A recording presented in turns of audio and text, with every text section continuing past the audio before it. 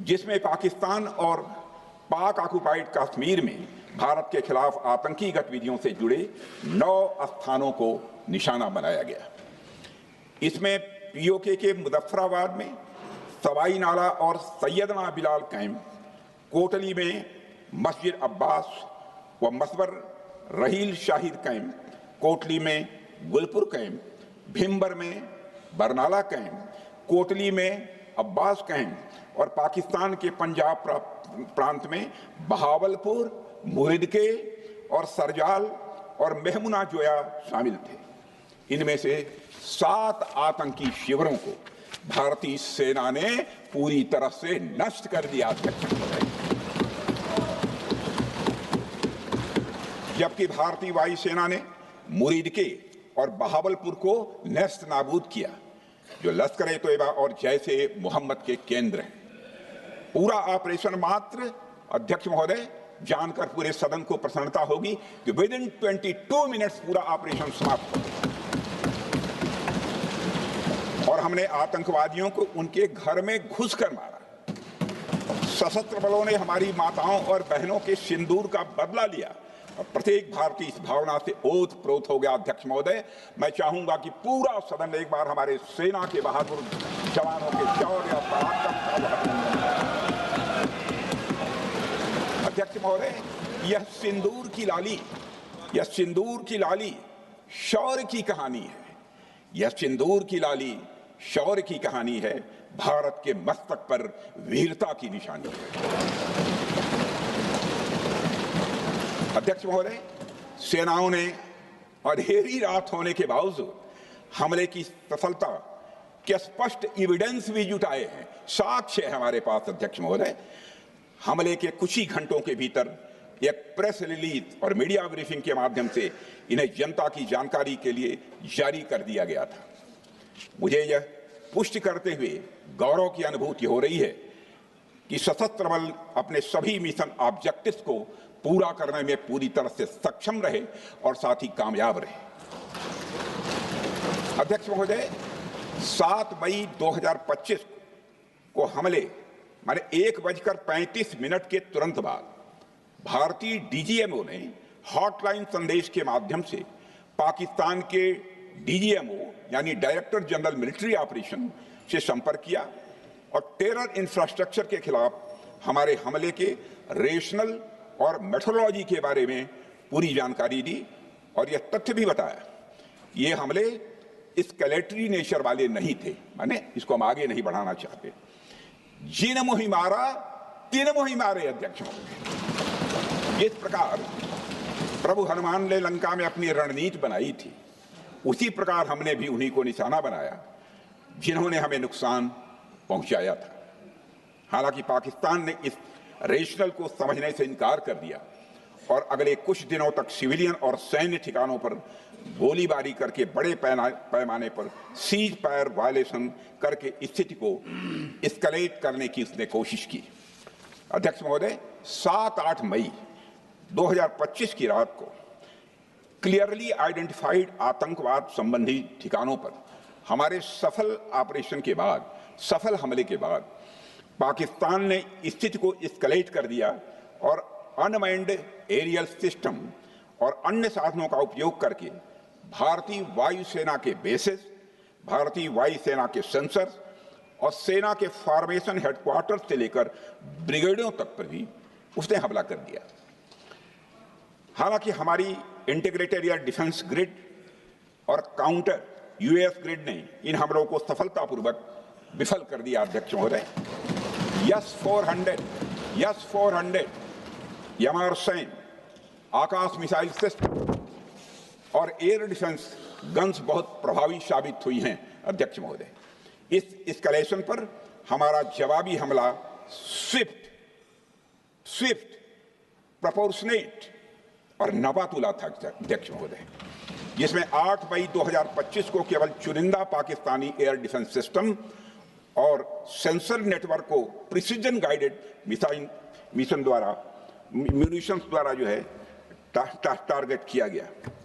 अध्यक्ष महोदय, हमारी कार्रवाई पूरी तरह से सेल्फ डिफेंस में थी, न तो वह प्रोवोकेटिव थी और न तो एक्सपेंशनिस्ट थे।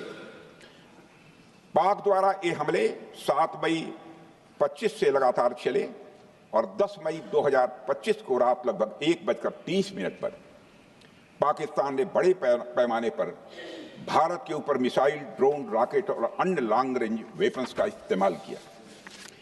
इसके साथ साथ उन्होंने इलेक्ट्रॉनिक वॉरफेयर से जुड़ी टेक्नोलॉजीज का भी सहारा लिया। अध्यक्ष महोदय, उनके निशाने पर हमारे भारतीय वायुसेना के अड्डे, थल सेना के एम्यूनिशन डिपोज, हवाई अड्डे और मिलिट्री कैंट थे।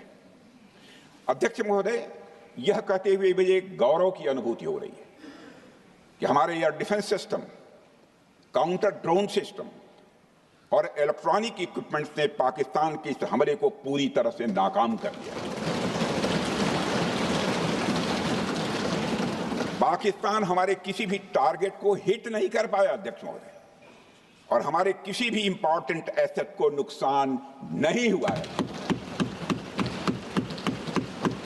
हमारी सुरक्षा व्यवस्था अध्यक्ष महोदय चाक चौबंद थी और हर हमले को हम लोग रोका गया।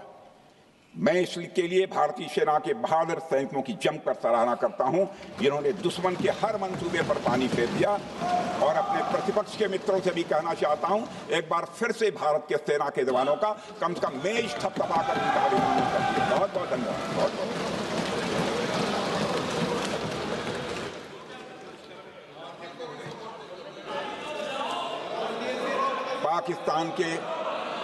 पाकिस्तान के इस हमले के जवाब में हमारी कार्रवाई साहसिक थी, ठोस थी और प्रभावी थी।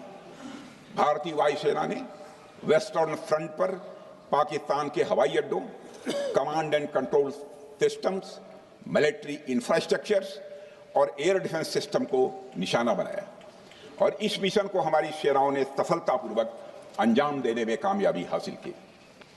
अध्यक्ष महोदय, हमारी सेनाओं ने चकलाला, सरगोधा, रफीकी, रहीम यार खान, जैकबाबाद, सुक्कुर और भोलारी जैसे बड़े एयरबेस पर प्रहार किया और पूरी दुनिया ने भारतीय वायुसेना के शौर्य और पराक्रम की तस्वीर देखी।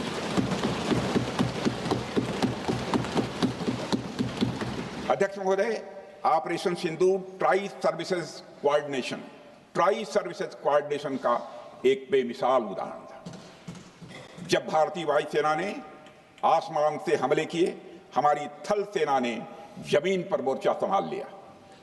हमारे जवान नियंत्रण रेखा पर पूरी ताकत से डटे रहे और पाकिस्तान की हर हरकत का करारा जवाब दिया। अध्यक्ष महोदय, भारतीय नौसेना ने भी, लोग पूछते हैं भारतीय नौसेना का क्या रोल था, भारतीय नौसेना ने भी उत्तरी अरब सागर में अपनी तैनाती मजबूत कर दी। भारतीय नौसैनिकों ने पाकिस्तान को यह साफ संदेश दिया कि हम समुद्र से लेकर जमीन तक पाकिस्तान के हर महत्वपूर्ण ठिकानों पर प्रहार करने में न केवल सक्षम हैं बल्कि हम तैयार हैं।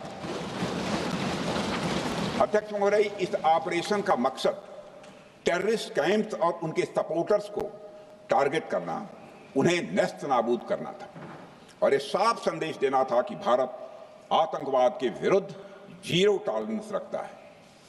भारत ने कार्रवाई इसलिए रोकी क्योंकि कॉन्फ्लिक्ट के पहले और उसके दौरान जो भी पॉलिटिकल और मिलिट्री ऑब्जेक्टिव्स तय किए गए थे उसे हम पूरी तरह से हासिल कर चुके थे। इसलिए यह कहना, यह मानना कि यह ऑपरेशन किसी दबाव में रोका गया था, यह बेबुनियाद है और सरासर गलत है।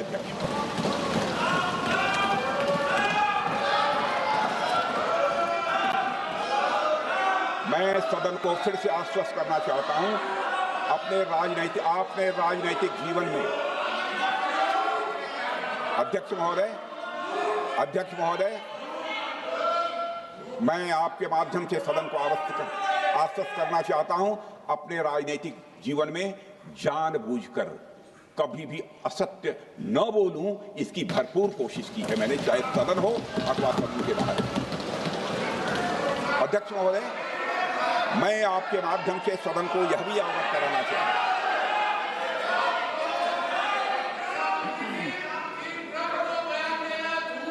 प्लीज बैठिए। आप क्यों खड़े? अध्यक्ष महोदय, मैं आपके माध्यम से सदन को यह भी अवगत कराना चाहूंगा कि सीमा पार करना या वहां की टेरिटरी कैप्चर करना इस ऑपरेशन का उद्देश्य नहीं था। ऑपरेशन सिंदूर प्रारंभ करने का मकसद था अध्यक्ष महोदय उन टेरर नर्सरीज को खत्म कर देना जिन्हें पाकिस्तान ने बरसों से पाला पोसा था। और यह ऑपरेशन उन मासूम परिवारों को न्याय दिलाने के लिए लॉन्च किया गया था जिन्होंने पाक स्पॉन्सर्ड टेररिस्ट अटैक्स में अपने प्रियजनों को खोया था। हमारी सेनाओं ने सिर्फ उनको टारगेट किया जो इन आतंकियों को सपोर्ट करते हुए भारत पर हमला करने की कोशिश में लगातार शामिल थे। अध्यक्ष महोदय, ऑपरेशन सिंदूर का ओवरऑल पॉलिटिको मिलिट्री ऑब्जेक्टिव यह था कि आतंकवाद के रूप में प्रॉक्सी वार लड़ रहे पाकिस्तान को सजा दी जाए और इसी वजह से आर्म फोर्सेस को पूरी आजादी दी गई थी कि वे अपने टारगेट खुद चुनें और करारा जवाब दें। और इस ऑपरेशन का उद्देश्य कोई भी युद्ध छेड़ना नहीं था बल्कि फोर्स के डिमॉन्स्ट्रेटिव यूज से एडवर्सरी को झुकने के लिए मजबूर करना था। 10 मई की सुबह जब भारतीय वायुसेना ने पाकिस्तान की मल्टीपल एयरफील्ड्स पर करारा प्रहार किया तो पाकिस्तान ने हार मान ली है अध्यक्ष महोदय। और हॉस्टिलिटी रोकने की कोशिश की। अब रोक दीजिए महाराज। उन्होंने एक कोशिश की, हमारे डीएमओ से बात की, महाराज अब रोक दीजिए, बहुत हो गया। यह पेशकश इस कैबिनेट के साथ स्वीकार की गई थी। सुने, रुकिए तो रुकिए, बता दूंगा, बता दूंगा। अब बैठ तो आपको मौका मिलेगा। यह क्यों रुका इसका पहले ही मैं पूरी तरह से वर्णन कर चुका हूं अध्यक्ष महोदय। मैं नेता प्रतिपक्ष को बहुत सम्मान के साथ कहना चाहता हूं कि कृपया एक बार मेरा पूरा भाषण पूछ लें। आपको प्रश्न पूछने की पूरी आजादी है, आप पूछ सकते हैं, मैं उसका उत्तर दूंगा। अध्यक्ष महोदय, 10 मई की सुबह जब भारतीय वायुसेना ने पाकिस्तान की मल्टीपल एयरफील्ड्स पर करारा प्रहार किया तो पाकिस्तान ने हार मान ली और हॉस्टिलिटी रोकने की उन्होंने पेशकश की। यह पेशकश इस कैबिनेट के साथ स्वीकार की गई हम लोगों के द्वारा कि यह ऑपरेशन केवल पाज किया गया है, स्थगित किया गया है। यह ऑपरेशन समाप्त नहीं हुआ है अध्यक्ष महोदय। अगर पाकिस्तान की ओर से मंत्री राजनाथ सिंह ने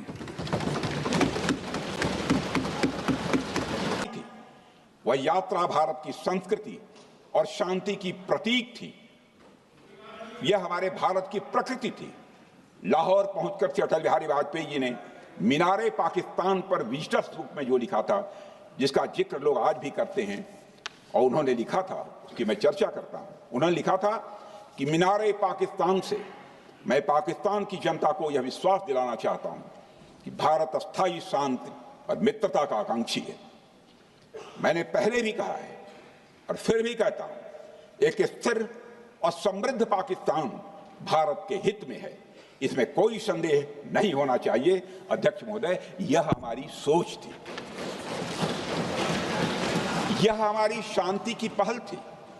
यह पहल हमारी हजारों साल पुरानी सांस्कृतिक चेतना, हमारी नैतिक शक्ति और हमारी सभ्यता के उन मूल्यों से निकली थी जो शांति को शक्ति मानती है अध्यक्ष महोदय। लेकिन हमारे शांति के प्रयास को हमारी नाइविटी, उदारता या सरलता समझ लिया गया। जब हम शांति के लिए कदम बढ़ा रहे थे, उसी वक्त पाकिस्तान कारगिल में घुसपैठ की साजिश रच रहा था। हम दोस्ती के राह पर थे तो वो षड्यंत्र की राह पर था। जब हम मामला खुलकर सामने आया तो हमारे वीर सैनिकों ने इस घुसपैठ के खिलाफ कार्रवाई करना प्रारंभ किया और जब भारत की जीत सामने दिखाई दे रही थी तो पाकिस्तान ने परमाणु युद्ध की धमकी दे डाली अध्यक्ष महोदय। तब हमारे तत्कालीन प्रधानमंत्री आदरणीय अटल बिहारी वाजपेयी जी ने कहा था पाक सेना के परमाणु हमले से भारत का तो कुछ नहीं बिगड़ेगा, लेकिन पाकिस्तान दूसरे दिन का सूरज नहीं देख पाएगा।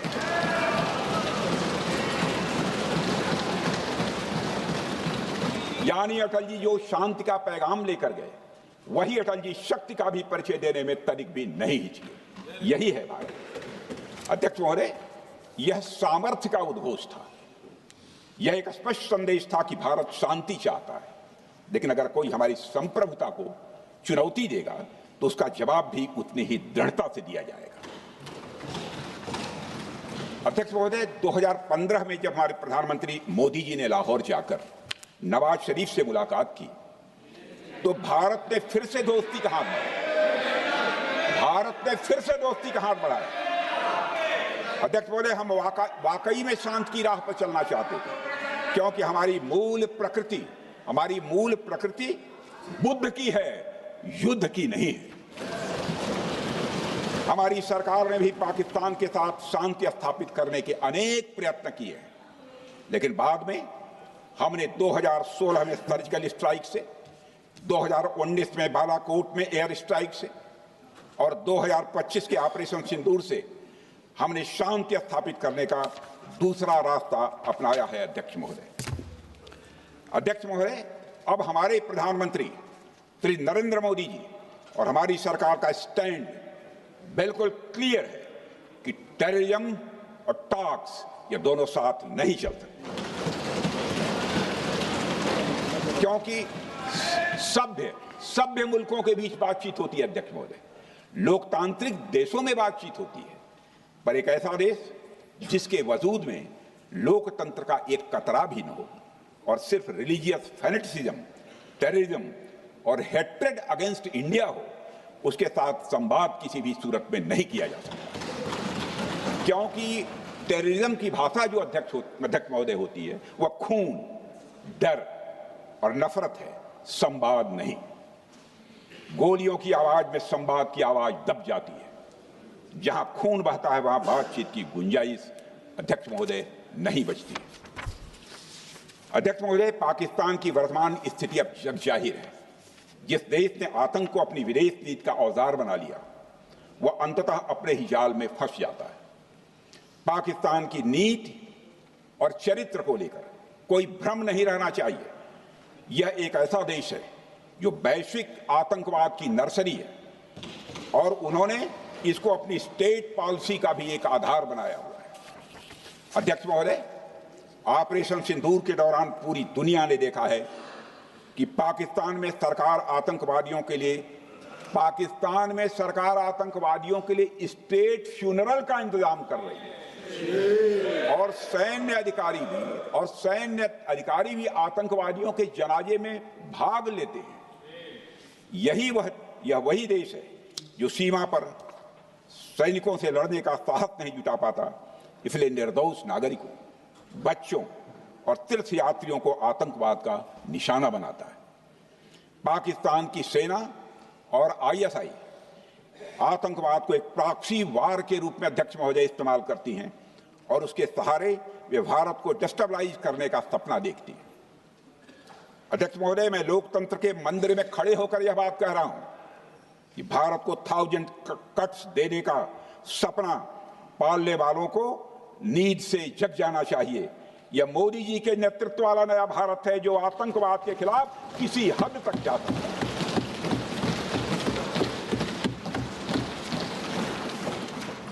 अध्यक्ष महोदय, आप भारत का इतिहास जानते हैं।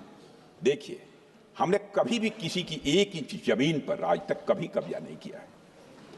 हम यह भी जानते हैं कि युद्ध अपनी बराबरी वालों से करना चाहिए। ऐसा गोस्वामी तुलसीदास जी ने लिखा है और गोस्वामी तुलसीदास जी कहते हैं कि नीति ऐसी ही होनी चाहिए, प्रीति और बैर बराबरी वाले से ही करनी चाहिए। शेर यदि मेढकों को मारे तो उसका बहुत अच्छा संदेश नहीं आता है अध्यक्ष महोदय। और अध्यक्ष महोदय, हमारे देश की सेना शेर है।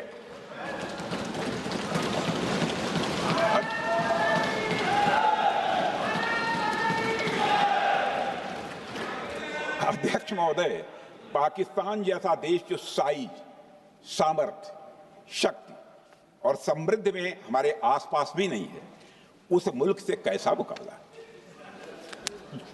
जो मुल्क अपने अस्तित्व के लिए दूसरों पर आश्रित हो, उसके मुकाबले का मतलब है अपना स्तर कम करना। हमारी नीति है आतंकवाद के खिलाफ प्रभावी कार्रवाई करना। हमारा पाकिस्तान विरोध उनकी आतंकवाद की नीति के कारण है, इसलिए पाकिस्तान का हमारा विरोध है। अध्यक्ष महोदय, हम अगर शांति की आशा के लिए हाथ बढ़ाना जानते हैं तो अशांति फैलाने वाले हाथों को उखाड़ना भी जानते हैं। अध्यक्ष महोदय, अगर शांति के प्रयास करना हम जानते हैं तो दुष्टों को जो भाषा समझ में आए उसी भाषा में समझाना भी जानते हैं। सठे साठ्यम समाचरेत, अर्थात दुष्ट के साथ दुष्टता का ही व्यवहार करना पड़ता है कभी कभी। अध्यक्ष महोदय, हमने भगवान कृष्ण से सीखा है कि शिशुपाल की 100 गलतियां माफ की जा सकती हैं, पर अंत में धर्म की रक्षा के लिए सुदर्शन चक्र उठाना ही पड़ता है। हमने पार्लियामेंट का अटैक सहा है अध्यक्ष महोदय, 2008 का मुंबई अटैक सहा है, झेला है, लेकिन अब हमने कह दिया है इनफ इज इनफ। अब हमने सुदर्शन चक्र उठा लिया है अध्यक्ष महोदय। अध्यक्ष महोदय, हमारी प्रवृत्ति भगवान राम और भगवान कृष्ण से प्रेरित है, जो हमें शौर्य भी सिखाती है और धैर्य भी सिखाती है। इस सीख का अध्यक्ष महोदय, इस सीख का हम प्रधानमंत्री नरेंद्र मोदी जी के नेतृत्व में हमारी विदेश और अपनी रक्षा नीति में सीधा प्रयोग कर रहे हैं। आज भारत पहले दोस्ती का हाथ बढ़ाता है, लेकिन अगर कोई देश धोखा दे तो उसकी कलाई भी मरोड़ना जानता है। अध्यक्ष महोदय, हमारी नीति स्पष्ट है कि हमने एक समय लाहौर बस यात्रा की भाषा में बात की थी तो पाकिस्तान ने हमारी उस भाषा को नहीं समझा, तो अब हम उन्हें बालाकोट स्ट्राइक की भाषा में जवाब देंगे।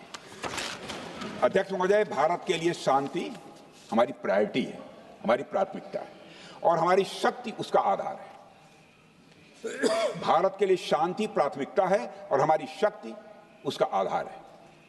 यह शक्ति हमारे सामर्थ्य से पैदा हुई है अध्यक्ष महोदय, और यह सामर्थ्य पिछले 11 साल में कई गुना बढ़ गया है। मैं ये नहीं कहता हूं पहले नहीं था, पहले था, लेकिन अब कई गुना बढ़ गया है। आज भारत विश्व की चौथी सबसे बड़ी अर्थव्यवस्था है और अभी आई मॉर्गन स्टैनली के रिपोर्ट के मुताबिक 2028 तक विश्व की तीसरी सबसे बड़ी अर्थव्यवस्था बनने की ओर भारत चल रहा है। अध्यक्ष महोदय, आर्थिक उन्नति के साथ साथ भारत के रक्षा क्षेत्र में 2014 से उल्लेखनीय परिवर्तन, रिमार्केबल चेंज आया है। आज का भारत डिफेंस सेक्टर में आत्मनिर्भरता, सेल्फ रिलायंस और स्वदेशी उत्पादन की दिशा में तेजी से आगे बढ़ रहा है। अध्यक्ष महोदय, आज हम हर दृष्टि से समर्थ भी हैं और सक्षम भी हैं। अध्यक्ष महोदय, मैं सदन को यह भी जानकारी देना चाहता हूं, उसके बाद जब प्रश्न पूछा गया हमारे सारे चीफ से, सीडीएफ से, डिफेंस सेक्रेटरी से, क्या ऑपरेशन के लिए तैयार हैं, क्षण भर की देर नहीं लगाई, सबने बोला यस सर। अध्यक्ष महोदय, ऑपरेशन सिंदूर हमारे सामर्थ्य का ही प्रतीक था, जिसमें हमने दिखा दिया कि अगर कोई हमारे नागरिकों को मारेगा तो भारत चुप नहीं बैठेगा। भारत की आत्मरक्षा के लिए हमारा राजनीतिक तंत्र और नेतृत्व बिना किसी दबाव के काम करेगा। हमारी मिसाइल फिजिकल सीमाएं लांघेंगी अध्यक्ष महोदय, और हमारे वीर सैनिक दुश्मन की कमर तोड़ेंगे। अध्यक्ष महोदय, हम आतंकवाद को उसके हर रूप और स्वरूप में पूरी तरह समाप्त करने के लिए पूरी तरह से प्रतिबद्ध हैं, और इस संदर्भ में हमें एक महत्वपूर्ण बात समझनी होगी। Pakistan sponsored terrorism is not random madness, there is a method in this madness. यह एक सुनियोजित रणनीति है, यह एक फंडामेंटल रेज है। अध्यक्ष महोदय, प्रसिद्ध लेखक वीएस नायपाल ने सही कहा था, पाकिस्तान में होना एक ऐसी अल्टरनेट और कंट्रास्टिंग रियलिटी है, where war is peace, freedom is slavery, ignorance is strength, यानी यहां युद्ध ही शांति है, गुलामी ही स्वतंत्रता है और जिहालत यानी अज्ञानता ही ताकत है। अध्यक्ष महोदय, इसलिए पाकिस्तान द्वारा प्रायोजित आतंकवाद कोई पागलपन नहीं है। पाकिस्तान द्वारा प्रायोजित आतंकवाद कोई पागलपन नहीं है, यह एक सोची समझी साजिश का हिस्सा है। यह एक ऐसी प्रक्रिया है जो आतंक को एक पॉलिटिकल टूल की तरह इस्तेमाल करती है। यह सिर्फ आतंकवाद नहीं, यह एक टूल किट है, एक ऐसा टूल किट जिसे पाकिस्तान की सेना और उसकी एजेंसियां एक नीति के तहत अपनाए हुए हैं। This tool kit is in opposition to civilized code of conduct that the rest of the world prefers to abide by. यानी यह टूल किट उस सिविलाइज्ड कोड ऑफ कंडक्ट के खिलाफ है जिसे दुनिया का हर जिम्मेदार देश मानता है। अध्यक्ष महोदय, यह एक ऐसी कट्टरपंथी सोच की उपज है जिसमें सहिष्णुता के लिए कोई जगह नहीं। हमारा पाकिस्तान के साथ कोई सीमा का संघर्ष नहीं है अध्यक्ष महोदय, बल्कि यह सभ्यता बनाम बर्बरता का संघर्ष है। सभ्यता बनाम बर्बरता का संघर्ष। पाकिस्तान के हुक्मरान जानते हैं कि उनके सैनिक युद्ध के मैदान में भारत से नहीं जीत सकते, इसलिए वे आतंक को पालते हैं, पालते ही नहीं उन्हें प्रशिक्षण देते हैं और फिर दुनिया के सामने खड़े होकर निर्दोष बनने की कोशिश करते हैं। अध्यक्ष महोदय, पाकिस्तान दोहरे मापदंड और झूठ की बुनियाद पर खड़ा हुआ एक ऐसा देश है जो अब फेल्ड स्टेट के तौर पर देखा जा रहा है। भारत ने ऑपरेशन सिंदूर के जरिए पूरी दुनिया को दिखा दिया है कि हम इस आतंकवाद के गंदे खेल को जड़ से एक समाप्त करने का संकल्प ले चुके हैं। अध्यक्ष महोदय, जब अटल जी प्रधानमंत्री थे तब पाकिस्तान के साथ कंबोजिट डायलॉग के लिए भारत की शर्त थी कि पाकिस्तान अपनी जमीन का प्रयोग भारत के खिलाफ टेररिज्म फैलाने के लिए नहीं करेगा। एक कंपोजिट डायलॉग के लिए भारत की शर्त थी, जिसे पाकिस्तान ने भी मान लिया था उसमें। लेकिन दुर्भाग्य से 2009 में शर्म एल शेख में तत्कालीन सरकार ने एक बड़ी भूल की, जब कंपोजिट डायलॉग प्रोसेस से पाकिस्तान प्रायोजित आतंकवाद को डीलिंक कर दिया गया। यानी बातचीत जारी रखने के लिए पाकिस्तान द्वारा अपनी जमीन को आतंकवाद के लिए प्रयोग न करने की शर्त को ही डाइल्यूट कर दिया गया। मैं मानता हूं यह भारत की स्ट्रेटेजिक पोजीशनिंग को कमजोर करने वाला एक कदम था। अध्यक्ष महोदय, ऐसी ही एक और गंभीर चूक तत्कालीन सरकार ने 2006 में हवाना में भी हुई थी, जब पाकिस्तान को आतंकवाद का विक्टिम माना गया और एक ज्वाइंट एंटी टेरर मैकेनिज्म बनाने पर सहमति भी हुई थी। 2006 की बात कर रहा हूं। अध्यक्ष महोदय, यह सोचने वाली बात है कि जो देश आतंक को पैदा करता है, उसे पालता है, उस देश को ही आतंक से पीड़ित मान लेना कितना बड़ा स्ट्रेटेजिक ब्लंडर है। अध्यक्ष महोदय, आतंकवाद के खिलाफ हमारी लड़ाई अब केवल सीमा पर नहीं है, बल्कि वैचारिक मोर्चों पर भी लड़ी जा रही है। इसी उद्देश्य से प्रधानमंत्री जी कई हाई लेवल डेलीगेशंस का गठन भी उन्होंने किया था, जिसमें हमारे लगभग अधिकांश दलों के सम्मानित सदस्य उसमें शामिल थे।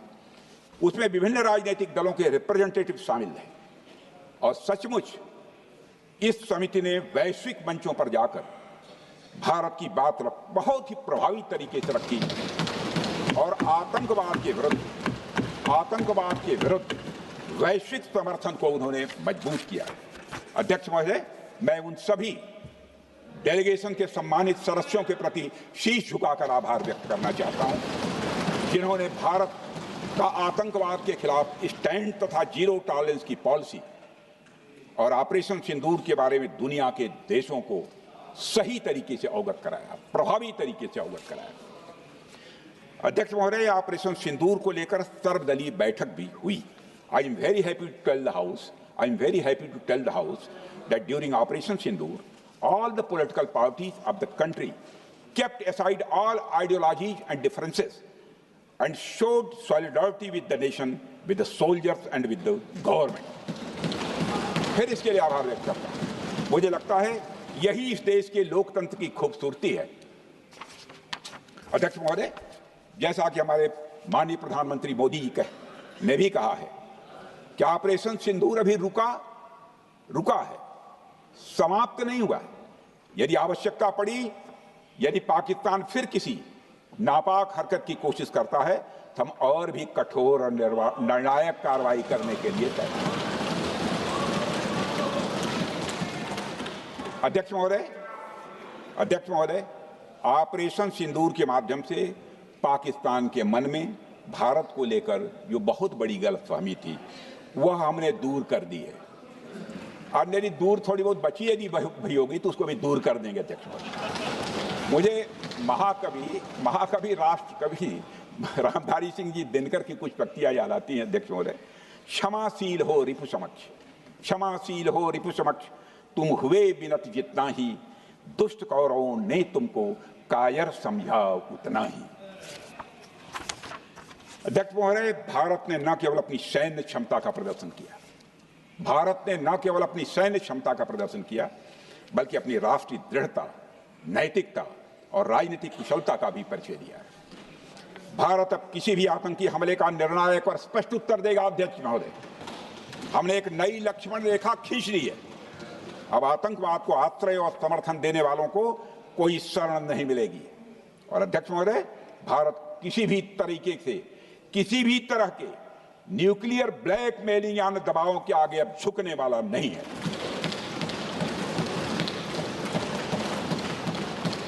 अध्यक्ष महोदय, ऑपरेशन सिंदूर के माध्यम से जो हमने किया और उससे पहले सर्जिकल स्ट्राइक और एयर स्ट्राइक के जरिए जो संदेश दिया गया वह बहुत पहले ही हो जाना चाहिए, लेकिन जो होता है समय पर ही होता है।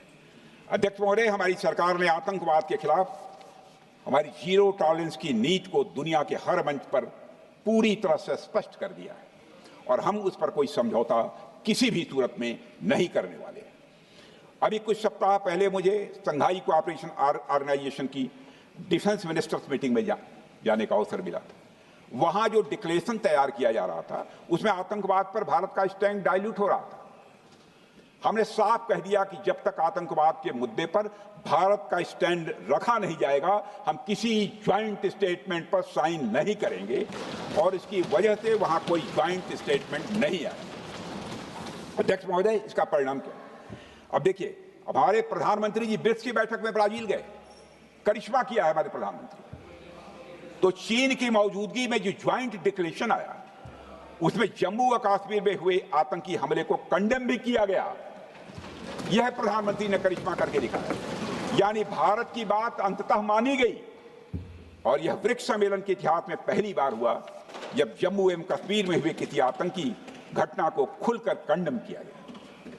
मैं इस सदन को याद दिलाना चाहता हूं, 2008 में मुंबई में इतनी बड़ी आतंकी घटना हुई, मगर उस समय की सरकार को जो प्रभावी कार्रवाई करनी चाहिए थी वो नहीं हो पाई। लेकिन उसमें सबसे दुखद और आश्चर्य की बात है, कई वर्ल्ड फोरम, इंटरनेशनल फोरम पर जो उसका कंडेमनेशन होना चाहिए, जो उसकी निंदा की जानी चाहिए, वह भी जितना होना चाहिए नहीं हो पाया। अध्यक्ष, यदि आप उस घटना के बाद हुए ब्रिक्स सम्मेलन के डॉक्यूमेंट्स उठाकर देख लीजिए, मुंबई आतंकी हमले का कहीं जिक्र भी नहीं है। और अध्यक्ष महोदय, जब केंद्र में प्रधानमंत्री मोदी जी के नेतृत्व में सरकार बनी तब जाकर कहीं के हालात कुछ बदलने शुरू हुए और साल 2017 में हुए ब्रिक्स सम्मेलन में पहली बार 2017 में हुए ब्रिक्स सम्मेलन में पहली बार आतंकवाद से लश्कर और जैश जैसे आतंकवादी संगठनों को जोड़ा गया। यह भी अपने में करिश्माई काम था। यह परिस्थिति इसलिए बनी क्योंकि इसके ठीक एक साल पहले उरी की घटना के भारत की सेनाओं ने सीमा पर जाकर सर्जिकल स्ट्राइक की थी। हमने दुनिया को बताया कि आतंकवाद के खिलाफ हम सरहद के इस पार भी मारेंगे और जरूरत पड़ी तो आतंकियों के घर में घुसकर भी मारेंगे। यह बदलाव यह बदलाव प्रधानमंत्री मोदी जी के नेतृत्व में आया है। अध्यक्ष महोदय, यह वही नीति है जो पहले की सरकारों को भी अपनानी चाहिए थी। उन सरकारों को जिनके शासनकाल में भारत ने सबसे भीषण आतंकी हमलों का सामना किया, जिनमें 2008 का मुंबई हमला आज भी हर हिंदुस्तानी के जेहन में बैठा हुआ है, जिंदा है, एक न भूलने वाली त्रासदी के रूप में जिंदा है। अध्यक्ष महोदय, मैं श्री प्रणब मुखर्जी जी ने अपनी किताब द कोलिशन ईयर्स में लिखा है, मेरे पास है भी, कोलिशन ईयर्स में लिखा है कि जब मुंबई अटैक हुआ था, प्रणोदा ने लिखा है, जब मुंबई अटैक हुआ था, India had evidence that the terrorist came from Karachi port. Pakistan के नॉन स्टेट एक्टर्स के बहाने पूरी दुनिया में, नॉन स्टेट एक्टर्स के बहाने को पूरी दुनिया में कोई मान नहीं रहा था।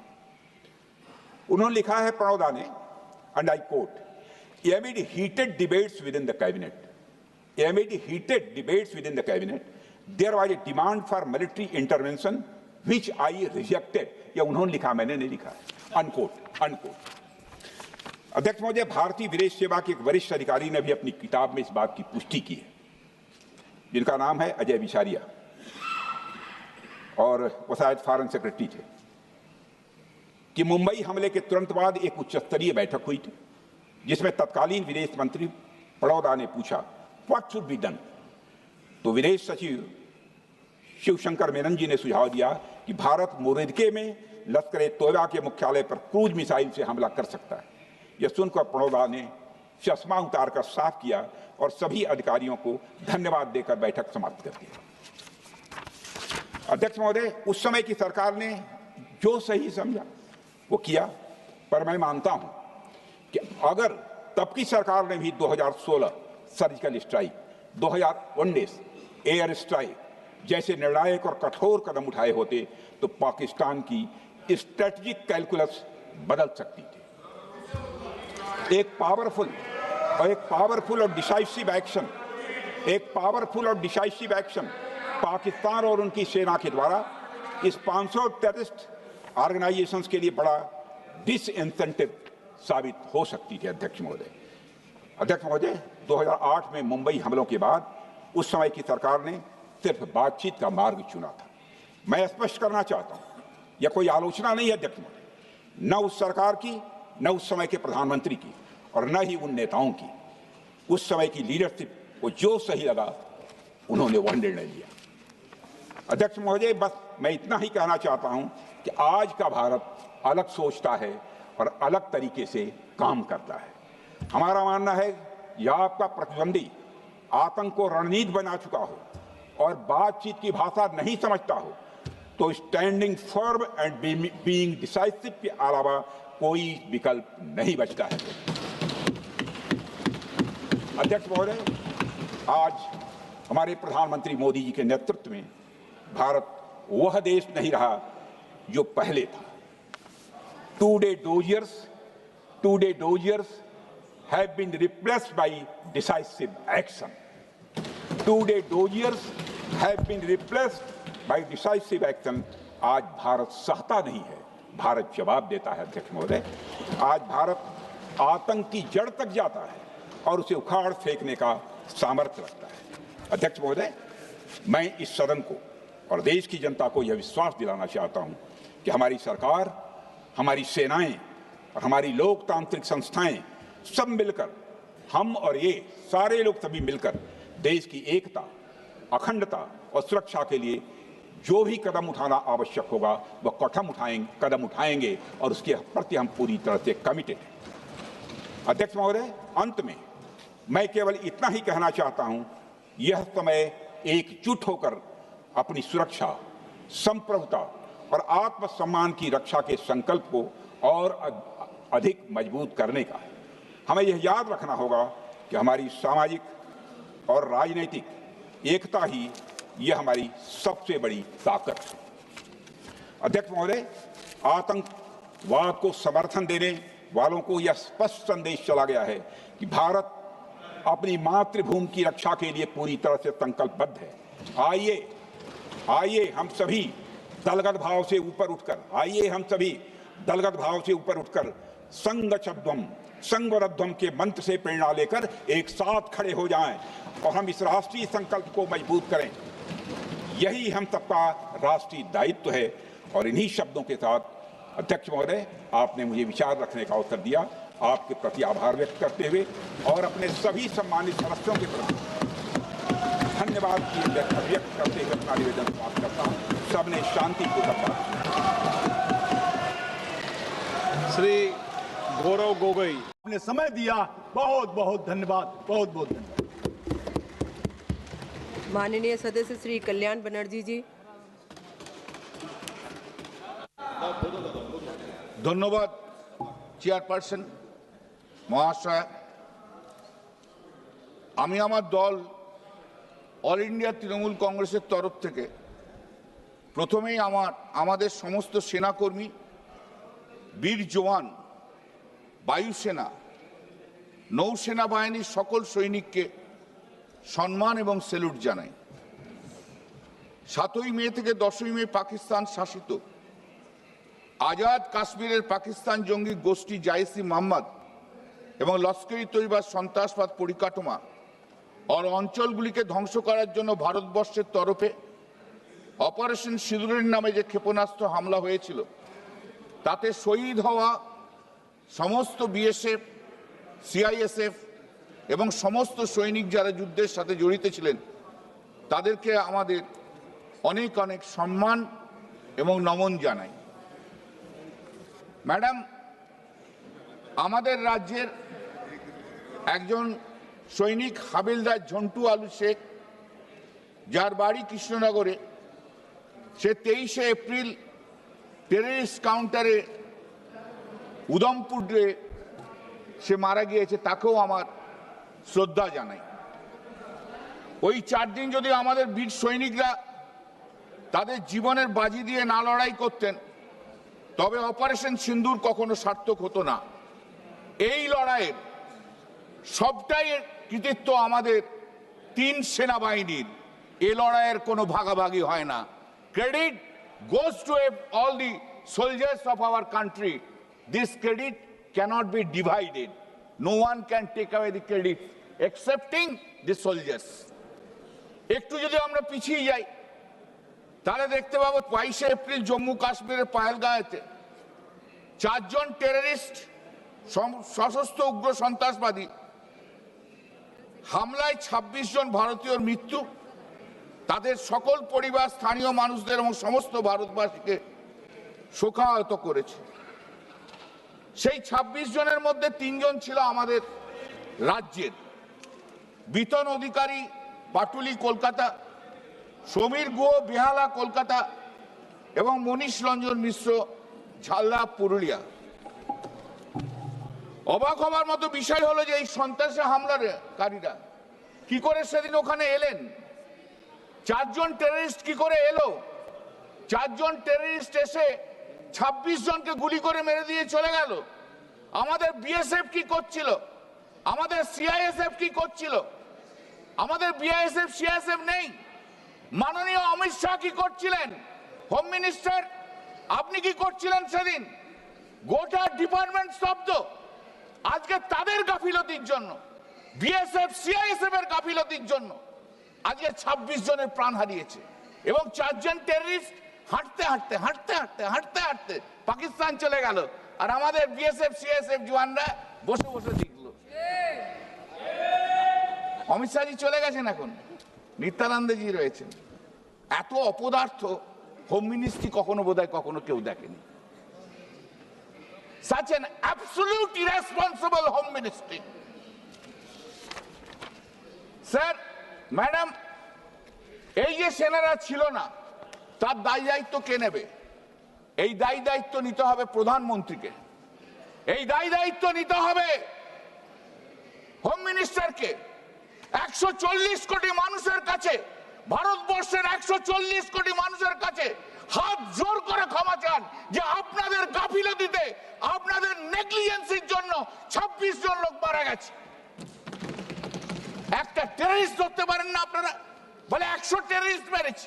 আরে 100 টেররিস্টের মধ্যে 4টে টেররিস্ট কোথায় গেল? তার নাম বলুন না, বক্তৃতা শুধু দিয়েই গেলে হবে। এই 26 দিনে আমাদের ইন্টেলিজেন্স ডিপার্টমেন্ট কি করছিল? What they are doing, what Ajit Doval was doing, ওনাকে মোটামুটি জেমস বন্ড করে দিয়েছেন, ব্র্যান্ড করে দিয়েছেন, ব্র্যান্ডেড। তা কি করছিল ইন্টেলিজেন্স ডিপার্টমেন্ট? ব্যর্থ। এখনো পর্যন্ত কেন এই লোকটাকে রাখা হয়েছে? একটা ব্যর্থ ইন্টেলিজেন্ট অফিসার।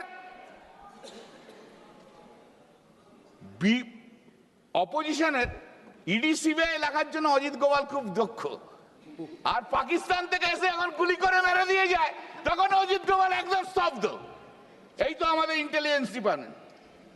আপনি মাননীয় প্রধানমন্ত্রী, আপনি হাউসে বলেছিলেন 2014 সাল থেকে শুনে আসছি যে আপনি পাহারাদার, ভারতবর্ষের পাহারাদার। আপনি এমনই একটি পাহারাদার যে 4 জন টেররিস্ট ঢুকলো, গুলি করে মেরে দিয়ে 26 জনকে মেরে দিয়ে চলে গেল, টাক টাক টাক টাক করে বাইরে বেরিয়ে চলে গেল। বাবা, কি পাহারাদার আমার! আর পাহারা দেবেন না, দয়া করে আপনাকে বলছি। আপনি যান, এবার পাহারা দেওয়ার দরকার নেই। আপনার মতো পাহারাদার থাকলে আরো ভারতীয়র মৃত্যু হবে। আপনার অভ্যেস, দেশের সব কৃতিত্ব আপনি নিয়ে নেবেন। সেই করোনার সময় ডাক্তাররা খাটলো, কৃতিত্ব হচ্ছে কার? নরেন্দ্র মোদী। চন্দ্রাভিযানে সায়েন্টিস্টরা করলো, কৃতিত্ব কার? নরেন্দ্র মোদী। অপারেশন সিঁদুরে লড়লো কারা? ভারতীয় সেনাবাহিনীরা। কৃতিত্ব কার? নরেন্দ্র মোদী। मैंने क्या है, मैंने। বাহ, এটা অদ্ভুত ব্যাপার। ভারতীয় সেনাবাহিনী 6 মে গভীর রাতে পাকিস্তান এবং পাকিস্তান অধিকৃত কাশ্মীরে অবস্থিত 9টি জঙ্গি ঘাঁটিতে এয়ার স্ট্রাইক চালায়। বাহালপুর, মুজাফফরবাদ, শিয়ালকোট, কটলি সহ বিভিন্ন এলাকায় অভিযান চালানো হয়। ভারতবর্ষ এই হামলাতে পাকিস্তানে কোনো সামরিক বা অসামরিক এবং সাধারণ মানুষকে লক্ষ্য করে আক্রমণ করেনি। I accept that the statement which has been made by our honorable defense minister. I take it on its face value. করেনি, এবং কোন মানুষকে লক্ষ্য করেনি, আক্রমণে সাধারণ মানুষকে মৃত্যুর খবর পাকিস্তান জানায়নি। আমাদের অনেক শুভেচ্ছা আর সম্মান ভারতীয় সেনাবাহিনীর জন্য রইল। অপারেশন সিঁদুর ভারতের পদক্ষেপগুলো ছিল খুব সীমিত এবং পরিমাপিত, তবে পাকিস্তান আমাদের জম্মু, কাশ্মীর, পাঞ্জাব সহ বিভিন্ন অসামরিক এলাকাগুলোতেও আঘাত এনেছিল। সেই আঘাত কিন্তু মানুষ দেখেছে।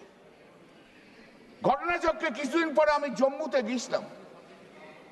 জম্মু থেকে 100-150 কিলোমিটার দূরে মানুষ তখনও সন্ত্রাসের মধ্যে রয়েছে। এত আঘাত হয়েছিল, এটা অস্বীকার করা যায় না। যেগুলো সত্য সেগুলো স্বীকার করুন। এমনকি পাকিস্তান দাবি করে যে সামরিক অচলাবস্থার সময় 6টি ভারতীয় বিমান বাহিনী যুদ্ধ বিমানকে গুলি করে তারা নামিয়েছে। আমি এই কথা সত্যতার কোনো প্রমাণ এখনো পর্যন্ত পাইনি। Let me be very clear. আমরা সর্বভারতীয় তৃণমূল কংগ্রেস বিদেশ নীতিতে সবসময় ভারতীয় সরকারের সঙ্গে রয়েছে। আমরা বলি তারা যা করবেন আমাদের সম্মতি রয়েছে, কিন্তু আপনাদের যদি ডেফিসিয়েন্সি থাকে, আপনাদের যদি গলদ থাকে, সে গলদ নিঃসন্দেহে আমরা বলবো। 140 কোটি ভারতবর্ষীয়, ম্যাডাম 7ই মে থেকে 10ই মে 140 কোটি ভারতীয় অপেক্ষা করছে। আমরা একটার পর একটা খবর পাচ্ছি, উড়িয়ে দিচ্ছে, আর গোটা ভারতবর্ষের 140 কোটি মানুষ বলছে দাও উড়িয়ে, মার পাকিস্তানকে, এইবারে সুযোগ গুড়িয়ে উড়িয়ে দে। 10 তারিখ, 10ই মে, আমি সেদিন কলকাতা হাইকোর্টে মামলা করছিলাম সারাদিন। মাঝে মাঝে এসে নিউজ দেখছি, উজ্জীবিত কোন কোন মামলা যায়নি, বসে বসে দেখছি যে মেরে দেবে, দে আজকে উড়িয়ে পাকিস্তানকে।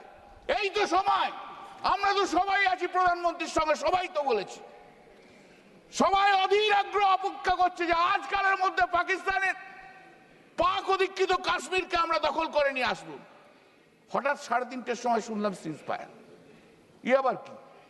কখনো শুনেছেন 90 রান হয়ে গেছে, সেঞ্চুরির মুখে ইনিংস ডিক্লেয়ার করে দিয়ে বললো আমি আর খেলবো না, বলে পিছনে যাচ্ছে? কবি শোনা হ্যায়?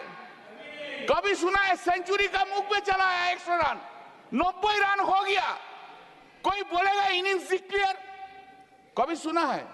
एक मोदी जी एक करना सकता है और कोई नहीं, एक और कोई नहीं। मोदी जी आप कृपा करके कभी क्रिकेट का मैच में मत घुसिएगा, तब तो देश का पूरा चला जाएगा। 100 रन होने का बात था, 90 রান हो गया। আমরা লজ্জিত, লজ্জায় আমাদের মাথা কাটা গেছে। আমরা তখনও তো জানি না কি হচ্ছে। 3:30টার সময় ডোনাল্ড ট্রাম্প এক্স হ্যান্ডেলে পোস্ট করছে, After a long night of talks mediated by the United States, I am pleased to announce that India and Pakistan have agreed to a full and immediate ceasefire. Congratulations to both countries on using common sense and great intelligence. Thank you for your attention to this matter. এর চেয়ে লজ্জার কিছু থাকতে পারে? এর চেয়ে লজ্জার কিছু থাকতে পারে যে আমেরিকান প্রেসিডেন্ট ডিসাইড করে দিচ্ছে? যেখানে আমি বিরোধী দল হিসেবে বলছি যে আপনার সঙ্গে তো আমরা রয়েছি, আমরা পুরো রয়েছি, আপনার সঙ্গে লড়াই করুন। 140 কোটি ভারতীয় বলছে আপনি লড়াই করুন, আর আমেরিকার প্রেসিডেন্টের কথা শুনে আপনি যুদ্ধ বন্ধ করে দিলেন। পরে স্টেটমেন্ট এদিক থেকে ওদিক থেকে এসছে যে না না, আমেরিকার প্রেসিডেন্টের জন্য নয়, আমরা আমাদের জন্য করেছি কথা বলে। নরেন্দ্র মোদী প্রধানমন্ত্রীজি, আপনি কেন একবার, why once you have not posted in the X-handle post? No, you are incorrect, Mr. President, American President. What you have said, you are incorrect. You could not say, you could not show your courage to that extent. কি হয় বলুন তো আপনার? এই American প্রেসিডেন্টের সামনে দাঁড়ালে আপনার হাইটটা নেমে 5 ফুট হয়ে যায়, আর ওজনটা হয়ে চেস্টটা হয়ে যায় 56 ইঞ্চি থেকে 36 ইঞ্চি। The moment you stand in front of the American president, your height is reduced to 5 foot and your chest is reduced to 36 inch from 56 inch. Why you are so much afraid? Why are you so much afraid? Why are you so much afraid to the American president? ভারতের সমস্ত মানুষ যখন আপনার সাথে রয়েছে তখন আচমকা যুদ্ধবিরতি ঘোষণা করা আমাদের মারাত্মক ভুল বলে আমরা মনে করি। আমরা সন্ত্রাসবাদের বিরুদ্ধে চূড়ান্ত একটা ফলাফল দেখতে চেয়েছিলাম। 140 কোটি ভারতবাসী সকলে ওই 26টা তাজা প্রাণের আকস্মিক মৃত্যুতে বলেছিলেন, প্রিয়াকে আমার কেড়েছিস তোরা, ভেঙেছিস ঘর বাড়ি, সে কথা কি আমি জীবনে মরণে কখনো ভুলতে পারি? আদিম হিংস্র মানবিকতার যদি আমি কই হই, স্বজন হারানো শ্মশানে তোদের চিতা আমি তুলবই। এই স্পিরিট থাকা উচিত ছিল আপনাদের, এই স্পিরিট থাকা উচিত ছিল, কিন্তু আপনি সকলের মনের ইচ্ছেকে স্তব্ধ করে দিলেন। ইতিহাস আপনাকে ক্ষমা করবে না কোনোদিন। কণ্ঠ আমার রুদ্ধ আজিকে বাঁশি সঙ্গীত হারা অমাবস্যার কারা, লুপ্ত করেছ আমার ভুবন দুঃস্বপনের তলে, তাই তো তোমায় সুদাই অস্ত্র জলে, যাহারা তোমার বিষাইছে বায়ু নিভাইছে তব আলো, তুমি কি তাদের ক্ষমা করিয়াছ? তুমি কি বেঁচেছো ভালো? আপনাকে উত্তর দিতে হবে মোদীজি, আপনাকে আজ উত্তর দিতে হবে। আমি বাঙালি, বাংলা ভাষায় বলবো, অ্যারেস্ট নয়, বাইরে কোনো অসুবিধা নেই। রবীন্দ্রনাথ নজরুল আমার এইখানের মধ্যে রয়েছে।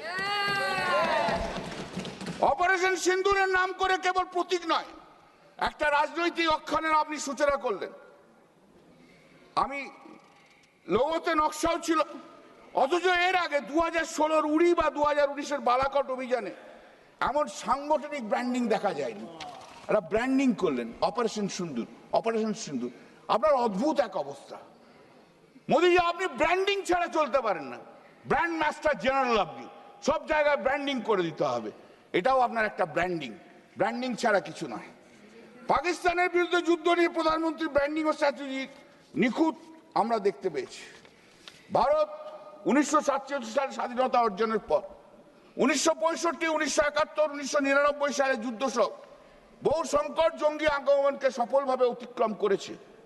এমনকি 2008 সালের মুম্বাই হামলার পরও তখনকার প্রধানমন্ত্রী মনমোহন সিংয়ের নেতৃত্বাধীন সরকার আন্তর্জাতিক স্তরে পাকিস্তানকে চাপেও ফেলেছিলেন।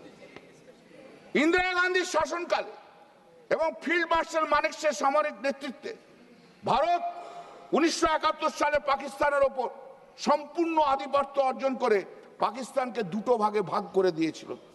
সেদিন থেকে প্রধানমন্ত্রী মোদীর নেতৃত্বাধীনে রাজনৈতিক নেতৃত্ব আজ ব্যর্থ, কিচ্ছু করতে পারেনি।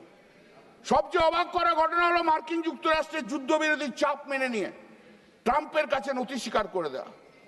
1979 সাল থেকে 2024 পর্যন্ত সারা বিশ্বে রেকর্ডকৃত সন্ত্রাসবাদী হামলা হয়েছে 66,872টি, যেখানে প্রাণহানির সংখ্যা 2,49,941।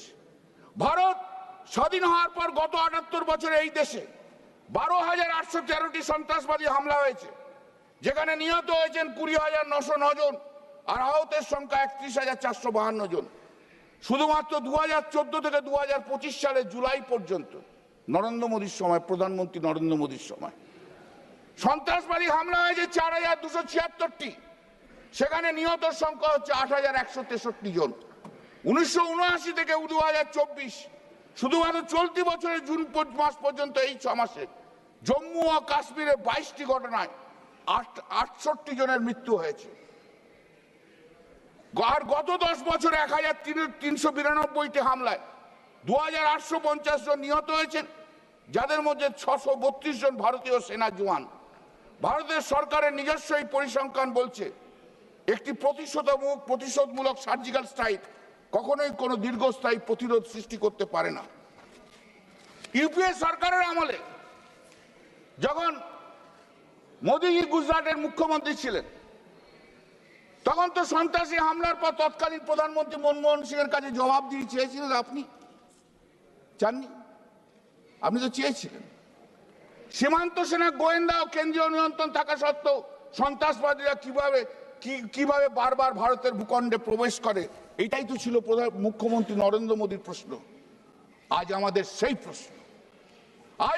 সেই প্রশ্ন প্রধানমন্ত্রী নরেন্দ্র মোদীর কাছে, how the terrorist can enter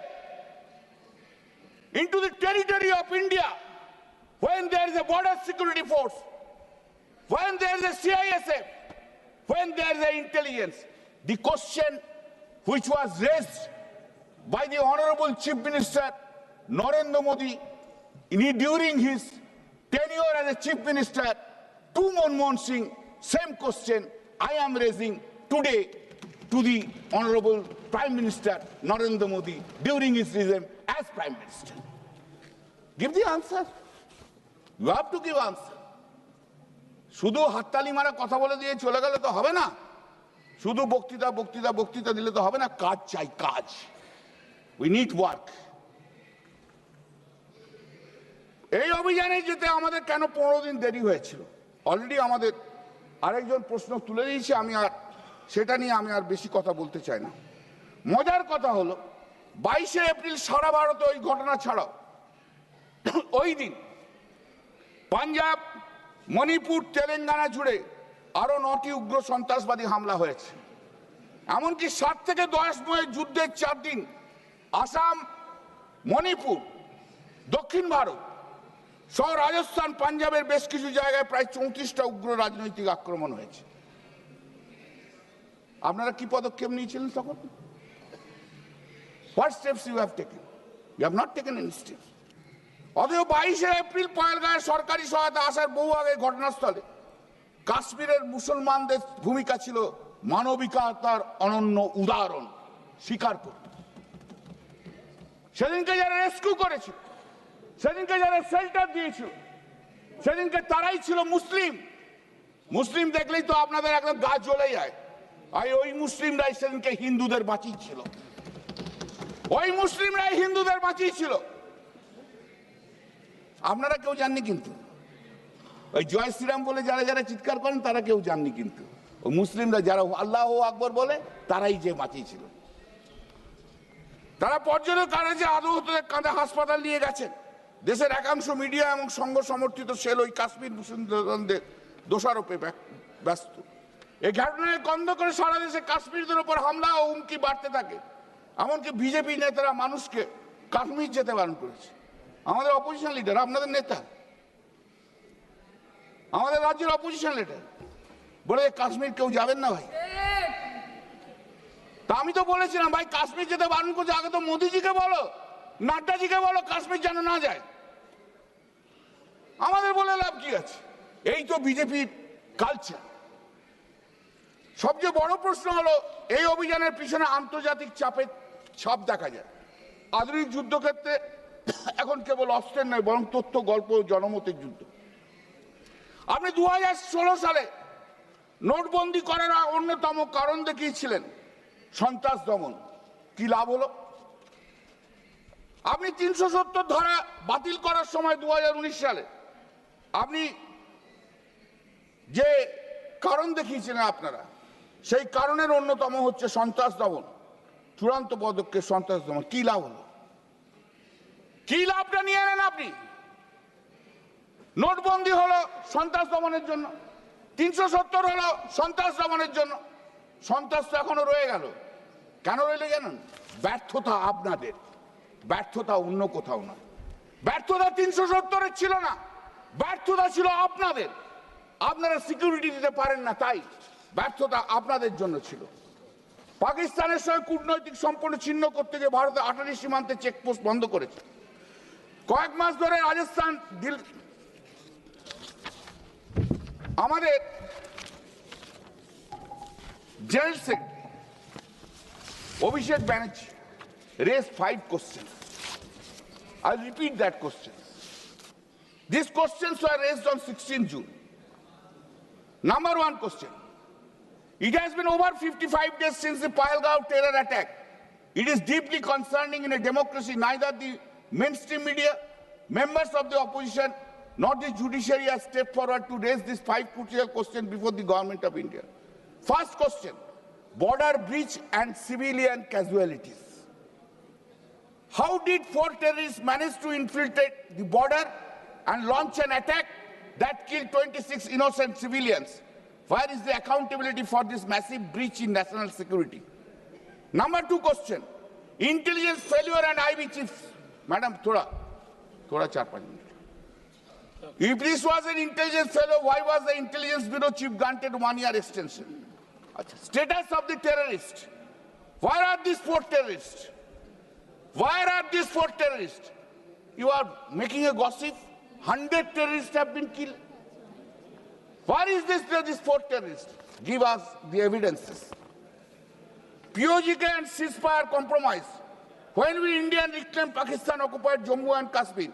Why has not the government officially responded to the US President's claim that he has persuaded India's ceasefire with promise of trade? Global diplomacy and hypocrisy. After reaching out to 33 countries, post-Pahalgaon in the last 1 month, how many extended explicit support of India have received? Give this answer. We need to hear this answer. Madam,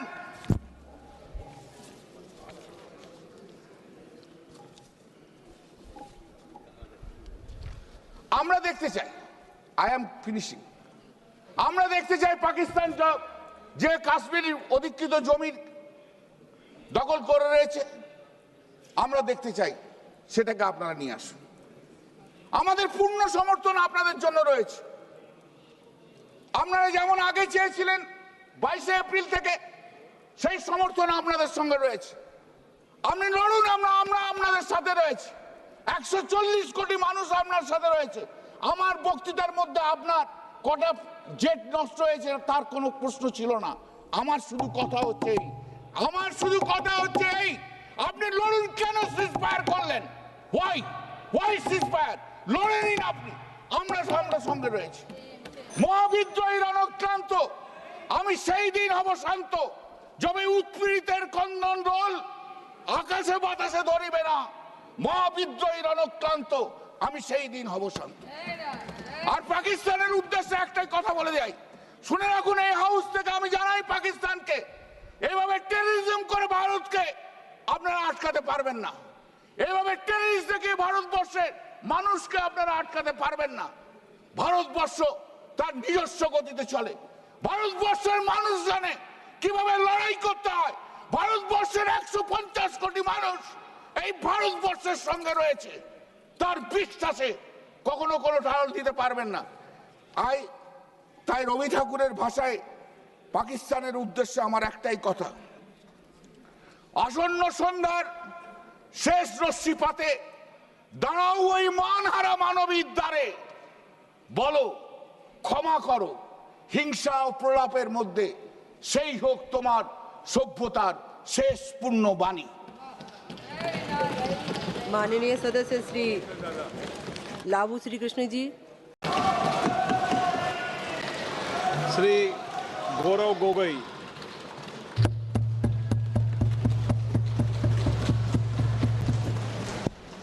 धन्यवाद अध्यक्ष महोदय।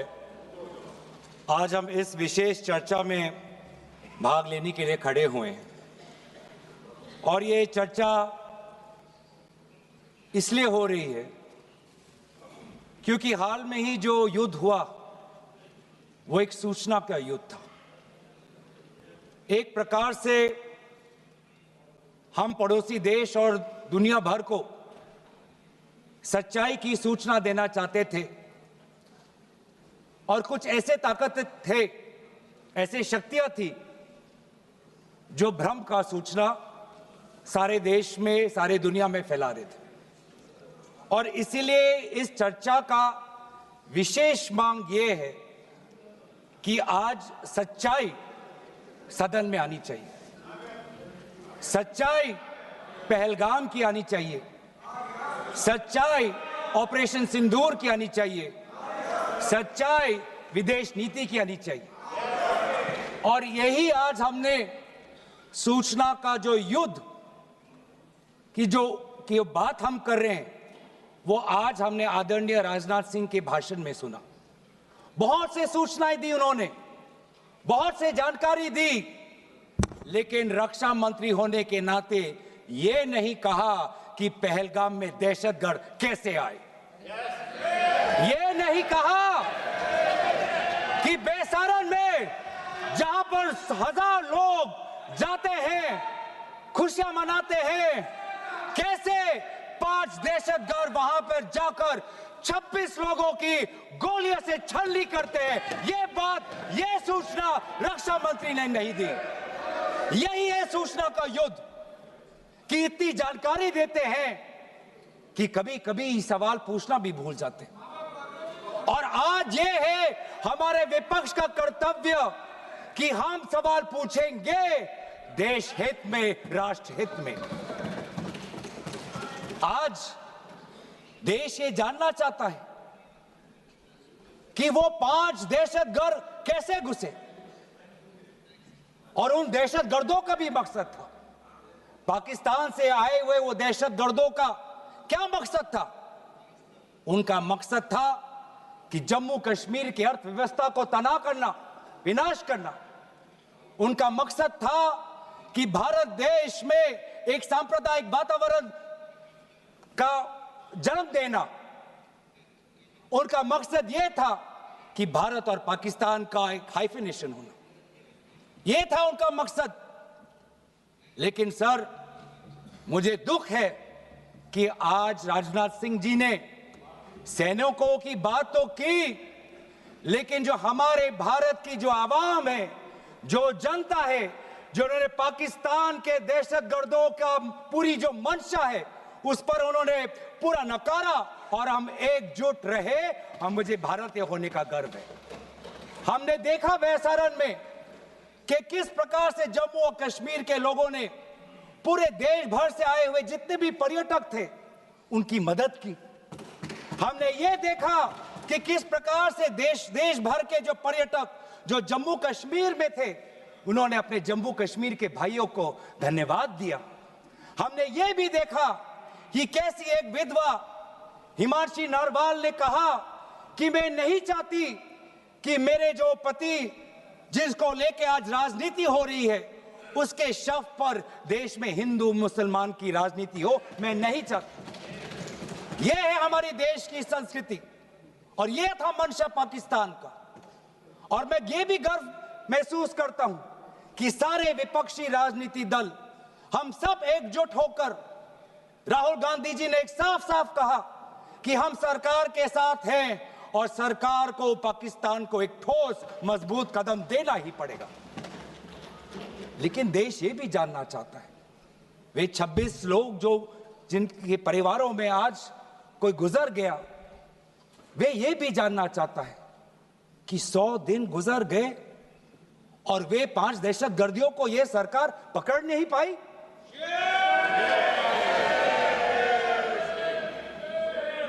देश के वो लोग ये भी जानना चाहते हैं कि ये जो 5 दहशतगर्दे थे, दहशतगर्दी जो आए टेररिस्ट, निश्चय इनको किसी ने पनाह दी, निश्चय इनको किसी ने जानकारी दी, निश्चय ये पूरा जो 1 घंटा का जो उन्होंने गोला बारूदी की, उसके बाद ये फरार हो गए, उनको फरार होने में भी किसी ने उनकी मदद की। और आज भी ये 100 दिन हो गए और सरकार के पास कोई जवाब नहीं। आज आपके पास ड्रोन है, आपके पास पेगासस है, आपके पास सैटेलाइट है, वहां पे सीआरपीएफ है, वहां पे बीएसएफ है, वहां पे सीआईएसएफ है, वहां पे आदरणीय गृह मंत्री कुछ दिन पहले ही गए थे पूरा रिव्यू लेने के लिए, और आप किसी को पकड़ नहीं पाए। ये कैसा बंदोबस्त?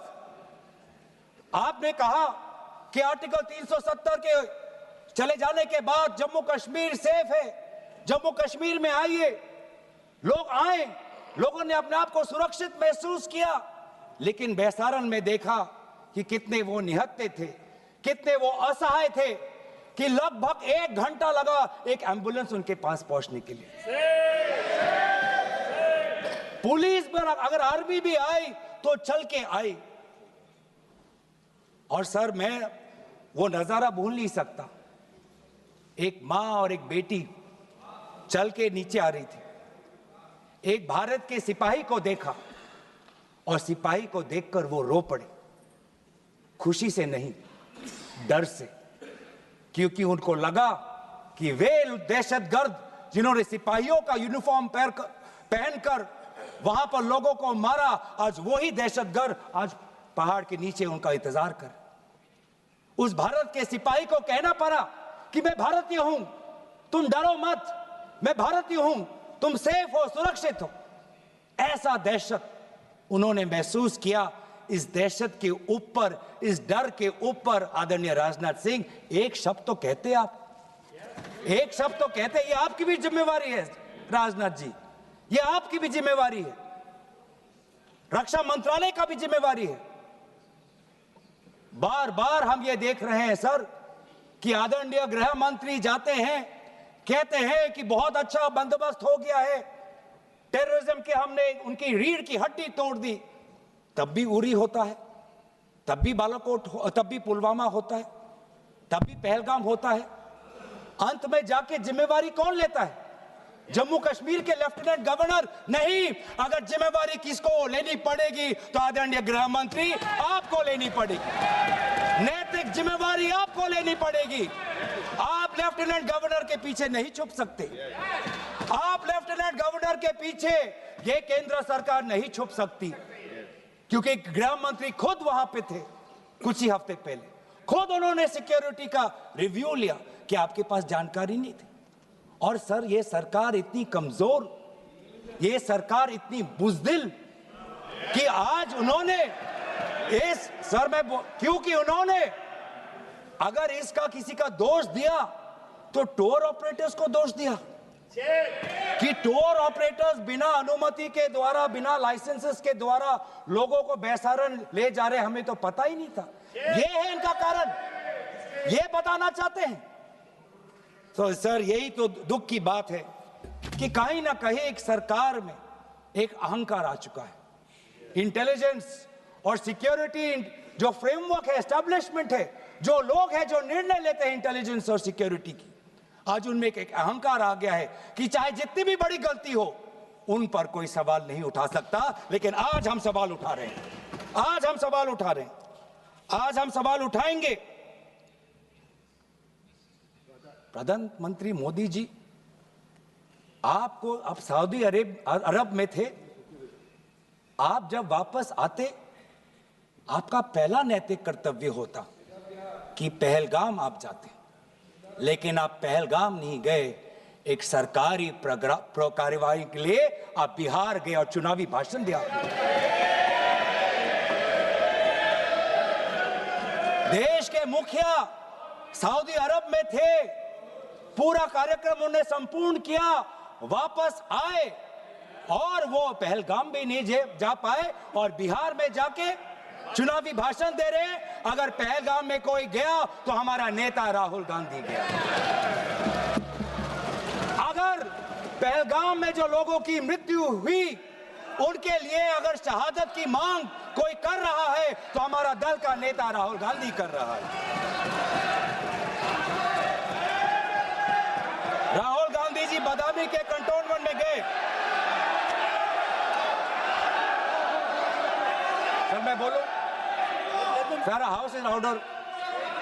सर हाउस इन ऑर्डर में like. Sir house is not in order. Order में रहेगा सर टाइम लेकिन आप तथ्यों पे बोले, गलत सूचनाएं नहीं दे सदन में, गलत सूचनाएं मत दे। हम बोले इसके ऑर्डर में ही है और उन्होंने उसकी तो पता ही नहीं था।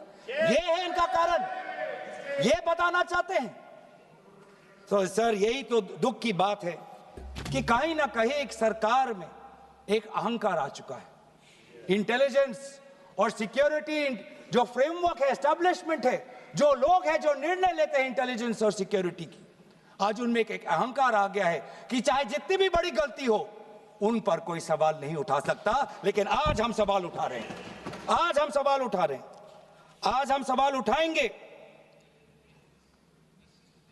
प्रधानमंत्री मोदी जी, आपको आप सऊदी अरब में थे, आप जब वापस आते आपका पहला नैतिक कर्तव्य होता कि पहलगाम आप जाते, लेकिन आप पहलगाम नहीं गए। एक सरकारी कार्यवाही के लिए आप बिहार गए और चुनावी भाषण दिया। देश के मुखिया सऊदी अरब में थे, पूरा कार्यक्रम उन्हें संपूर्ण किया, वापस आए और वो पहलगाम भी नहीं जा पाए और बिहार में जाके चुनावी भाषण दे रहे हैं। अगर पहलगाम में कोई गया तो हमारा नेता राहुल गांधी गया। अगर पहलगाम में जो लोगों की मृत्यु हुई उनके लिए अगर शहादत की मांग कोई कर रहा है तो हमारा दल का नेता राहुल गांधी कर रहा है। राहुल गांधी जी बदामी के कंटोनमेंट में गए। सर मैं बोलूं? Sir house in order. Sir house in order में like. Sir house is not in order. Order में रहेगा सर टाइम लेकिन आप तथ्यों पे बोले, गलत सूचनाएं नहीं दे सदन में, गलत सूचनाएं मत दे। हम बोले इसके ऑर्डर में लाइए सर। कोई सदन में गलत तथ्य नहीं रख सकते आप। सर मैं बोलूं सर कैमरा आएगा मेरे पे। धन्यवाद। आदरणीय अध्यक्ष महोदय, अब बात आती है ऑपरेशन सिंदूर की। आज मैं राजनाथ सिंह जी का भाषण सुन रहा था। मुझे पता नहीं चल रहा था कि राजनाथ सिंह जी जो भाषण दे रहे थे वो किस समय का उजागर कर रहे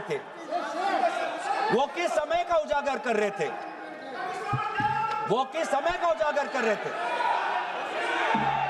क्या वो 2016 के बाद क्या उन्होंने ये नहीं कहा कि हम घुस के मारेंगे और पाकिस्तान को आज वो उनका जो भी टेररिस्ट इंफ्रास्ट्रक्चर है उसको खत्म कर देंगे? वही बातें तब की, वही बातें पुलवामा की बात की कि पुलवामा के बाद आज हमारे लड़ाकू जहाज अब गए हैं, अब पाकिस्तान अब कभी भी भारत पर उंगली नहीं दिखा सकता। और उसके बाद आज दोबारा वही बातें कर रहे हैं, कि हम घुस के मारे, हमने ये किया, फलाना किया। और ये अब भी कह रहे हैं कि ऑपरेशन सिंदूर कंप्लीट नहीं हुआ, अधूरा है। क्योंकि कल को जाके दोबारा पाकिस्तान कर सकता है। ये खुद कह रहे हैं, ये खुद कह रहे हैं, ये खुद कह रहे हैं कि इसके पश्चात भी पाकिस्तान कल को जाके कर सकता है। तो ये कैसा, ये जो सफल कैसे हुआ, फिर क्या सफल हुआ? आज ये खुद कह रहे हैं कि हमारा मकसद युद्ध का नहीं था। हम पूछना चाहते क्यों नहीं था, होना चाहिए था। आज उन्होंने खुद कहा कि हमारा मकसद जमीन लेने का नहीं था। क्यों नहीं था? पाकिस्तान ऑक्यूपाइड कश्मीर अगर आज नहीं लेंगे तो कब लेंगे?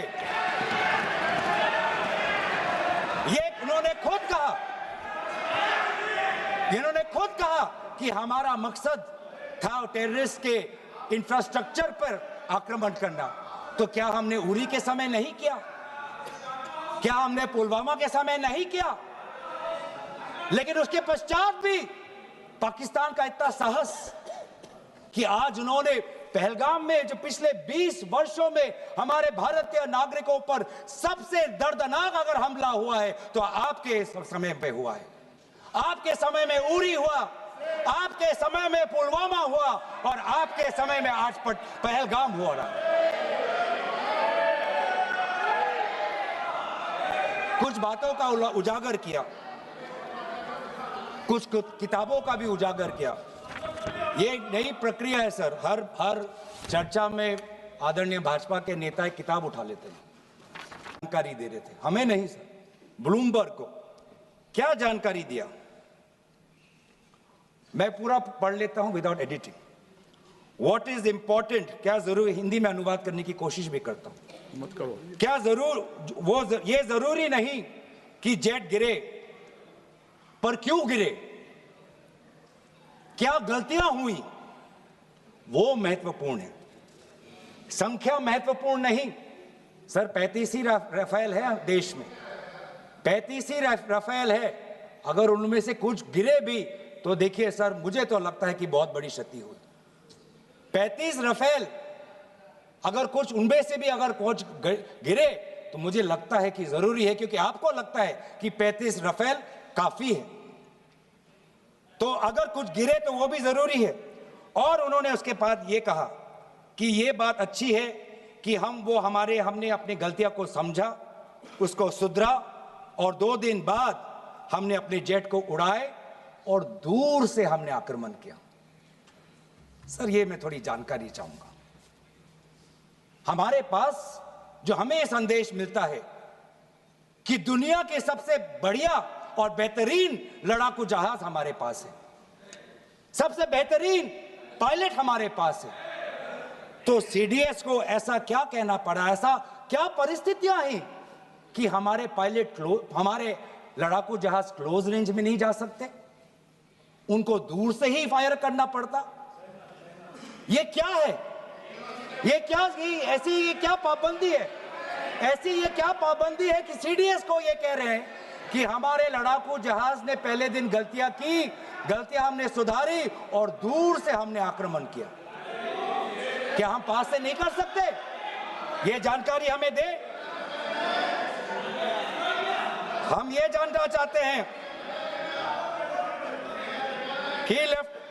कि lieutenant general Rahul R Singh ने सदन के अंदर नहीं, सांसदों को नहीं, राजनीतिक दलों के फ्लोर लीडर्स को नहीं, फिक्की में जाके कहा।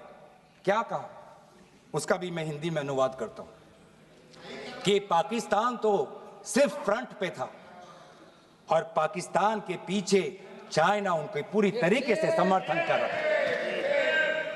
ऐसी कोई आश्चर्य की बात नहीं होनी चाहिए, क्योंकि पिछले 5 वर्षों में लगभग 80% मिलिट्री हार्डवेयर पाकिस्तान को सब पूरा चाइना से मिल रहा है।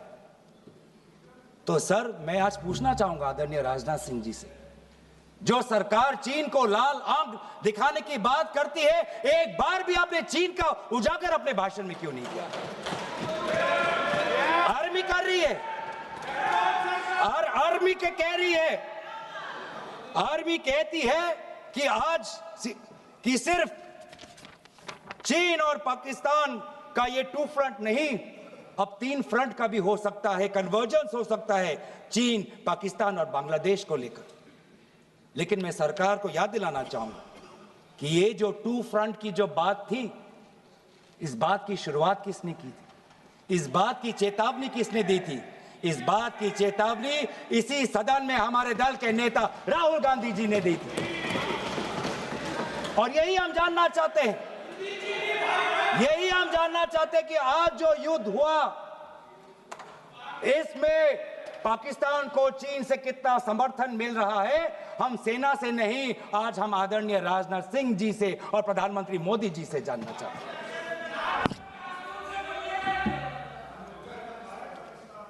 और सर, इंडोनेशिया में जो डिफेंस अटैचे है, उसने तो ताज्जुब की बात कह दी। उसने क्या कहा sir? India defence attache group captain Shiv Kumar ने, हिंदी में दोबारा अनुवाद करता हूं, कि भारत ने लड़ाकू जहाज खोए तो खोए इसलिए क्योंकि कुछ मिलिट्री टारगेट्स पर आक्रमण करने पर पाबंदी थी। क्यों? क्या पाबंदी थी? ऐसे क्या ये राजनीतिक कंस्ट्रेंट्स थे?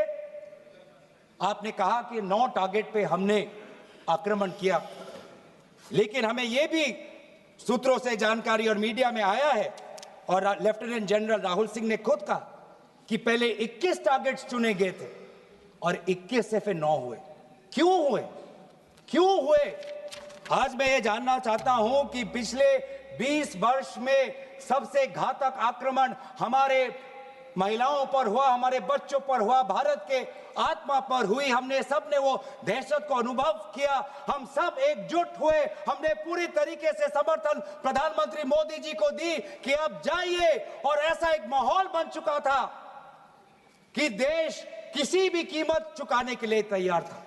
पूरा देश प्रधानमंत्री मोदी जी के साथ था, विपक्ष प्रधानमंत्री मोदी जी के साथ था। और अचानक 10 मई के दिन पे हमारे राष्ट्रदूत कहते हैं कि हम पाकिस्तान पर हमला करेंगे, और शाम के 10 मई को सूचना आती है कि पाकिस्तान के साथ अब युद्ध पर हम परिणाम दे रहे हैं, सीज फायर हो गया। क्यों? क्यों हुआ? हम आदरणीय प्रधानमंत्री मोदी जी से जानना चाहते थे, अगर पाकिस्तान वाकई में अपने घुटने टिकने के लिए तैयार था तो आपने क्यों रुका? आप क्यों रुके? और किसके सामने आप झुके? किसके सामने आपने सरेंडर किया? किसके सामने आपने सरेंडर किया? वो अमेरिका के राष्ट्रपति जो 26 बार आज कह चुके हैं कि व्यापार को लेकर उन्होंने भारत और पाकिस्तान को सतर्क किया और दोनों को मजबूर किया कि वो इस जंग को छोड़े। 26 बार। आज राष्ट्रपति ट्रंप खुद कहते हैं कि 5-6 जेट गिरे हैं। एक एक जेट करोड़ करोड़ अरब अरब रुपयों का है, मिलियंस एंड मिलियंस का है। इसलिए हम जानना चाहते हैं, आज हमें स्पष्ट रूप से आदरणीय राजनाथ सिंह जी बताएं, देश पर विश्वास करें, देश में वो साहस है सच्चाई सुनने की। आज आप बताएं कितने लड़ाकू जहाज गिरे? हमारे में वो साहस है, क्योंकि ये सूचना, ये सच्चाई सिर्फ देश के नागरिकों के लिए नहीं, ये सूचना, ये सच्चाई हमें देश के जवानों को भी देना है। आज उनसे भी झूठ कहा जा रहा है, उनके बीच में भी भ्रम फैलाया जा रहा है। हम उनकी जो सच्चाई है आज हम सदन के अंदर लाना चाहते हैं। और सर, बात में आती है विदेश नीति की। किस मुंह से हम कहें कि विदेश नीति आज सफल हुआ है? किस मुंह से कहें? ये आदरणीय राजनाथ सिंह जी, शंगी-ला में जो डायलॉग हुआ, उस डायलॉग में जो ड्राफ्ट जो आया, जिसको भारत सरकार ने नकारा, वो ड्राफ्ट बनाने में हमारे ही कुछ सहयोगी देश थे, जिनका नाम मैं नहीं लेना चाहूंगा। लेकिन ऐसे देश जिसको हम परंपरागत दोस्त हम मानते हैं, ट्रेडिशनल एलाइज मानते हैं, आज उन्होंने भी इंडिया और पाकिस्तान को हाइफिनेट कर दिया। और आप ये शब्दों के खेल से आप खुश हो कि ब्राजील के डॉक्यूमेंट में पाकिस्तान, ये जम्मू कश्मीर का पाकिस्तान का भी नहीं, ब्राजील के डॉक्यूमेंट में सिर्फ जम्मू कश्मीर में जो दहशतगर्दी हुई उसी की निंदा हुई, पाकिस्तान की निंदा नहीं हुई। पर आप उससे खुश हो? अगर आप उससे खुश हो तो मैं जानना चाहूंगा जो $1 बिलियन का आर्थिक सहायता IMF ने दिया पाकिस्तान को, उस पर आपको क्या कहना है? हम जानना चाहेंगे जो ADB एशियन डेवलपमेंट बैंक से 800 मिलियन का आर्थिक सहायता जो मिलेगा पाकिस्तान को, आज भारत उस पर क्या रवाई है? वर्ल्ड बैंक का जो $40 मिलियन आ रहा है, और ये पैसा किसको जाएगा सर? पाकिस्तान की नेतृत्व उनकी जनता या उनकी चुनी हुई सरकार नहीं, पाकिस्तान की सरकार का जो रिमोट कंट्रोल है वो पाकिस्तान की सेना के पास है। तो ये सारा पैसा वहीं जाएगा जहां पर हमने मिसाइल गिराई। तो क्या इतना भी हम नहीं कर पाए? क्या इतना भी ताकत नहीं? क्या इतना भी विश्व गुरु में लोगों का विश्वास नहीं, देश अंतर्राष्ट्रीय नेताओं का विश्वास नहीं कि IMF का एड ना जाए पाकिस्तान के पास, वर्ल्ड बैंक का एड ना जाए पाकिस्तान के पास, ADB का एड ना जाए पाकिस्तान के पास? आप में इतना भी ताकत नहीं कि एक देश ने पाकिस्तान को टेरर स्टेट का दर्जा नहीं दिया। एक देश ने आज FATF financial action task force में, जिससे बहुत नियंत्रण पाकिस्तान पे पड़ती थी, आज उससे वो 2022 में निकल आई ग्रे लिस्ट। क्या वो डालेंगे? तो इसीलिए आज हम ये मांग करते हैं कि सरकार अब डरिए मत, सच्चाई से डरिए मत। उस दिन भी देश सरकार के साथ दहशतगर्दी के खिलाफ खड़ा था, विपक्षी दल सरकार के साथ खड़े हैं, और आज भी दहशतगर्दी के खिलाफ सच्चाई के पक्ष में देश और विपक्ष आज सरकार के साथ। आप हमें अपना दुश्मन ना समझे, हम सरकार के दुश्मन नहीं हैं, हम अपने देश के पक्ष में बोल रहे हैं, जवानों के पक्ष में बोल रहे हैं। पर आप हमें कृपया सच्चाई देने का हमें वो सम्मान दीजिए। सच्चाई सुनने का अधिकार हमारा है, और जितने बार आप झूठ और भ्रम फैलाएंगे, हम उतनी बार आपको पूछते जाएंगे कि आपने क्या किया। और इसीलिए आज मैं खड़ा हूं। अपेक्षा बहुत की थी कि पहलगाम का उजागर होगा, आदरणीय गृह मंत्री नैतिक जिम्मेवारी लेंगे, राष्ट्रीय सुरक्षा सलाहकार नैतिक जिम्मेवारी लेंगे, और प्रधानमंत्री मोदी जी कहेंगे क्यों उन्होंने ऑपरेशन सिंदूर जो अंतिम अंजाम था, हमें तो मीडिया में सुनते हुए ऐसा लगा कि हम कराची में उठेंगे। मीडिया में हमारे भारत की मीडिया जो जिनको सूचना आपसे ही मिलती है, उनका सुनने में लगा कि आज तो हम फतह करके ही रहेंगे, लेकिन पता चला कि नहीं, कहीं ना कहीं हमारे पैर डगमगा गए, और जो अंतिम परिणाम था उससे पीछे हम हट गए। हमें पीछे नहीं हटना, हमें आगे बढ़ना है सच्चाई के साथ, लोकतंत्र के पक्ष में। इन्हीं बातों के साथ मैं अपना पक्ष समाप्त करता हूं। धन्यवाद। जय हिंद। श्री रमाशंकर राजभर।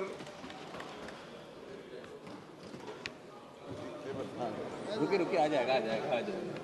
चलिए बोलिए। आभारी हूँ अध्यक्ष जी, और देश और उत्तर प्रदेश में पीड़ितों की आवाज़ और PDA के नेता हमारे राष्ट्रीय अध्यक्ष माननीय अखिलेश यादव जी और हमारे सलेमपुर लोकसभा की जनता की बदौलत यहाँ जो इतने महत्वपूर्ण विषय पर बोलने का अवसर मिला है। माननीय अध्यक्ष जी, सबसे पहले तो मैं उन बहनों से माफी मांगता हूं जिन बहनों के सुहाग उजड़े और पहलगाम में हम उसको बचा नहीं पाए। माननीय सदस्य Shri लाबू Shri Krishna ji. Thank you, ma'am, for allowing me to speak on India's strong, successful and decisive Operation Sindoor. I wish opposition has taken this spirit and expressed it. Ma'am, before I start my speech, let me quote from Kautilya's Ardhashastra. When a righteous king is attacked without a cause, he must retaliate with all his might to protect his people. These are the words from Ardhashastra. These are not just ancient wisdom. They are our responsibility today, responsibility to act, to lead, responsibility to defend. 22nd April 2025, in Pahalgam, Kashmir has seen what has happened, India has seen what has happened, world has seen what has happened. 26 civilians were killed, 20 others were injured. It was more than a violence. It was an assault on the soul of India. Tourists were held at gunpoint, asked about their religion. Based on that, they were shot dead. They were shot dead in front of their children. They were shot dead in front of their wives. This is not war, it was slaughter. Just 10 days before this has happened, I was there in Kashmir. Kashmir was thriving. Tourists were everywhere. For me to travel 30 kilometers, it took almost 1.5 hours. When I asked the driver, taxi driver, he was telling me the last 4 years or so, the tourists were flocking into Kashmir and the economy was thriving. But this Pahalgam attack has changed everything overnight. And India, as Kautilya said, has responded. On May 7th, Operation Sindoor was not just a retaliation, it was a statement of restraint, a statement of precision, a statement of resolve. We did not act in anger, we acted in accuracy. We did not just act with emotion, but we acted with ethics. Our actions were grounded in Article 51 of the UN Charter, which guarantees the inherent right of self-defense when a nation is attacked. When the terror crosses borders, self-defense is not just a right, it becomes a duty. With Operation Sindoor, India has sent a very strong message. The message was very clear. India will wait, but India will never forget. This is not aggression, this is assertive deterrence. And behind it stood our armed forces, men and women of unmatched courage. They fought with discipline, precision, and honor. On behalf of a grateful nation, I salute our Army, Navy, Air Force, and Special Forces. Jai Hind to every woman, every uniform that stood between India and terror. This clarity of action, this moral assertiveness was possible because of the bold leadership of Prime Minister Narendra Modi ji. Under his leadership, India moved from reactive to resolute, from strategic silence to strategic sovereignty. We have seen it with Uri surgical strikes, we have seen it with Balakot air strikes. And under the watch of Raksha Mantri, Rajnath Singh ji, Operation Sindoor was executed with both tactical brilliance and moral clarity. Moral clarity is the need of the hour. India's defense is now not just strong, it was swift, it was smart, and it was surgical. But we didn't stop at the battlefield. We took the truth to the world. 7 delegations, 32 nations. I had the honor of representing India in Qatar, Ethiopia, South Africa, and Egypt. It was led by honorable member from the opposition side, Supriya Sule ji. The members in this delegation came from all political parties, but when we were overseas in this delegation, we were all talking in one voice. And what we witnessed there, when we went there, was not just diplomacy. We saw solidarity. The world stood with India, not in sympathy, but in shared conviction. They saw what we stand for and what Pakistan stands for. India has a thriving democracy, whereas on the other side, Pakistan is literally an army-owned state. It has not had a prime minister who has completed 5 years of term after their independence. World has also witnessed what India has given. India has given non-violence and Gandhiji. Pakistan has given world terrorist training camps. We have given refugee to Dalai Lama, and Pakistan has given refugee to Osama bin Laden. We exported teachers, technology, and trust, whereas Pakistan exported terror. The world understands this, and it stood with us. That solidarity was not accidental. It was earned by our External Affairs Minister Jaishankar ji and our diplomats who work tirelessly across the continents. Our diplomats has positioned India as a voice of clarity, of responsibility and of resolve in the divided world. But when we reflect on Pahalgam, on Operation Sindoor and diplomacy that followed, three urgent truths emerge. The first action point, it is time the United Nations defined terrorism. For over 30 years, India's proposed comprehensive convention on international terrorism has been ignored. It has taken so many lives. Let's not just debate about terror, let's start about defeating it. And a terrorist is not a freedom fighter, he has no religion, he has no political ideology. A terrorist is a terrorist.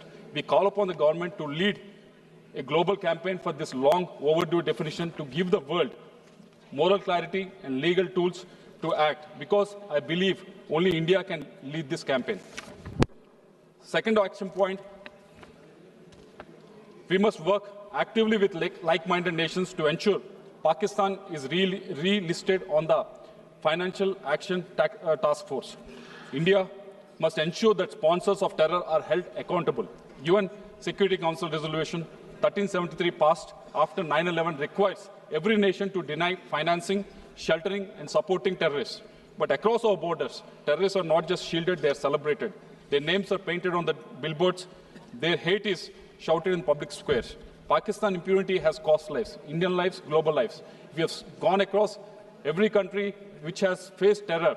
Definitely in the terrorist activity, Pakistani fingerprint is very much visible. And the world can no longer look away. We call upon the government to use India's growing global influence to build a coalition for counter-terror finance and to ensure Pakistan duplicity is exposed and punished. And third action point, sovereignty is no longer just about land. It's not just about geography. It doesn't stop at the border. It flows through every policy, every innovation, every bite.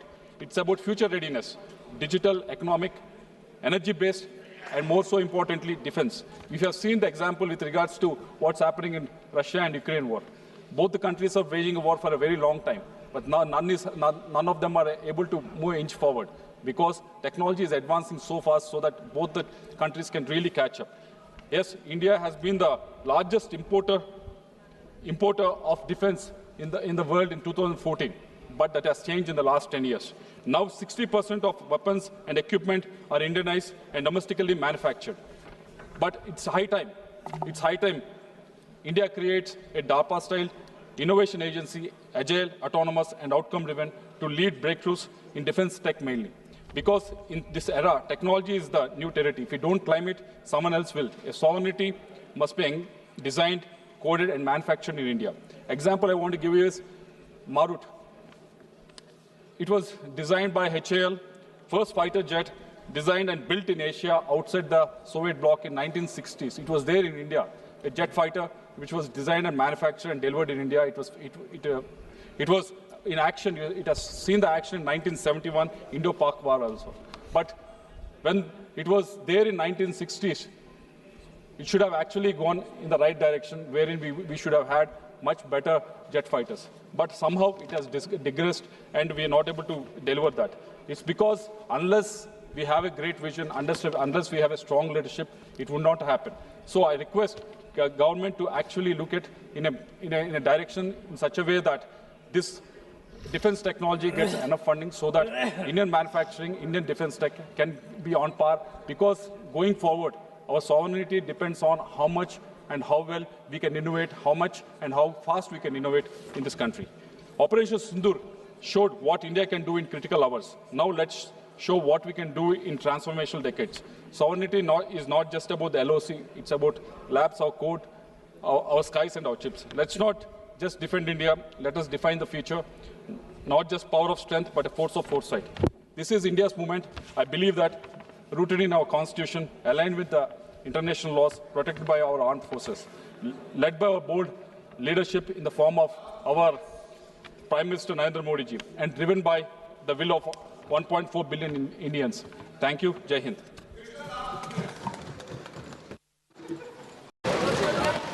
Sri Ramashankar Rajbar. रुकिए आ जाएगा चलिए बोलिए। आभारी हूँ अध्यक्ष जी। और देश और उत्तर प्रदेश में पीड़ितों की आवाज़ और पीडीए के नेता हमारे राष्ट्रीय अध्यक्ष माननीय अखिलेश यादव जी और हमारे सलेमपुर लोकसभा की जनता की बदौलत यहाँ जो इतने महत्वपूर्ण विषय पर बोलने का अवसर मिला है। माननीय अध्यक्ष जी, सबसे पहले तो मैं उन बहनों से माफी मांगता हूं जिन बहनों के सुहाग उजड़े और पहलगाम में हम उसको बचा नहीं पाए। मैं अपने सेना के पराक्रम पर गौरव और घमंड करता हूं। अध्यक्ष महोदय, वहीं हम इस घटना में जो पर्यटक निर्दोष मारे गए उनको नमन करता हूं, जो हमारे सेना के जवान शहीद हुए उसको भी नमन करता हूं। अध्यक्ष जी, हमारे पूर्वांचल में एक कहावत है कि आकाश बांधो पाताल बांधो, कम से कम अपनी टाटी तो बांधो। यह सरकार आकाश बांध रही है, पाताल बांध रही है, लेकिन अपनी टाटी नहीं बांध रही है। यह साबित करता है कि अपनी टाटी अगर बंधी होती तो सैकड़ों किलोमीटर दूर से आतंकवादी हमारे घर में आता, पर्यटकों को मारता और भाग नहीं जाता। हमारे नेता पूर्व रक्षा मंत्री स्वर्गीय मुलायम सिंह यादव जी, सुभाष चंद्र बोस के बाद देश में किसी एक नेता को नेताजी कहा गया तो वह स्वर्गीय मुलायम सिंह यादव जी थे। सभापति महोदय, उन्होंने इस सदन में कहा था, भारत को किसी के दबाव में नहीं, अपने स्वाभिमान के बल पर चलना चाहिए। चाहे अमेरिका हो, चीन हो या पाकिस्तान हो, भारत को झुकना नहीं चाहिए। अमेरिका के साथ हमारे रिश्ते रणनीतिक हैं, लेकिन हमें यह ध्यान रखना होगा कि सहयोग की कोई बात, सहयोग की कोई भी शर्त बराबरी, आत्मसम्मान और पारदर्शिता के आधार पर ही हो। आज जो हुआ, मैं उसी कुछ सवालों पर आपसे कहना चाहता हूं। हमारे घरेलू नीति और विदेशी नीति कैसी होनी चाहिए? जवान की सीमा सुरक्षित हो, किसान का खेत सुरक्षित हो और गरीब का पेट सुरक्षित हो, ये हमारी नीतियां होनी चाहिए। लेकिन हुआ क्या? जो सवाल सामने उठकर आए, मैं कहना चाहता हूं, माननीय रक्षा मंत्री जी ने इसी सदन में कहा है कि हमने 100 आतंकवादियों को मारा। चलिए, इसका स्वागत है, लेकिन उस 100 आतंकवादियों में वो 4 आतंकवादी मारे गए कि नहीं मारे गए जो पहलगाम की घटना किए थे, यह सवाल नहीं आया। उनका नाम कब तक आएगा, यह देश जानना चाहता है। घटना 22 को होती है, 22 अप्रैल को। सभापति महोदया, 22 को घटना होती है, ऑपरेशन सिंदूर 17 दिन बाद होता है। होगी कोई परिस्थिति? देश क्या चाहता था? आतंकवादियों की मंशा कितनी खराब थी? उनकी मंशा यह थी कि हम धर्म पूछकर मारेंगे और भारत में दंगा भड़क जाएगा। और पूरे देश के लोगों को मैं बधाई देता हूं कि आतंकवादियों के मंसूबों को नाकाम किया और हिंदू मुस्लिम सब लोगों ने मिलकर के आतंकवादियों के इस नापाक इरादे को पर लगाम लगाया। मैं कहना चाहता हूं कि आज आतंकवादियों ने जिस तरह की घटना की, उस घटना के सवाल पर सरकार के जो पक्ष आए, सभापति महोदया, जिसका जिक्र अभी हमारे दूसरे वक्ता भी कर रहे थे, हमारे नेता मुलायम सिंह यादव जी ने दुनिया के सामने समर्पण की कोई बात कभी नहीं की थी। स्वर्गीय मुलायम सिंह जी ने 30 जून को 22 तारीख को हमला होता है, 17 दिन बाद 7 मई को सिंदूर ऑपरेशन सिंदूर होता है। देश का मन क्या था? देश में इतना गुस्सा था, वो तीसरे दिन चाह रहा था ऑपरेशन सिंदूर नहीं, ऑपरेशन तंदूर चलाओ और जो आतंकवादी मरे हैं उनको ला करके जेल में उनको उसी तंदूर में डाल दो। लेकिन 17 दिन बाद हुआ जो हमला, 3 दिन में बंद हो गया। 3 दिन में बंद हुआ, 7 मई को ऑपरेशन शुरू हुआ और 10 मई को विश्व गुरु। देश की मीडिया, किस भारतीय को नहीं घमंड होगा कि हमारे देश के प्रधानमंत्री विश्व गुरु हो? किस भारतीय को नहीं इस पर घमंड होगा? लेकिन घमंड क्या हुआ?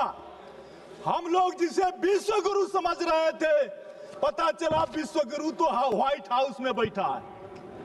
विश्व गुरु व्हाइट हाउस में बैठा है। और उन्होंने क्या कहा विश्व गुरु ने? मैं कहना चाहता हूं, अमेरिका के राष्ट्रपति डोनाल्ड ट्रंप ने सार्वजनिक रूप से और अंतरराष्ट्रीय मंचों पर कहा, 26 बार कहा कि उन्होंने भारत पाकिस्तान का युद्ध विराम कराया है। उन्होंने कई बार अंतरराष्ट्रीय मंचों पर कहा कि उन्होंने भारत और पाकिस्तान के बीच एक बड़े न्यूक्लियर युद्ध को टालने के लिए व्यापार समझौता ऑफर किया है। हाल ही में ट्रंप ने यह भी दावा किया कि 5 फाइटर जेट गिराए गए थे, जिसमें सीडीएस के बयान की ओर भी इशारा किया। ट्रंप ने यह भी कहा प्रधानमंत्री मोदी शुरू में असहयोगी थे और संकट को कम करने के लिए अमेरिका की मध्यस्थता जरूरी थी। ये सभी दावे गंभीर और वैश्विक सुर्खियां बिटोर चुके हैं, लेकिन भारत सरकार इस पर चुप है। महोदया, प्रधानमंत्री मोदी और ट्रंप की घनिष्ठता मित्रता के बावजूद अमेरिका ने पाकिस्तान को IMF से ऋण दिलाने के पक्ष में मतदान किया। आखिर इसका मतलब क्या था? पहलगाम हमले के कुछ ही हफ्तों बाद राष्ट्रपति ट्रंप द्वारा पाकिस्तान के सेना प्रमुख असीम मुनीर को आमंत्रित करना एक आतंक समर्थक संस्था को वैश्विक वैधता देने जैसा था और भारत सरकार राष्ट्रीय शोक के समय भी पाकिस्तान को अलग थलग करने में विफल रही। महोदया, पहलगाम में धर्म के आधार पर हुई हत्याओं के बावजूद भारत न तो इस्लामिक देशों के संगठन और OIC में झूठे निरेटिव को चुनौती दे सका और न ही मुस्लिम दुनिया से एकजुटता हासिल कर सका, जबकि यह देश भारत के करीबी सहयोगी थे। पूरे विश्व की सुर्खियां ट्रंप के दावे और संस्करण से भरी रही, जबकि भारत एक सुसंगत और मुखर आधिकारिक पक्ष अंतरराष्ट्रीय मीडिया में पेश करने में विफल रहा। महोदया, क्वाड जैसे मंचों पर अहम भागीदार होने और रणनीतिक साझेदारी के बावजूद भारत अमेरिका को पाकिस्तान की सैन्य लीडरशिप को वैश्विक वैधता देने से नहीं रोक सका। अब मेरे अंत में कुछ सवाल हैं। महोदया, पहलगाम एक संवेदनशील इलाका माना जाता है और बैसारण में प्रतिदिन सैकड़ों पर्यटक आते हैं। इसके बावजूद आतंकवादी वहां खुलेआम घूमते रहे, धार्मिक पहचान के आधार पर लोगों को चिन्हित किया और दिन दहाड़े निर्मम हत्याएं की। घटनास्थल पर किसी भी प्रकार की पुलिस व सुरक्षा बल की मौजूदगी नहीं थी और दुर्भाग्य की बात है वहां के महामहिम ने 3 महीने बाद अपने बयान में कहा कि इसमें चूक हो गई। महोदया, सुरक्षा में चूक हो गई। महोदया, जो आतंकवादी हालिया हमले के जिम्मेदार हैं उन्हें अब तक क्यों नहीं गिरफ्तार किया गया, जब सरकार बहु एजेंसी ऑपरेशन, ड्रोन निगरानी और हवाई नियंत्रण का दावा कर रही है, तो फिर ये आतंकवादी जिलों में लगातार कैसे घूम रहे हैं? क्या सरकार जमीनी स्तर पर लोकेशन नेटवर्क और स्लीपर सेल्स को रोकने में नाकाम रही? महोदया, वो भी भारत ने हमेशा यह स्पष्ट किया है कि पाकिस्तान के साथ हमारे मसले द्विपक्षीय हैं और किसी तीसरे की मध्यस्थता स्वीकार नहीं की जा सकती। ट्रंप का दावा यह दर्शाता है कि मोदी सरकार ने अमेरिका के हस्तक्षेप की अनुमति दी, जो 1972 के शिमला समझौते के बाद से भारत के अस्थायी नीति के खिलाफ है। महोदया, अगर ट्रंप की बात सही है तो इसका मतलब है कि भारत ने अपने सैन्य और कूटनीतिक फैसलों की स्वतंत्रता खो दी। क्या भारत ने अमेरिका के कहने पर युद्ध विराम स्वीकार किया? महोदया, मैं कहना चाहता हूं, अंत में कहना चाहता हूं कि युद्ध विराम में अमेरिका की कोई भूमिका थी? क्या वास्तव में फाइटर जेट गिराए गए थे? भारतीयों को ये बातें अपने प्रधानमंत्री से क्यों नहीं सुनने को मिली? ट्रंप से सुनने के लिए क्यों मिली? महोदया, ट्रंप कहते हैं कि हालत युद्ध के कगार पर थे, जबकि सरकार कहती है कि ये सामान्य सैन्य बातचीत थी। दोनों बातें एक साथ नहीं सही नहीं हो सकती। या तो ट्रंप झूठ बोल रहे हैं या यह सरकार सच्चाई छिपा रही है। महोदया, ट्रंप की टिप्पणियां हमारे सेना की पेशेवर योग्यता को कम करके आंकती है, ऑपरेशन सिंदूर को गलत रूप से पेश करती है। अगर वास्तव में कोई जेट गिराए गए तो जनता को बताया जाना चाहिए। अगर ऐसा नहीं हुआ तो सरकार की रिकॉर्ड ठीक क्यों नहीं कर रही है? महोदया, बयानबाजी ने ट्रंप की भाषा और बयानबाजी ने एक बार फिर भारत और पाकिस्तान के एक साथ जोड़ दिया।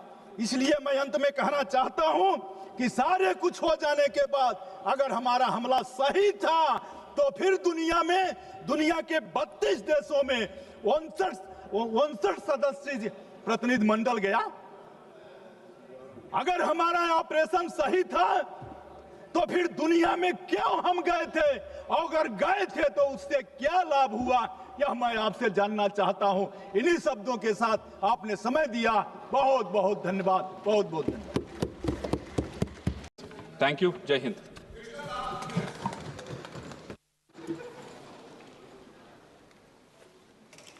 माननीय श्री राजीव रंजन सिंह जी।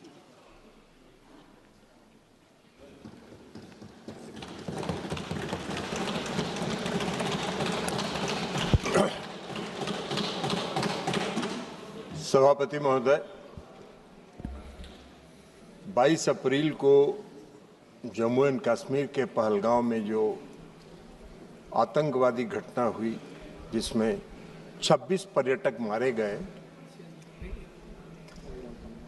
उस घटना के बाद जो आतंकवाद के खिलाफ इस देश में निर्णायक ऑपरेशन सिंदूर चलाएगा, उस पर आज चर्चा हो रही। हमने अभी मुख्य विपक्षी दल के श्री गौरव गोगोई जी का भाषण सुना। हमको लगा कि बहुत विस्तार से वो कुछ अध्ययन किए होंगे, कुछ बोलेंगे। एक शब्द काम का बात नहीं बोले, एक शब्द काम का बात नहीं बोले। एक भी शब्द उन्होंने इस देश के सेना की वीरता पर, पराक्रम पर, उनके अदम्य साहस पर एक बार भी उन्होंने नहीं। आप बात करते हैं देशभक्ति की, आप देशभक्ति की बात करते हैं। इस देश की सेना पर जो पूरे देश के लोगों को गर्व है, उसकी आप एक बार प्रशंसा नहीं कर रहे हैं। आप बता रहे हैं कि कितना जहाज गिरा, कितना मिसाइल आपका गिरा, इस पर चर्चा कर रहे हैं। इस देश के सैनिकों का कोई महत्व नहीं है आपकी नजर में। और आप बात कर रहे थे इस देश में आतंकवादी घटना की। आतंकवादी घटना आज का है। आपके यूपीए के शासनकाल में 2004 से 14 तक इस देश में आतंकवाद पनपा है, उसको जगह मिली है और उसको पनाह मिला है। कितनी घटनाएं हुई, कितनी घटनाएं हुई देश में आतंकवाद की। कहां हुआ, कितने नागरिक मारे गए, कितनी महिलाएं विधवा हुई, कितने बच्चे मारे गए। कभी आपने सोचा, कभी आपने देखा? मैं भी उस समय सदन का सदस्य था जब यूपीए की सरकार बैठती थी सत्ता पक्ष में, मैं उस समय सदन का सदस्य था और मैंने देखा है, चर्चा हुई है। आप क्या करते थे? आप क्या करते थे? 2004 से 14 तक में यूपीए के शासन काल में जो आतंकवादी घटनाएं हुई, उस समय 615 लोग मारे गए, 615 लोग इस देश के मारे गए। और आप बात करते हैं आतंकवाद की। आतंकवाद तो आपके शासनकाल में पनपा है। 2006 लोग घायल हुए, 615 मारे गए और 2006 लोग घायल हुए। आप बात कर रहे हैं आतंकवाद की। 11/7/2006 को मुंबई ट्रेन हादसा हुआ। मुंबई के ट्रेन हादसा में कितने लोग मारे गए? 209 लोग मारे गए, 800 लोग घायल हुए। क्या किया आपने? क्या कार्रवाई की यूपीए के शासनकाल में? कुछ नहीं हुआ। 26/11/2008 को पूरा मुंबई महानगर में आतंकवादियों का कब्जा था। आतंकवादियों का कब्जा था। कैसे आए थे आतंकवादी? आज तो आप सवाल पूछ रहे थे कि पहलगांव में आतंकवादी कैसे आए, मुंबई पूरे शहर में, महानगर में आतंकवादी कैसे घुसे थे, आपको बताना चाहिए। उस आतंकवादी घटना में महाराष्ट्र पुलिस के 2 अधिकारी मारे गए थे, 2 अधिकारी मारे गए। और उस पूरे महानगर के 26/11/2008 की घटना में 175 लोग मारे गए थे, 300 लोग घायल हुए थे। क्या किया आपने? क्या किया आपने? उसमें 29 विदेशी नागरिक भी थे, विदेशी नागरिक थे जो मारे गए थे। उसमें जो बॉम्बे पुलिस के 2 अधिकारी, संयुक्त पुलिस आयुक्त और ज्वाइंट पुलिस कमिश्नर मारे गए थे। क्या किया था? आप घड़ियाली आंसू बहा रहे थे। सदन में चर्चा किया आपने, और सदन में चर्चा करके घड़ियाली आंसू बहा के और उस समय के गृह मंत्री को विदा करके नए गृह मंत्री को बैठा दिया, मुख्यमंत्री को विदा कर दिए और आतंकवाद को पूरे देश में पनपने के लिए आपने जगह देने का काम किया। यही तो काम कर रहे थे आप। आतंकवादी की बात कर रहे हैं।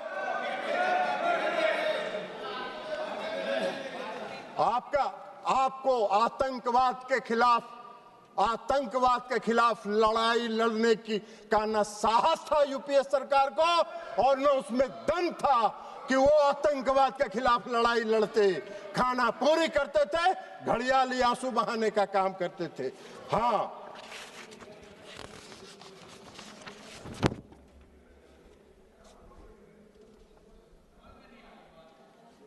और उसको भी बता दें कि उस मुंबई की घटना का जो मुख्य कर्णधार था, जो अमेरिका में छिपा हुआ था, आपको उसको लाने का साहस नहीं हुआ। प्रधानमंत्री नरेंद्र मोदी जी ने उसको इस देश में लाके उस पर मुकदमा चलाने का काम किया। आप बात कर रहे हैं? हाँ, जरूर है। आज जरूर है कि इस देश में भारत ने पहली बार आतंकवाद के खिलाफ लड़ने का जो संकल्प लिया और जो संकल्प दिखाया, वो 2016 में शुरू हुआ, जब इस देश के प्रधानमंत्री ने कहा कि हम अपने देश की धरती पर आतंकवाद को पनपने नहीं देंगे, निर्णायक लड़ाएंगे और आतंकवादियों को घुस के उसके घर में मारने का काम करेंगे। यह संकल्प प्रधानमंत्री नरेंद्र मोदी जी ने दिखाया। 2016 में उरी की घटना हुई, 25 लोग मारे गए, 25 सैनिक मारे गए उरी की घटना।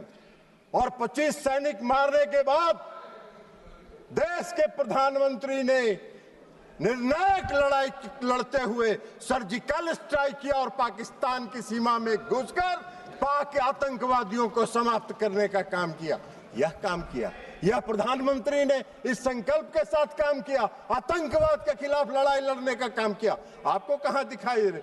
आतंकवादी प्रशिक्षण केंद्र समाप्त हुए सर्जिकल स्ट्राइक में, सैकड़ों आतंकवादी मारे गए। और फिर दोबारा आतंकवादियों ने साहस किया। फरवरी में 14 फरवरी 2019 को पुलवामा में आतंकवादी घटना हुई और पुलवामा में सीआरपीएफ के गाड़ी पर आत्मघाती हमला हुआ। और उस आत्मघाती हमले के बाद आदरणीय प्रधानमंत्री नरेंद्र मोदी जी के नेतृत्व वाली सरकार ने अपने संकल्प को फिर दोहराया और एयर स्ट्राइक करके पूरे प्रशिक्षण केंद्रों को तबाह किया। जैसे मोहम्मद के लश्करे के सारे प्रशिक्षण केंद्रों को तबाह करने का काम किया। आप मोदी जी को सिखा रहे हैं, आप मोदी जी को सिखा रहे हैं आतंकवाद के खिलाफ लड़ाई लड़ने का। आप तो आतंकवाद के खिलाफ क्या लड़ाई लड़े थे, इतना दिन देश में शासन किए। आजादी के बाद से तो सबसे ज्यादा शासन आप ही लोगों ने किया है, तो आपको बताना चाहिए था कि हमने ये काम किया था। आप तो कुछ किए नहीं, तो 0 सन्नाटा है। तो 0 सन्नाटा में क्या कहिएगा? तो खोज रहे हैं, अभी बोल रहे थे पहलगांव में आतंकवादी किन उद्देश्यों के साथ आया, उसका भी व्याख्यान आप ही कर रहे थे कि इन उद्देश्यों के साथ पहलगाम में आतंकवादी घुसे थे। आपसे पूछ के घुसे थे क्या वो लोग? आपको कैसे जानकारी है कि वो किस उद्देश्य के साथ लेके घूमे? अरे ऐसा बात मत करिए। कम से कम देश की एकता और अखंडता के साथ मजाक मत करिए। देश की एकता और अखंडता के साथ देश की सरकार के साथ खड़ा रहने का काम कीजिए, नहीं तो कोई नहीं। विश्वसनीयता तो प्रतिदिन समाप्त हो ही रही है, आने वाले समय में कोई पूछेगा भी नहीं, यह भी जान लीजिए। तो इसलिए एयर स्ट्राइक किया प्रधानमंत्री जी ने। पुलवामा की घटना के बाद 26 अप्रैल को बालकोट में घुस के एयर स्ट्राइक करके आतंकवादियों को के प्रशिक्षण केंद्र को समाप्त करने का काम किया। ये प्रधानमंत्री का संकल्प था, ये मोदी जी का संकल्प था। यूपीए के किसी सरकार के प्रधानमंत्री ने यह संकल्प नहीं लिया था। ये काम मोदी जी ही कर सकते हैं, दूसरा कोई नहीं कर सकता है। और अब ऑपरेशन सिंदूर पर आइए। 22 अप्रैल को पहलगाम में घटना हुई, और 22 अप्रैल को पहलगाम में जब घटना हुई तो अरे जाओ ना यार, वहां वोटर बड़ा जाली बनवाए, वो उधर जाके देखो।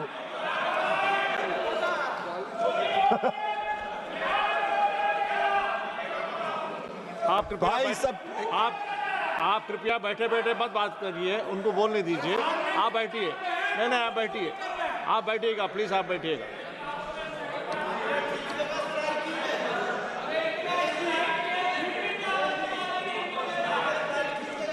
हाँ, उनको होए नस पकड़ा गया है, असली नस पकड़ा गया। इलाज भी, अगर देखिए आपको एक चीज बता देते हैं, अगर असली बीमारी पकड़ा जाता है तो उसका इलाज भी परफेक्ट होता है। डायग्नोसिस अगर सही हुआ तो ट्रीटमेंट, अगर डायग्नोसिस सही हुआ तो ट्रीटमेंट भी पक्का होगा। आपकी बीमारी समाप्त हो जाएगी, चिंता मत करिए। आप बैठिएगा। आप नहीं, जब भी बोलेंगे, आप जब मौका देंगे तभी बोलेंगे। और सभापति महोदय, प्लीज एड्रेस द चेयर। सभापति महोदय, 22 अप्रैल को पहलगांव में घटना हुई।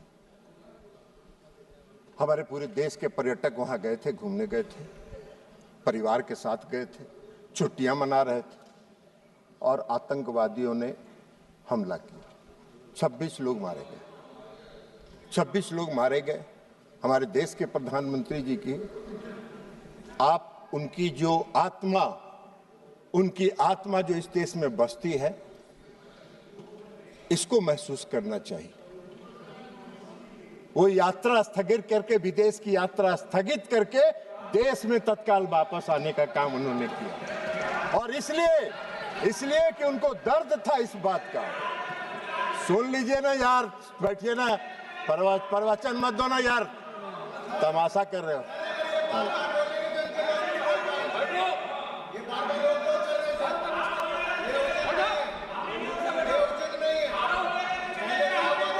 नहीं आप बैठे बैठे मत बोलिएगा, आप टिप्पणी मत दीजिएगा, आप बैठिएगा। उनको बोलने दीजिए। नहीं प्लीज, नहीं आप जो भी बोले रिकॉर्ड में नहीं आएगा, आप बैठ जाइए। तो सभापति महोदय, कश्मीर तो वो गए जिनको तफरीह करना था, इस देश के प्रधानमंत्री को एक्ट करना था ना, तो इस देश के प्रधानमंत्री को एक्ट करना था, तो कश्मीर जिनको तफरीह करना जाना था वो गए, इन्होंने एक्शन लिया और एक्ट किया, और एक्ट कर जो किया वही तो बात आपको बता रहे हैं। तो इसमें घुसेगा तब ना, ये तो ऊपर से निकल जाता है काम का बात। तो इसलिए 22 अप्रैल को प्रधानमंत्री घटना हुई आए, 24 अप्रैल को प्रधानमंत्री जी, अभी रंजन गोगोई जी कह रहे थे कि चुनाव पर, ये गौरव गोगोई जी कह रहे थे, सॉरी गौरव गोगोई जी कह रहे थे कि चुनाव प्रचार में गए थे। चुनाव प्रचार में नहीं गए थे, अपने को करेक्ट किया कीजिए, बोलिए भी तो करेक्ट करिए। पंचायती राज दिवस था, और पंचायती राज दिवस में हर साल प्रधानमंत्री जी पंचायती राज दिवस में किसी न किसी राज्य में जाकर पंचायत प्रतिनिधियों को संबोधित करते हैं। और 24 अप्रैल को भी प्रधानमंत्री जी बिहार के मधुबनी में पंचायती राज दिवस के दिन गए, लेकिन वहां जाके उन्होंने जो कहा, पहली बार पहलगाम की घटना पर एक शब्द उन्होंने कहा कि घटना से मर्माहत हूं, और इसका जवाब कल्पना से परे पाकिस्तान को मिलेगा, कल्पना से परे पाकिस्तान को मिलेगा। यह एक लाइन में उनकी संकल्प शक्ति का दृष्टिगोचर हो रहा था कि उनके दिमाग में क्या है। और मधुबनी में जो आतंकवाद के खिलाफ लड़ने का उनका संकल्प था, उसमें उन्होंने पहली बार मैंने देखा आज तक 14 से लेके आज तक में कि प्रधानमंत्री नरेंद्र मोदी जी ने अंग्रेजी में भाषण दिया कुछ देर, और इसलिए दिया कि उन्होंने पूरे दुनिया को विश्व को संदेश दिया कि हम आतंकवाद के आगे झुकने वाले नहीं हैं, आतंकवाद के खिलाफ हम निर्णायक लड़ाई लड़ेंगे। और विश्व को अपनी दृढ़ इच्छा शक्ति का संदेश उन्होंने इसके माध्यम से लिया, और आतंकवाद के खिलाफ लड़ाई का उन्होंने संकल्प लिया। प्रधानमंत्री जी ने, अभी रक्षा मंत्री जी ने विस्तार से बताया, वो सब बात तो आपके दिमाग में घुसा नहीं होगा, तो ऊपर से निकल गया होगा। तो इसलिए अभी रक्षा मंत्री जी ने बताया कि वहां से आने के बाद लगातार वो अपने तीनों सेना और चीफ ऑफ डिफेंस स्टाफ के साथ बैठक करते रहे, और सबों के साथ उन्होंने पूरी बात चर्चा सुनी, और एक बात उन्होंने स्पष्ट तौर पर पूरे देश को बताया कि मैंने अपनी सेना को पूरी छूट दी है, उसको डेट तय करने का, समय तय करने का, और क्या एक्ट करना है यह तय करने का हमने सेना को पूरा छूट दिया। और 7 मई को, 6 और 7 मई की मध्यरात्रि में हमारे सैनिकों ने 9 आतंकवादी ठिकानों को ध्वस्त कर देने का काम किया, और सैकड़ों आतंकवादी उसमें मारे गए, शहीद हुए। आप सबने देखा होगा टीवी पर, बहुत से लोग जो आका थे आतंकवादियों को रो रहे थे, मसूद अजहर साहब, हाफिज शहीद, ये रो रहे थे कि मेरा सारा परिवार मर गया, काश मैं भी मर जाता। सारे आतंकवादियों को ध्वस्त करके उन्होंने संदेश दिया कि अब इस देश में और पाकिस्तान की धरती पर आतंकवाद को हम बर्दाश्त नहीं करेंगे, और यह संकल्प उन्होंने पूरा करने का काम किया। 100 से ज्यादा आतंकवादी मारे गए। पूरे पाकिस्तान के जो जितने थे सेना प्रमुख से लेकर सब आतंकवादियों के जनाजा में गए। आपने पाकिस्तान का तो एक बार भी आलोचना नहीं की, पाकिस्तान को कंडेम तो आपने, गोगोई जी, एक बार भी आपने नहीं किया कि पाकिस्तान के जो सेना प्रमुख थे वो गए, तो इसलिए आप तो नहीं किए, आप नहीं करिएगा। वो मालूम है आप वोट के लिए राजनीति करते हैं और मोदी जी देश के लिए राजनीति करते हैं, अंतर यहाँ है। लेकिन जो 6 और 7 मई को जो घटना हुई ऑपरेशन सिंदूर का, पाकिस्तान हक्का बक्का रह गया। पाकिस्तान को यह उम्मीद नहीं थी, और सबसे बड़ी उपलब्धि थी कि जो 9 प्रशिक्षण शिविर ध्वस्त किए गए, एक भी नागरिक को खरोच तक नहीं आया, एक भी नागरिक को खरोच तक नहीं आया। पाकिस्तान के किसी नागरिक को खरोच तक नहीं आया।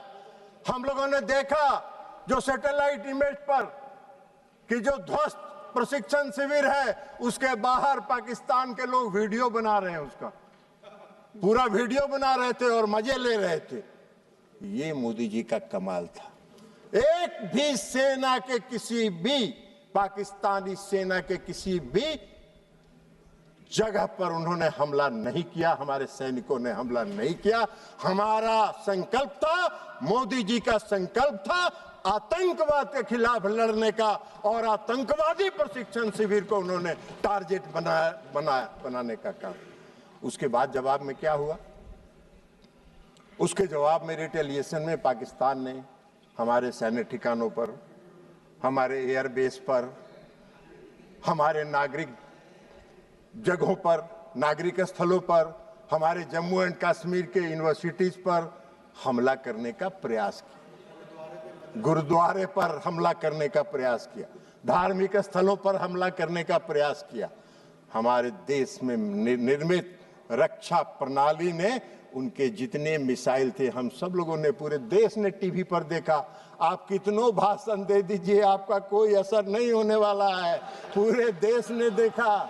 सभापति महोदय, हम लोग दिवाली में बोतल में रॉकेट बम डालते हैं और रॉकेट बम में नीचे से आग लगाते थे और ऊपर जाके वो फटता था तो वो फुलझड़ी की तरह सब गिरता था। उसी तरह पाकिस्तान के जितने मिसाइल थे हवा में फुलझड़ी की तरह ध्वस्त हो गए। ये पूरे देश ने देखने का काम किया। आपको नहीं दिखता है, हम क्या करें? चश्मा लगा लीजिए, चश्मा बदल लीजिए, चश्मा लगा लीजिए, चश्मा बदल लीजिए, लेकिन आपको दिखा नहीं। पूरे देश ने देखा, पूरे देश में तब वाहवाही हो रही थी, तो आपको नहीं दिखता है। फुलझड़ी की तरह उड़ गया, कहीं कुछ नहीं, कोई नुकसान नहीं हुआ। पूछ रहे थे गृह रक्षा मंत्री, अरे रक्षा मंत्री जी का पूरा भाषण आप अगर ध्यान से सुनते तो रक्षा मंत्री जी ने बताया कि हमारा कोई हानि नहीं हुआ, हमारा कोई जहाज नहीं गिरा। आप फिर पूछ रहे कितना जहाज गिरा था, कितना जहाज गिरा था, कितना जहाज गिरा था। अरे भाई, तो इसलिए सारे उनके मिसाइल को ध्वस्त कर दिया, हवा में ध्वस्त कर देने का काम किया उन्होंने। और उसके बाद जब भारत ने जवाब देना शुरू किया तो पाकिस्तान की पूरी रडार सिस्टम और रक्षा प्रणाली पर हमला करके उसको लाहौर और गुजरांवाला में सारे सिस्टम को हमारे देश की सेनाओं ने ध्वस्त कर दिया। पाकिस्तान का पूरा रडार और रक्षा प्रणाली ध्वस्त हो गया। उनके कमांड और कंट्रोल को ध्वस्त कर देने का काम किया। और 11 एयरबेस को हमारे वायुसेना ने 11 एयरबेस को ध्वस्त कर देने का काम किया। यह हमारी उपलब्धि थी। आपको दिखा नहीं ऑपरेशन सिंदूर की उपलब्धि, आपको दिखेगा भी नहीं। लेकिन पाकिस्तान भी चालाकी कर रहा था। पाकिस्तान ने, आपने देखा होगा, पूरे देश ने देखा कि जब पूरा ऑपरेशन सिंदूर का चल रहा था तो पाकिस्तान अपने नागरिक विमान का भी परिचालन कर रहा था। और नागरिक विमान का परिचालन इसलिए कर रहा था कि अगर कहीं इंडिया ने एक भी नागरिक विमान को ध्वस्त किया तो उसमें विदेशी नागरिक भी होंगे, पैसेंजर। तो पूरे देश में, इस देश की, हमारे देश की सेना ने और हमारे नेतृत्व ने उनकी इस चालाकी को समझा और एक भी नागरिक विमान पर खरोच नहीं आया। फिर भी हमने कमांड और कंट्रोल को समाप्त किया, उनके एयरबेस को समाप्त करने का काम हम लोगों ने किया।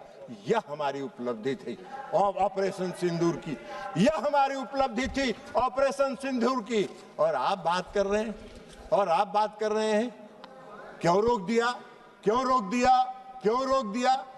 पहले ही बता दिया प्रधानमंत्री जी ने कि हमको युद्ध नहीं करना चाहते हैं, हम युद्ध नहीं करना चाहते। हमारी लड़ाई आतंकवाद के खिलाफ है और आतंकवादियों को और आतंकवाद का अगर प्रश्रय पाकिस्तान की धरती पर मिलेगा तो हम घुस के हमला करेंगे और आतंकवाद को समाप्त करेंगे। प्रधानमंत्री का नहीं था। इसलिए डायरेक्टर जनरल मिलिट्री ऑपरेशन और दोनों देश के डायरेक्टर जनरल मिलिट्री ऑपरेशन ने बैठ के यह तय किया और बैठ के यह तय करके कहा कि भाई हमको युद्ध रोकना है, युद्ध रोक दीजिए। पाकिस्तान घुटने के बल बैठ गया, सारा उनका एयरबेस ध्वस्त हो गया, रडार सिस्टम ध्वस्त हो गया, रक्षा प्रणाली ध्वस्त हो गया। उनको तो कुछ दिखाई ही नहीं पड़ रहा था कि कौन देश भारत से कौन जहाज किधर से आ रहा है और कहां हमला करके चला जा रहा है। तो अब उनके पास चारा क्या था? उन्होंने घुटना टेक दिया और घुटना टेकने के बाद सीज फायर हुआ। सीज फायर होने के बाद इस देश के प्रधानमंत्री आदरणीय नरेंद्र मोदी जी ने राष्ट्र के नाम संबोधन में यह कहा कि हम आतंकवाद को कभी बर्दाश्त नहीं करेंगे। हमारा ऑपरेशन सिंदूर बंद नहीं हुआ है, स्थगित हुआ। फिर हमारे जब भी हमारे देश की तरफ आंख उठा के देखोगे, हम घुस के मारेंगे और आतंकवादियों को समाप्त करेंगे। आतंकवाद के खिलाफ हमारी लड़ाई है, हमारी कोई किसी देश के खिलाफ लड़ाई नहीं है। तो इसलिए ये सारा काम हुआ, लेकिन गोगोई जी को नहीं दिखा। अब ऑपरेशन सिंदूर की सफलता, प्रधानमंत्री के कुशल नेतृत्व की क्षमता, सैनिकों के पराक्रम, वीरता, अदम्य साहस, आत्मनिर्भर भारत के तहत निर्मित रक्षा प्रणाली का परिणाम पूरे दुनिया ने देखा। पूरे दुनिया ने देखा और सिर्फ देखा ही नहीं, उसको सराहा भी। और पूरे दुनिया ने हमारे ऑपरेशन सिंदूर को सराहा और समर्थन करने का काम किया। विश्व ऑपरेशन सिंदूर ने पूरे विश्व के सामने एक संदेश दिया, पूरे विश्व के सामने एक संदेश दिया ऑपरेशन सिंदूर ने कि भारत एक सशक्त देश है जो अपनी रक्षा करने में सक्षम है और अपनी देश की रक्षा करने के लिए वो पूरी तरह स्वतंत्र है। पूरे दुनिया ने भारत की ताकत को ऑपरेशन सिंदूर में देखा। आपने नहीं देखा, आप नहीं देखना चाहते हैं तो मत देखिए। पूरे देश ने देखा है, पूरे दुनिया ने देखा है, पूरे दुनिया ने उसको सराहने का काम किया है। तो इसलिए अब आप बार बार कहते हैं कि भाई अमेरिका के राष्ट्रपति की बात, तो ये माननीय विदेश मंत्री जी यहाँ बैठे हुए हैं, इन्होंने प्रेस कॉन्फ्रेंस करके बता दिया, प्रेस कॉन्फ्रेंस करके बता दिया, प्रेस कॉन्फ्रेंस करके कह दिया कि कोई नहीं हुआ। पूरे देश ने देखा कि ब्रिक्स सम्मेलन में जब आदरणीय प्रधानमंत्री जी कनाडा गए थे, उन्होंने अमेरिकी राष्ट्रपति से जब बात की, उसको उन्होंने क्लेरिफाई कर दिया, यह भी पूरे देश में छपा। उसके बाद भी आपको नहीं है, तो आपका तो दूसरा है। पूरे देश ने जो देखा, लेकिन आप दुर्भाग्य है इस देश का, इस देश की विपक्षी पार्टियों को प्रधानमंत्री और ऑपरेशन सिंदूर की सफलता दिखाई नहीं पड़ती है, जिसको पूरे दुनिया ने देखा और विश्व में देखने का काम किया। आप बार बार कहते हैं प्रधानमंत्री जी बोलते नहीं हैं, प्रधानमंत्री जी बोलते नहीं हैं, प्रधानमंत्री जी को बोलना चाहिए। अरे प्रधानमंत्री जी बोलते नहीं हैं, प्रधानमंत्री जी बोलते नहीं हैं, प्रधानमंत्री जी एक्ट करते हैं और एक्ट करके अपनी ताकत दिखाते हैं। और ये एक्ट करके उन्होंने, चाहे वो सर्जिकल स्ट्राइक हो, एयर स्ट्राइक हो और ऑपरेशन सिंदूर हो, एक्ट करके उन्होंने पूरी दुनिया को दिखाया कि हम एक्ट करते हैं, बोलते नहीं हैं। ये आपका काम है, आपका काम है। इसलिए सभापति महोदय जी कि इनके जो विपक्षी पार्टियां हैं और खास करके जो मुख्य विपक्षी पार्टी है, उसका आदर्श गॉवेल्स के बारे में नहीं जानते हैं? गॉवेल्स जो जर्मनी के एक कहावत है, और गॉवेल्स का कहावत भी पढ़ के आपको सुना देते हैं सभापति महोदय। नहीं, गॉवेल्स का जो थ्योरी है, एक झूठ को बार बार बोलने से वह सच हो जाता है। यह एक प्रसिद्ध कहावत है, सुन लीजिए, लेकिन यह सच नहीं है। यह विचार जिसे गोवल की राजनीति या बड़ा झूठ कहा जाता है ना, कि प्रचार मंत्री जो उस पर विश्वास करें, यह ध्यान रखना महत्वपूर्ण है। यह ध्यान रखना महत्वपूर्ण है कि यह एक दुष्प्रचार रणनीति है, न कि सच्चाई। झूठ चाहे कितनी बार दोहराया जाए, सच नहीं बन जाता। आप बार बार दोहराते हैं। अमेरिका के राष्ट्रपति के दबाव में इन्होंने बंद किया, अमेरिका के राष्ट्रपति के दबाव में बंद किया। क्यों बंद किया? ये बार बार झूठ आपके बोलने से सच नहीं होगा। सच यही है कि भारत किसी के दबाव में नहीं आता है।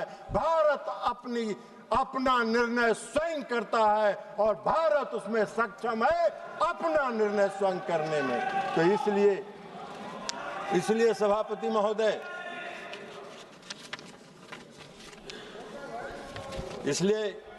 महोदय, इनको ऑपरेशन सिंदूर की सफलता दिखाई नहीं पड़ती। ऑपरेशन सिंदूर एक सफल ऑपरेशन था जो आतंकवाद के खिलाफ लड़ाई का था और पूरे दुनिया ने और पूरे देश ने इसको सराहा है, इसको स्वीकार किया है। दुर्भाग्य है इस देश का कि हमारे विपक्षी पार्टी हमारी देश की, जबकि उनको चाहिए इस घड़ी में सरकार के साथ, देश की एकता के साथ, देश की अखंडता के साथ, देश में फैल रहे आतंकवाद के खिलाफ लड़ाई में सरकार के साथ रहते नहीं रहे। आज भी हम आपसे आग्रह करेंगे, आप रहे बैठिए। आज भी हम कहेंगे, छोड़िए दलगत राजनीति से ऊपर उठिए, दलगत राजनीति से ऊपर उठिए और दलगत राजनीति से ऊपर उठकर राष्ट्रहित के सवाल पर नरेंद्र मोदी के साथ खड़ा होइए, नरेंद्र मोदी के साथ खड़ा होइए और देश से आतंकवाद को समाप्त करने में उनके कंधा से कंधा मिला के चलने का काम कीजिए। और अंत में इस देश के सैनिकों की वीरता, पराक्रम और अदम्य साहस के लिए उनको सलाम करते हुए मैं अपनी बात समाप्त करता हूं। बहुत बहुत धन्यवाद। माननीय श्री जी, and I doubt if he was involved in the terrorist attack. And this, बोलिए।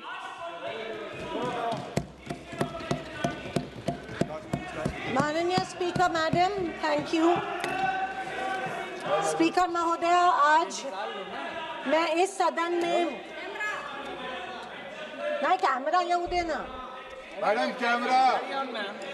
मैडम स्पीकर, मैं आज इस सदन में क्रोध, वेदना और अपमान की भावना लेकर खड़ी हूँ। अपमान उन सिपाहियों का जिनको सीज फायर की ऑर्डर अपने देश के प्रधानमंत्री से नहीं बल्कि एक विदेशी से मिली। वेदना उन परिवारों की जिन्होंने पहलगाम के आतंकी हमले में अपने परिजनों को खो दिया। और क्रोध इस सरकार पर जो आज तक पहलगाम के आतंकी हमलावरों को न पकड़ पाई है और ना ही उनकी कुछ सुराग ढूंढ पाई। ऑपरेशन सिंदूर नाम सुनने में देशभक्ति का लगता है, लेकिन असल में ये सिर्फ मीडिया पर किया सरकार का एक तमाशा था। कोई नहीं बता रहा है कि इस ऑपरेशन में हासिल क्या हुआ, कितने आतंकी पकड़े गए, हमारे कितने फाइटर जेट्स गिराए गए, कौन जिम्मेदार है, कौन किसकी गलती है। इसका हिसाब देने का दायित्व इस सरकार का है, मगर देश में सवाल पूछने पर ही पाबंदी है, क्योंकि ये सरकार सवाल सुनना ही नहीं चाहती है, बल्कि ये सरकार जवाबदेही से ही भागती है। अध्यक्ष महोदय, आज की परिस्थितियों को देख मुझे रोम में बने कॉलिसियम की याद आती है। विश्व की सबसे अविस्मरणीय और पुरानी इमारतों में एक है। रोम में बनी कॉलिसियम मनुष्य की कल्पकता और निर्माण क्षमता का एक अभूतपूर्व मिसाल है, पर इसके अलावा वो एक गंदे और घिनौनी राजनीति का भी प्रतीक है। कहा जाता है कि इसका निर्माण उस समय की जनता को खेल और मनोरंजन में उलझाए रखने के लिए किया गया था, ताकि जनता का मूल मुद्दों पर से ध्यान भटक जाए। कुछ ऐसा ही आज हमारे देश की सरकार करती प्रतीत हो रही है। पर अब खेल और मनोरंजन ही काफी नहीं है। किसी महत्वपूर्ण इलेक्शन के पहले आतंकी हमला और फिर सरकार की जवाबी कार्रवाई। आतंकी आए कहां से, कहां गए, ये सरकार को कुछ नहीं पता। पर हमें पड़ोसी देश पर आक्रमण करना है और उसके आधार पर वोट बटोरने हैं। पहलगाम के आतंकी हमले में मारे गए बेगुनाहों की अभी चिता भी ठंडी नहीं हुई थी कि देश के प्रधानमंत्री बिहार में चुनावी रैली संबोधित करने गए। कोई जिए कोई मरे, इनको कुछ फर्क नहीं पड़ता। ये 24/7 चुनावी मोड में रहते हैं। फिर साहब की मार्केटिंग की तरकस से आया नया तीर, ऑपरेशन सिंदूर। मुझे हमारी सेना की बहादुरी पर बिल्कुल संदेह नहीं है। मुझे हमारी सेना की बहादुरी और वीरता पर बिल्कुल संदेह नहीं है। पर इस सरकार की दुर्जनता की सीमा देखिए कि सेना के जवानों को लड़ने जरूर भेजती है, पर हमला होने के पहले दुश्मनों को आगाह भी कर देती है। ये हमारे परराष्ट्र मंत्री का बयान था। क्या यही कारण है कि हमारे जेट्स दुश्मन के द्वारा गिराए गए? क्या ये हमारी सेना के जवानों के जानों के साथ खिलवाड़ नहीं थी? खैर, जो इंसान मानता हो कि इस सेना के जवान की तुलना में एक व्यापारी ज्यादा खतरा मोल लेता है, उससे हम अपेक्षा ही और क्या करें। ये मूर्खता है या फिर देशवासियों को मूर्ख बनाया जा रहा है? ऑपरेशन सिंदूर से देश को क्या हासिल हुआ? अमेरिका के दबाव में किया गया एक शर्मनाक सीज फायर। फॉरेन पॉलिसी ऐसी कि मित्र देशों ने आतंकवाद की निंदा तो की, पर पाकिस्तान की नहीं। स्पीकर मैडम, प्रधानमंत्री कहते हैं कि ऑपरेशन सिंदूर का जश्न मनाने का पर्व है। किस बात का जश्न मनाए प्रधानमंत्री जी? हमले के पहले आपके विदेश मंत्री दुश्मन को हमले की पूर्व सूचना देते, उसका जश्न मनाए? इसी का असर ये था कि हमारे जेट्स गिराए गए, क्या इसका जश्न मनाए? या फाइटर जेट जो क्षतिग्रस्त हुए हैं उनके पायलट्स का क्या हुआ? इस देश को अभी तक उसकी जानकारी नहीं है, क्या उसका जश्न मनाए? सीज फायर का ऐलान इनके कथित मित्र ट्रंप करते हैं, इससे जो हमारी देश की तीनों सेनाओं का मानसिक खच्चीकरण हुआ, क्या उसका जश्न मनाए? और तो और पहलगाम के आतंकियों को कोई सुराग नहीं, क्या इसका जश्न मनाए? इंटरनेशनल कम्युनिटी में भारत की छवि इतनी कमजोर अब तक कभी नहीं हुई थी। हर चीज को इवेंट मत बनाइए मोदी जी। अपने मन की बात छोड़कर देशवासियों को की सवाल का जवाब देने की भी हिम्मत दिखाइए। याद आती है जब इंदिरा गांधी जी के सामने पाकिस्तान सरेंडर हुआ था और एक हार्ड लाइनर निक्सन जैसे को भी इंदिरा गांधी की बात सुननी पड़ी। और विदेशी नीति की तो हालत और भी शर्मनाक है। हमारे पड़ोसी नेपाल, बांग्लादेश और श्रीलंका जो कभी भारत के सबसे करीब थे, आज हमारी पीठ पीछे चीन से हाथ मिला रहे हैं। एक समय था जब भारत के पास नेबरहुड फर्स्ट की नीति थी और आज हमारे पड़ोसी हमें लास्ट प्रायोरिटी मानते हैं। स्पीकर मैडम, विदेश जाकर इंडियन डायस्पोरा के साथ तस्वीर खिंचवाना ही विदेश नीति बन गई है। अब ये सरकार प्रश्न पत्र भी खुद बनाती है और उत्तर भी खुद तय करती है। जनता से कोई संवाद नहीं, पार्लियामेंट में कोई ट्रांसपेरेंसी नहीं। ये सरकार केवल प्रचार की मशीन बनकर काम कर रही है। पहलगाम के शहीदों के परिवारों को जवाब कौन देगा? सरकार की कूटनीति की असफलताओं को जवाब कौन देगा? चीन की बढ़ती घुसपैठ और पड़ोसी देशों की बेरुखी का जवाब कौन देगा? अगर सरकार जवाब नहीं देती है तो सरकार को सत्ता में बने रखने का कोई अधिकार नहीं है। विपक्ष का हर सांसद लोगों के सवालों को उठाता रहेगा और अगर सवालों से डरती है तो कुर्सी छोड़ो। ये कुर्सी, ये पद जवाबदेही का है, सिर्फ इवेंट सेलिब्रेशन का नहीं है। और अंत में मैं इतना ही कहना चाहती हूँ कि आवाज न सुनी हमारी कुछ गम नहीं, आवाज न सुनी हमारी कुछ गम नहीं, मजलूमों की चीखें तो सुन लीजिए। मन की बातें बहुत कर ली साहब, वक्त मिले तो देशवासियों की गुहार भी सुन लीजिए। महोदय, जय हिंद। श्री सुनील तटकरे जी। प्रणाम, जय भीम, जय समाजवाद। Tejasvi Surya ji. Tejasvi you want to say something? माननीय मंत्री जी। जी, एक अनाउंसमेंट मुझे करना है, उसके लिए मैं खड़ा हूं। माननीय मंत्री और संसद सदस्यों के लिए रात्रि भोज की व्यवस्था एमपी डाइनिंग फर्स्ट फ्लोर पे संसद भवन में की गई है। माननीय सदस्य गण कृपया सुविधा के अनुसार आज 8:30 बजे के बाद सुरुचि भोज का आनंद लें। धन्यवाद। Thank you. तेजस्वी सूर्या जी कहाँ बैठे हैं? किधर बैठे हैं? बेटे जी, अरे तेजस्वी सूर्या जी बोलिए ना।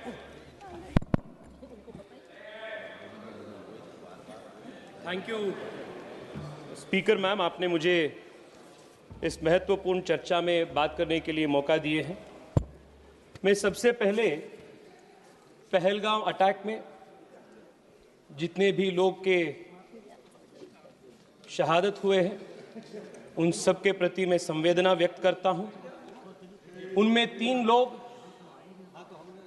कर्नाटका से थे और मेरे संसदीय क्षेत्र से 2 लोग थे। उन सभी परिवार के प्रति मैं मेरा संवेदना व्यक्त करता हूं। Madam speaker,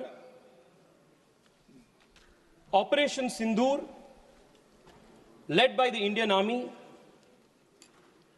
showed the world that no terrorist is safe anywhere in Pakistan.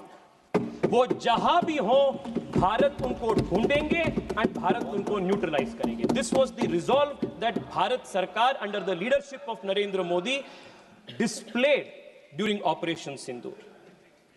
Madam, operation Sindoor के जो मिलिट्री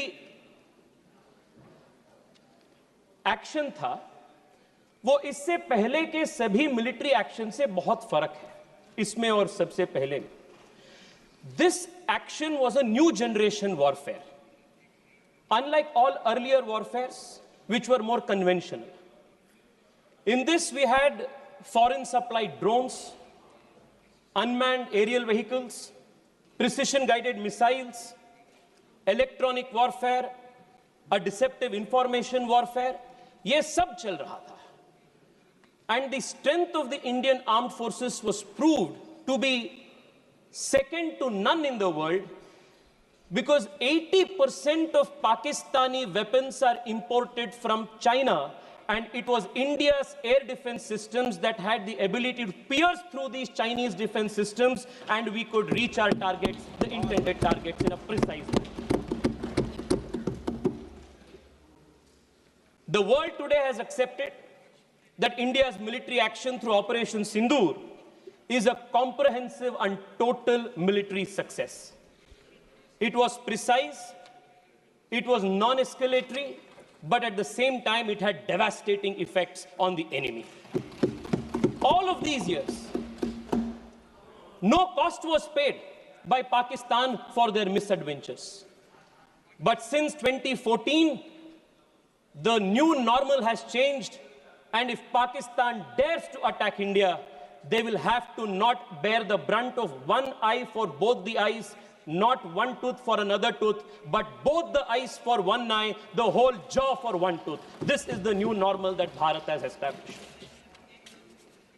Madam Speaker, इससे पहले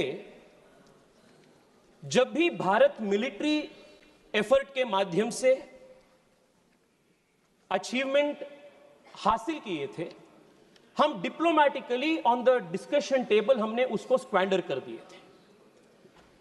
कई सारे उदाहरण इतिहास में, 1948 में जिसका उल्लेख कई बार आया, our armed forces had breached the LOC, and all of what is today known as Pak-occupied Kashmir was in our control. But it was this Congress party and its leadership of that time that surrendered all of Pak-occupied Kashmir. What military achievement we had gained, we squandered on the diplomatic table. 1965 में भी वही हुई, 1971 में भी वही हुई. But the difference this time is the military achievement that we achieved in Operation Sindoor was crystallized and strengthened through our diplomatic onslaught that was led by the multi-party delegations and effectively led by the Prime Minister and the External Affairs Minister. मैं आपको एक उदाहरण देना चाहता हूं. आज United states of America ने TRF को डेसिग्नेटेड टेररिस्ट ऑर्गेनाइजेशन के रूप में प्रोस्क्राइब कर दिया है। मैं उस डेलीगेशन में पार्ट था जिसमें शशांक जी भी मेरे साथ थे, शशि जी के नेतृत्व में। हम कोलंबिया में थे। Colombia had given a statement in support of Pakistan. After our intervention, Colombia withdrew its statement and gave a statement in favor of India. Every country in the world which matters has stood with India. This is the diplomatic strength that has been gained. Madam Speaker, मुझे परशुराम जी की एक युक्ति याद आ रहा है। उन्होंने कहा था, अग्रतश्चतुरो वेदाः पृष्ठतम सशरम धनुः इदम ब्राह्मम इदम क्षात्रम शास्त्रादपि शरादपि। उसी प्रकार से आज भारत डिप्लोमैटिकली हो, मिलिटरीली हो, दोनों युद्ध में तैयार है। And we are ready to win at the diplomatic front, we are ready to win at the military front. Madam speaker, आज जितने भी कांग्रेस के अपने साथियों से भाषण हमने सुने, बहुत अजीब लग रहा था मुझे, क्योंकि कांग्रेस पार्टी का नेता चेंज होते हैं पर कांग्रेस पार्टी का नीति वही है। 1947 से लेकर आज तक कांग्रेस पार्टी के जो कंसिस्टेंट पॉलिसी है वो भारत को और भारत के सशस्त्र बल को सिस्टमैटिकली और डेलिबरेटली वीक करने का एक पॉलिसी है। इसका उदाहरण मैं देना चाहता हूं। At the very beginning of our independence, at the dawn of this nation, as an independent country, Pandit Nehru ji की एक स्टेटेड पॉलिसी थी कि भारत को आर्मी का जरूरत ही नहीं है। जनरल लॉकहार्ट के पास बैठते हैं और नेहरू जी बात ये बोलते हैं कि rubbish, total rubbish, no plans of modernisation of army is required, India का policy is ahimsa, we don't need the army, police will do its job. ये नेहरू जी की सरकार की स्टेटेड पॉलिसी थी। And this did not remain isolated in 1947. When A.K. Anthony ji was the defense minister, it was the stated policy. Madam, my party has allotted me 15 to 20 minutes time. Please give me the time given by my party. Madam, they had a deliberate policy of not building border infrastructure. और देश के army में जाति गणने का काम भी Congress party ने किया था। और मैं बैंगलोर से आता हूं और बैंगलोर के HAL हो, DRDO हो, ऐसे कई सारे इंस्टीट्यूशंस को डेलिबरेटली इन लोगों ने वीकन किए थे। 10 साल पहले HAL के पास ऑर्डर बुक्स नहीं था। आज HAL के पास 1 लाख करोड़ रुपए से ज्यादा order books make in India के नरेंद्र मोदी जी के मेड इन इंडिया के कारण के वजह से है। It was a deliberate consistent strategy to weaken the armed forces. Madam, Rafale की बात हो रही थी। The country remembers how the leader of the opposition in an extremely irresponsible fashion tried to derail the acquisition of the all-important Rafale, and they also tried to derail the acquisition of Tejas into the armed forces. If it was not for our defense minister Manohar Parrikar, today LCA Tejas would not have been a reality in this country. They had tried to kill all of these made in India defense projects. Madam, 3 साल पहले general Bipin Rawat ji ने एक बहुत महत्वपूर्ण कार्यक्रम में देश को बताया था that India should be ready to face a 2.5 front war. मैं आज इस देश को इस महत्वपूर्ण सदन से बताना चाहता हूं कि दिस 0.5 फ्रंट जो है वो कांग्रेस पार्टी और इसके इकोसिस्टम है जो भारत के अंदर से भारत को खोखला करने के लिए काम कर रहे हैं। और मैं बहुत जिम्मेदारी के साथ ये बात कह रहा हूं मैडम, और मैं तथ्य के साथ इसको प्रूव करूंगा। मैडम, आज कांग्रेस पार्टी ने टेररिज्म के बार इतना बड़े बड़े बात कह रहे, बड़े बड़े बात, but what has been the consistent policy of Congress party towards terrorism? Madam, एक ही उदाहरण देना चाहता हूं। 2004 में जब इनकी सरकार सत्ता में आई, what was the first step that they do? It was to repeal the POTA Act. 2001 parliament attack के बाद भारतीय जनता पार्टी के नेतृत्व वाली एनडीए सरकार अटल बिहारी वाजपेयी के नेतृत्व में देश को सुदृढ़ बनाने के लिए, टेररिज्म को खत्म करने के लिए, for the first time in this country we introduce a legislative framework. Madam, आप भी कांग्रेस पार्टी से आते हैं। I want to remind you, madam, when Rajiv Gandhi, हाँ मैडम, व्हेन राजीव गांधी का ट्रायल चल रहा था, राजीव गांधी जी का ट्रायल चल रहा था, मैडम, जब राजीव गांधी जी की डेथ की, टेररिस्ट से हुई डेथ की ट्रायल चल रहा था, trial court said we do not have exclusive terror legislations to prosecute. This was the state of affairs of this country. 2001 के बाद हमने पोटा कानून लागू की, पर आप सरकार में आते ही पहली चीज आपने पोटा को ध्वस्त किया, यू रिमूव पोटा। और क्यों किया आपने? आपके वोट बैंक के कारण आपने पोटा को बंद किया, और उसके बाद 10 साल देश हर दिन टेररिस्ट अटैक रूटीन बन गया था देश में। मैडम, मैं आपको एक लिस्ट बताना चाहता हूं। अब देखिए, पोटा को खत्म करने के वजह से इस देश पे किस प्रकार की नुकसान है। जुलाई 5, 2005 अयोध्या में राम जन्मभूमि में टेररिस्ट अटैक हुई, आपने क्या की? निंदा की। 2005 जुलाई 28 जौनपुर श्रमजीवी एक्सप्रेस पे बॉम्बिंग हुई, 15 लोग से अधिक लोगों का मृत्यु हुई, आपने क्या की? निंदा की। अक्टूबर 29 दिल्ली, दिसंबर 2005 बेंगलुरु IISc, फरवरी 2006 गुजरात अहमदाबाद स्टेशन में बॉम्बिंग, 2006 मार्च वाराणसी कंटोनमेंट स्टेशन, जुलाई 11 2006 मुंबई महाराष्ट्र ट्रेन बॉम्बिंग, 300 से अधिक लोग की मृत्यु हुई, मालेगांव महाराष्ट्र 2006, पानीपत हरियाणा 2007, हैदराबाद मक्का मस्जिद बॉम्बिंग 2007, अगस्त 2007 हैदराबाद में फिर से लुम्बिनी गार्डन के गोकुल चाट पे बॉम्बिंग, लखनऊ में बॉम्बिंग, 2008 पे रामपुर पे उत्तर प्रदेश पे बॉम्बिंग, सितंबर में दिल्ली में करोल बाग पे बॉम्बिंग, 2008 दिल्ली में सितंबर 27 में बॉम्बिंग। इसे लिस्ट जाते रहते हैं। In just 10 years of the UPA government between 2004 and 2014, more than 8,000 civilians were killed because of terrorist attacks in this country. 8,000 terrorist civilians were killed.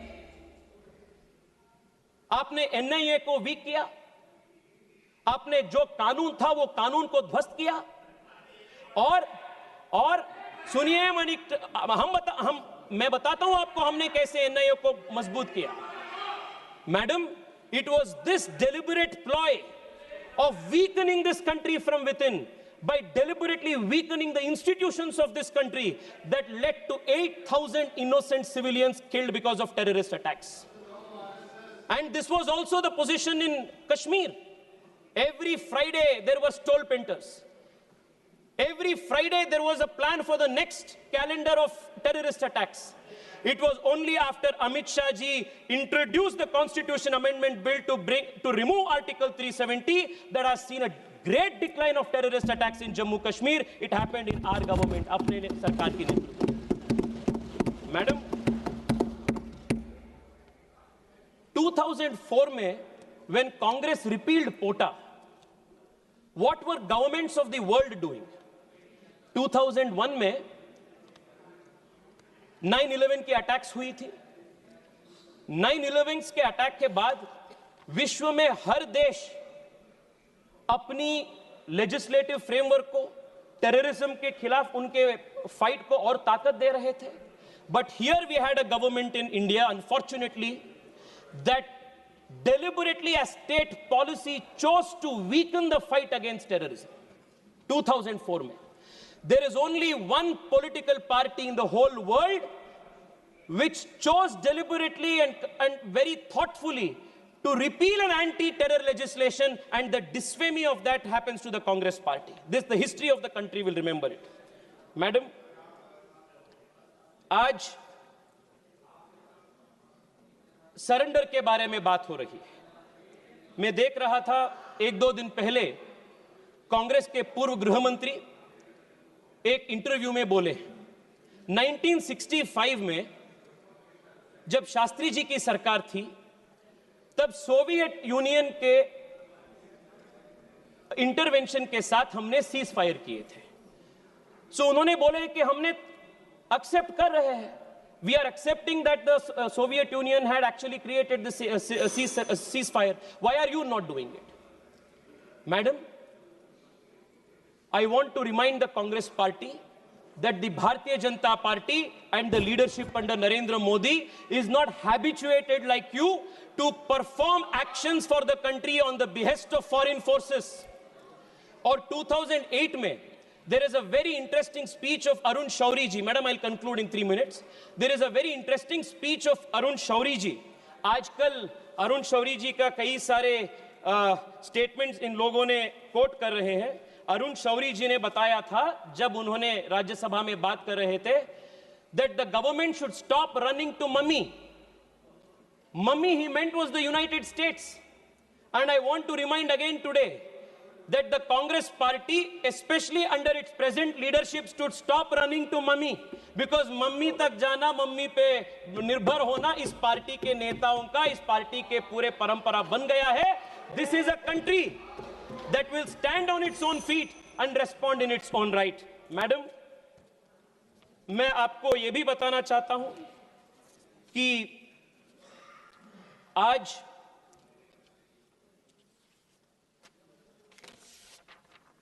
देश के प्रधानमंत्री जी के फॉरेन पॉलिसी के ऊपर बहुत बड़ा क्वेश्चन ऑपोजिशन ने उठा रहे हैं। And in a very shameful manner, in a very irresponsible manner, the leader of the opposition is using and coining the word surrender and surrender. Madam, मैं आपको बताना चाहता हूं, Narendra Modi ji is the defender of India and you are the surrendering forces of the country. Madam, आप 30 second दीजिए, मैं conclude कर रहा हूं। उरी अटैक जब हुई थी या बालाकोट अटैक जब हुई, हमने पाकिस्तान के अंदर घुसकर हमने मारे। Narendra Modi showed he is the defender of India. आपने जब सोवियत यूनियन के दबाव में 1965 में आपने सीज फायर घोषित किए थे, you had surrender, that is surrender and this is defender. ये फर्क है। पीएम मोदी ने राफेल खरीद, हमने मैडम 30 सेकंड में, मैडम 30 सेकंड दीजिए please.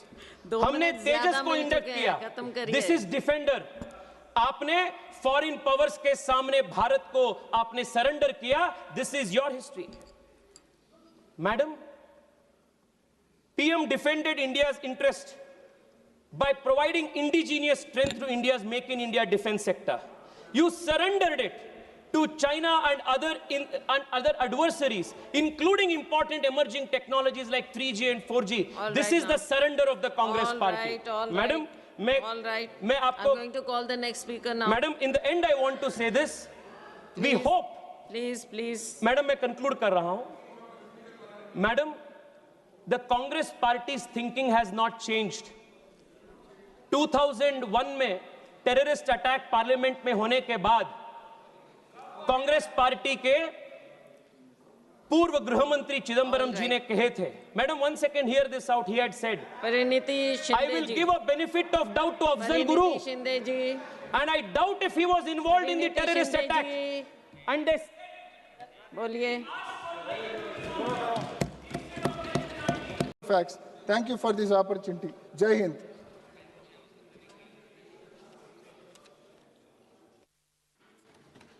Honorable Chairperson, I rise to apprise this august House of the foreign policy dimension of our response to the Pahalgam terrorist attack, going into the preparations for Operation Sindoor and how foreign policy was handled during Operation Sindoor.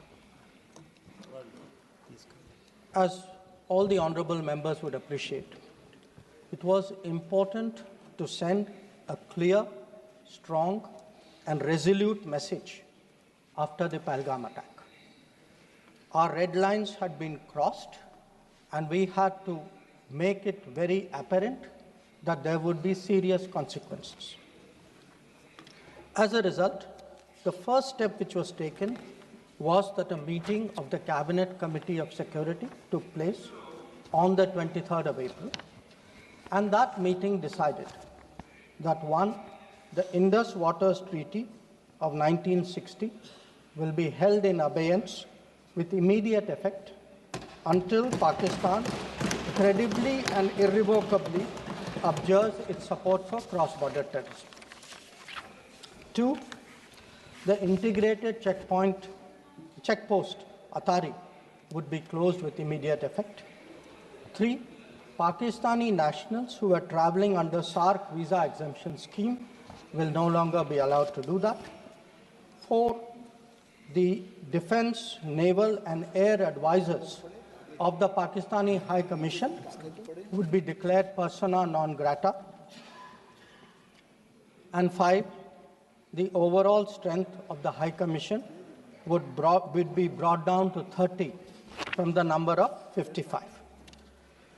It was very clear, Honorable Speaker, sir, that after this first set of steps approved by the Cabinet Committee on Security, that India's response to the Pahalgam attack will not stop there.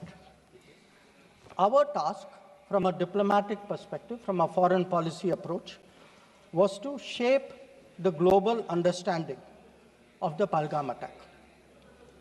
What we tried to do was to bring out to the international community Pakistan's long-standing use of cross-border terrorism.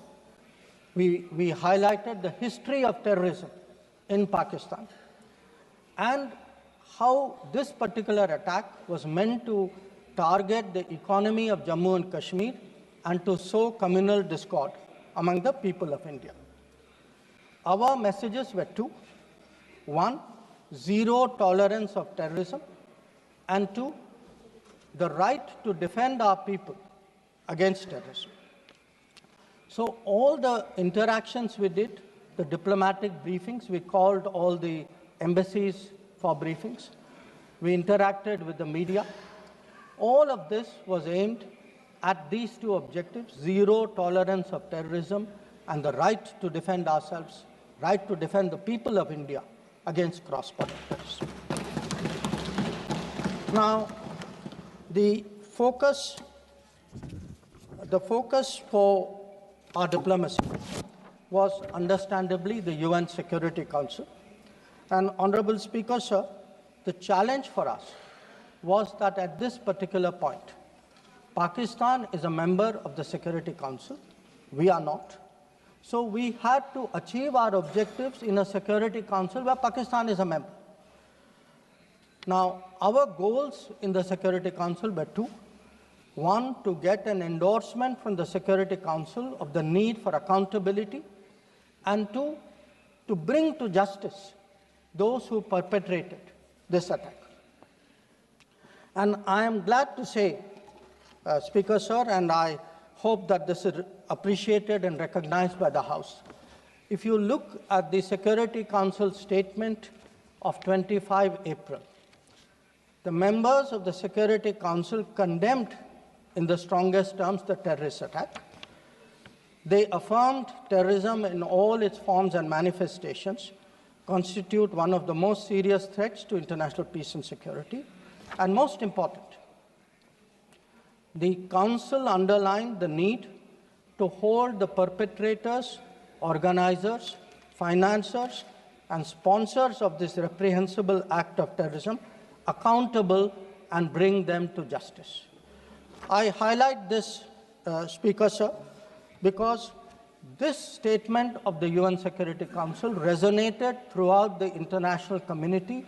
So when many honorable members asked today, where was the world on Pahalgam? I think the answer is there. The answer is there in a Security Council statement which says hold them accountable, bring them to justice, and that is exactly what we did through Operation Sindoor. Now, I also want, Honorable Speaker, sir, through you, to bring to the attention of the House a very interesting development pertaining to the TRF, the Resistance Front. when the Security Council was debating this on the 25th of April, and TRF had twice claimed responsibility for the Pahalgam attack, Pakistan defended the TRF. Pakistan tried to get any mention of TRF excluded, and in fact, the Pakistani foreign minister told his parliament that this is a great diplomatic achievement.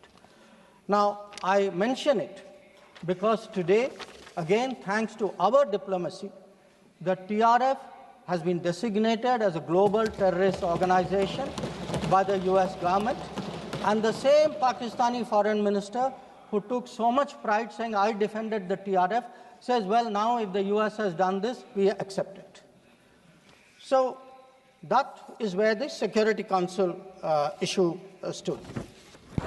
If I could then, sir, move on to the diplomacy from 25th of April till the commencement of Operation Sindoor.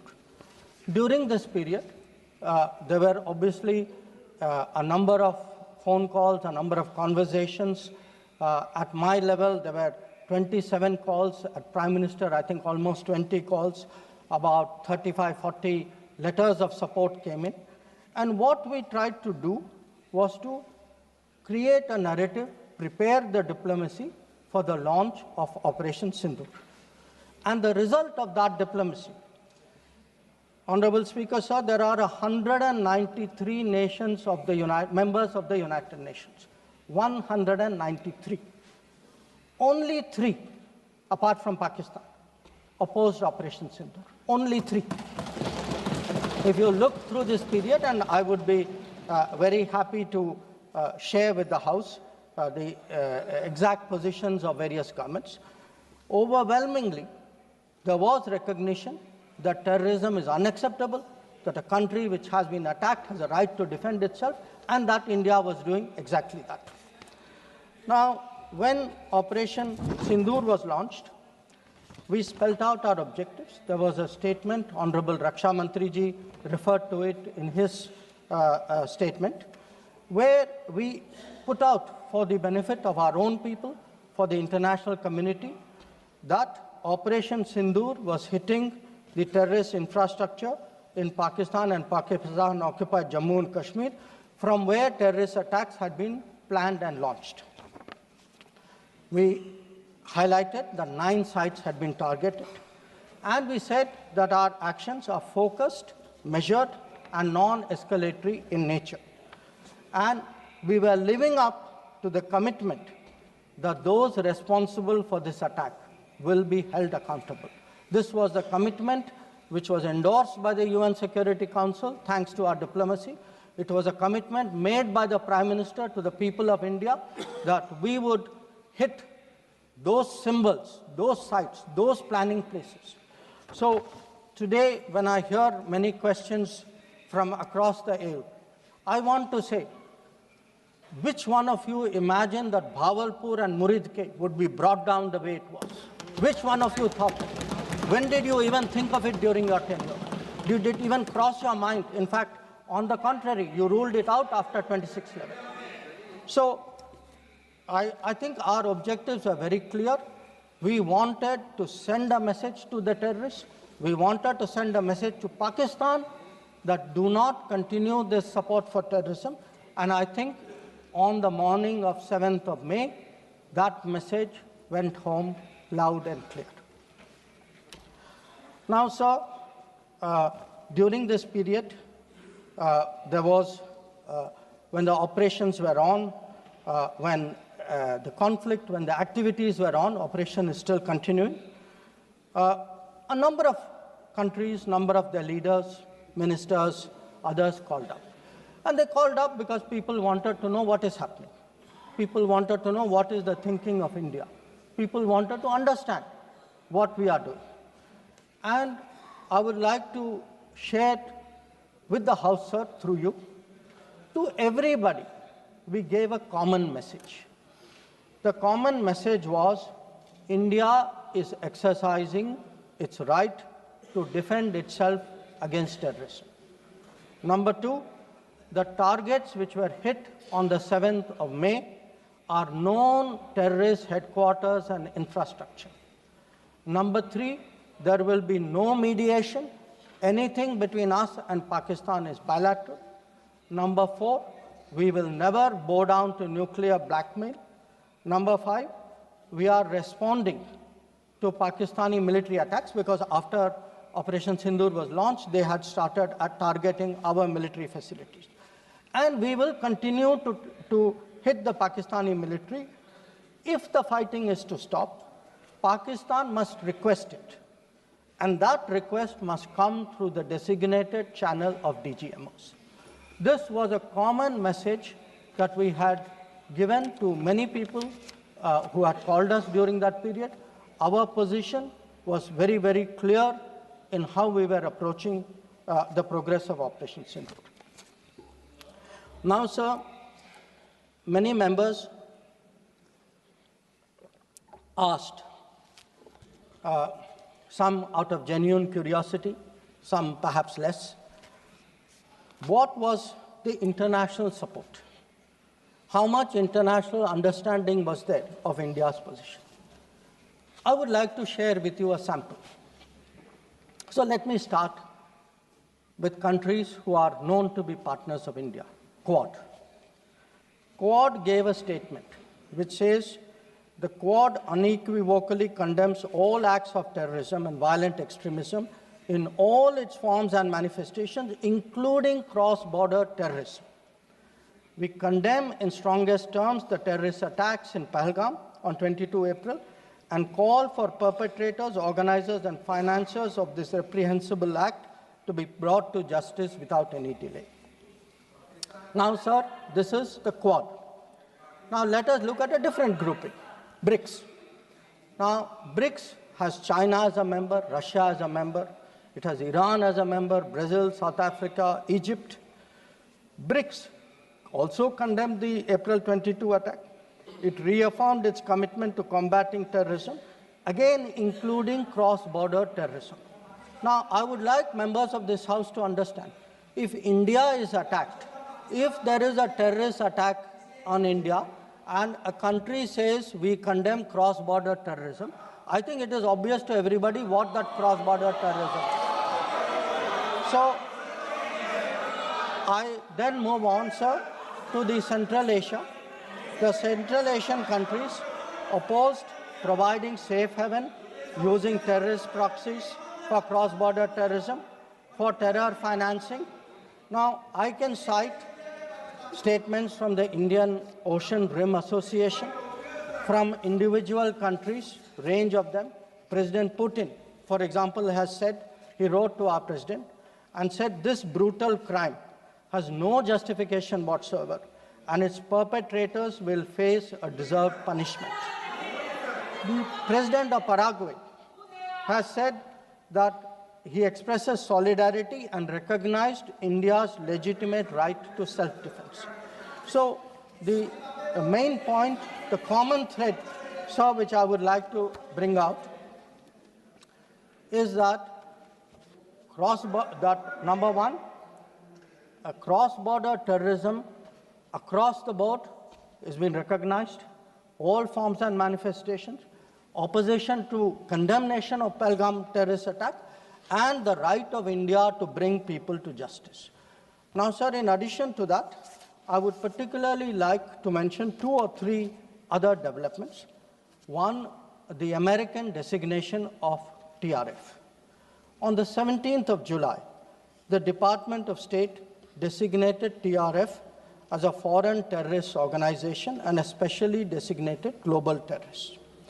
Now, this comes in the wake of the extradition of Tahawur Rana, who was involved in the 26/11 attack. And when people ask today, how successful is your foreign policy? Where is your diplomacy? I want to say that Tahawur Rana, which many of you tried for so long to get, is finally here because of us. I want to say TRF was designated not because somebody out there made a remark. TRF was designated as a global terrorist organization because our diplomacy persuaded another country to do that. Now, our strong stance has resonated across the world. I was some time ago in Germany. And standing next to me, the German foreign minister said, India has every right to defend itself against terrorism, and Germany will support this fight against terrorism. Similar position has been taken by France. Similar position has been taken by the European Union. So, what I would like to highlight, sir, is that today, where Operation Sindoor is concerned, there has been, the world sees what it is about. The world realizes this is a fight against terrorism. It is felt that India has acted responsibly but firmly. Now, I would like, sir, to address one particular aspect because some members have brought it up. And this is regarding the US activity during this period. Sir, I'd like to inform the House that on the 9th of May, Vice President J.D. Vance called the Prime Minister, warning of a massive Pakistani attack in the next few hours. Prime Minister, in his response, made it very clear that if such an attack happens, it would meet with an appropriate response from our side. Now, sir, that attack took place and was foiled by our armed forces, and I think the House should collectively appreciate the performance of the armed forces in foiling what was a massive attack on the 9th and 10th of May. Now, our response, which the Prime Minister promised, was delivered, and it was delivered with devastating effect. I don't have to say anything. Every member has seen satellite pictures of Pakistani airfields. You can see from the state of those airfields, which shown by the pictures, what was our answer. Now, on the 10th of May, we received phone calls sharing the impression of other countries that Pakistan was ready to cease the fighting. Our position was, if Pakistan was ready, we needed to get this as a request from the Pakistani side through the DGMO channel. That is exactly how that request came. Now, I want to make two things very clear, sir. One, at no stage in any conversation with the United States was there any linkage with trade and what was going on. Secondly, there was, please listen. Secondly, there was no call between the Prime Minister and President Trump from the 22nd of April, when President Trump called up to convey his sympathy, and the 17th of June, when he called up Prime Minister in Canada to explain why he could not meet. So I would again, मैं इसको दोहराता हूँ, 22 अप्रैल से 17 जून तक। माननीय अध्यक्ष जी, मेरी एक बात की आपत्ति है, भारत देश का शपथ लिया हुआ विदेश मंत्री यहाँ स्टेटमेंट कर रहा है, उस पर भरोसा नहीं है, उनको किसी और देश पर भरोसा है। मैं समझ सकता हूं उनकी पार्टी में विदेश का महत्व क्या है, मगर इसका मतलब ये तो नहीं है पार्टी की सारी चीजें यहाँ सदन में आकर थोपे। भारत के विदेश मंत्री पर भरोसा नहीं करोगे? ओथ लिया हुआ व्यक्ति यहाँ पर बोल रहा है, ही इज रिस्पॉन्सिबल। माननीय अध्यक्ष जी, इसीलिए ये वहां बैठे हैं और 20 साल तक वहीं बैठने वाले हैं।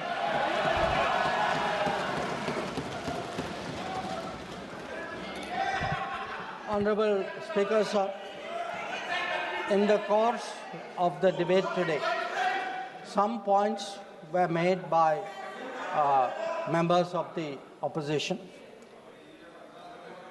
I would like to respond to some of them.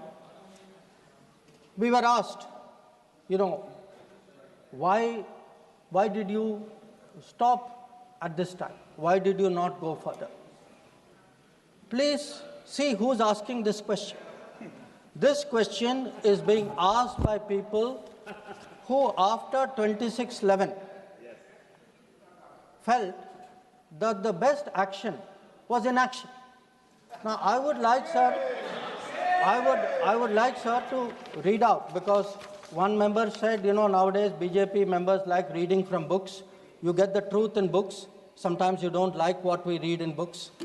So let me read out, sir, 2 excerpts from a book by the National Security Advisor of the UPA government. After 26/11, a chapter, this is a book called Choices. He says, on sober reflection and in hindsight, I now believe the decision not to retaliate militarily, but to concentrate on diplomatic, covert, and other means was the right one for that time and place. This is what he says. But did he even do that? Because 26/11 happened in November of 2008. What was the reaction? The reaction was Sharm el-Sheikh. Was that diplomatic? Was it covert? Was it military? Now, what did Sharm el-Sheikh do?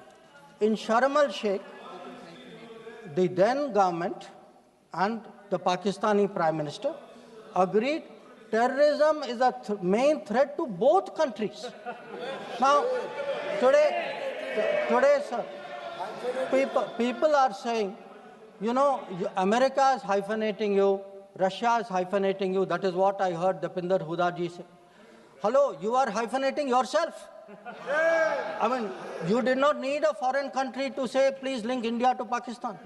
Your own government was saying, India and terrorism is a main threat to both countries. And then they said, terrorism should not be linked to the composite dialogue. And worst of all, they accepted a reference to Baluchistan in that. Now, here is a country reeling after 26/11. And you are equating Baluchistan and 26/11, what happened in Mumbai, and you are saying that the perpetrator and the victim have both got a problem.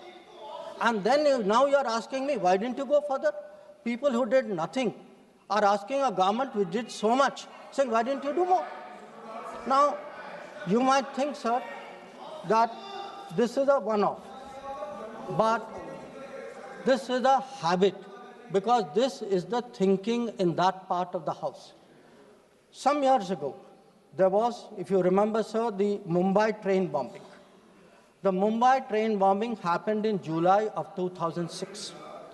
In September of 2006, 3 months after the Mumbai train bombing, at Havana, the UPA government, with its Pakistani counterpart, condemns all acts of terrorism, as though we are both again equal, and agrees that it's a scourge that we need to effectively deal with together. And then they directed again resumption of dialogue. So what I want to highlight is, for people who did nothing to have the temerity, the gumption today, to ask a government which did so much, which brought down Bahawalpur and Muridko, to say, why didn't you do more? I think it's extraordinary. Now, sir, we also heard from one of the early speakers saying we are now facing a two-front, and that the leader of opposition has been warning us about two-front. Now, all I can say, sir, is the person who said it, and maybe the leader of opposition, must have missed their history lessons in school. I'll tell you why.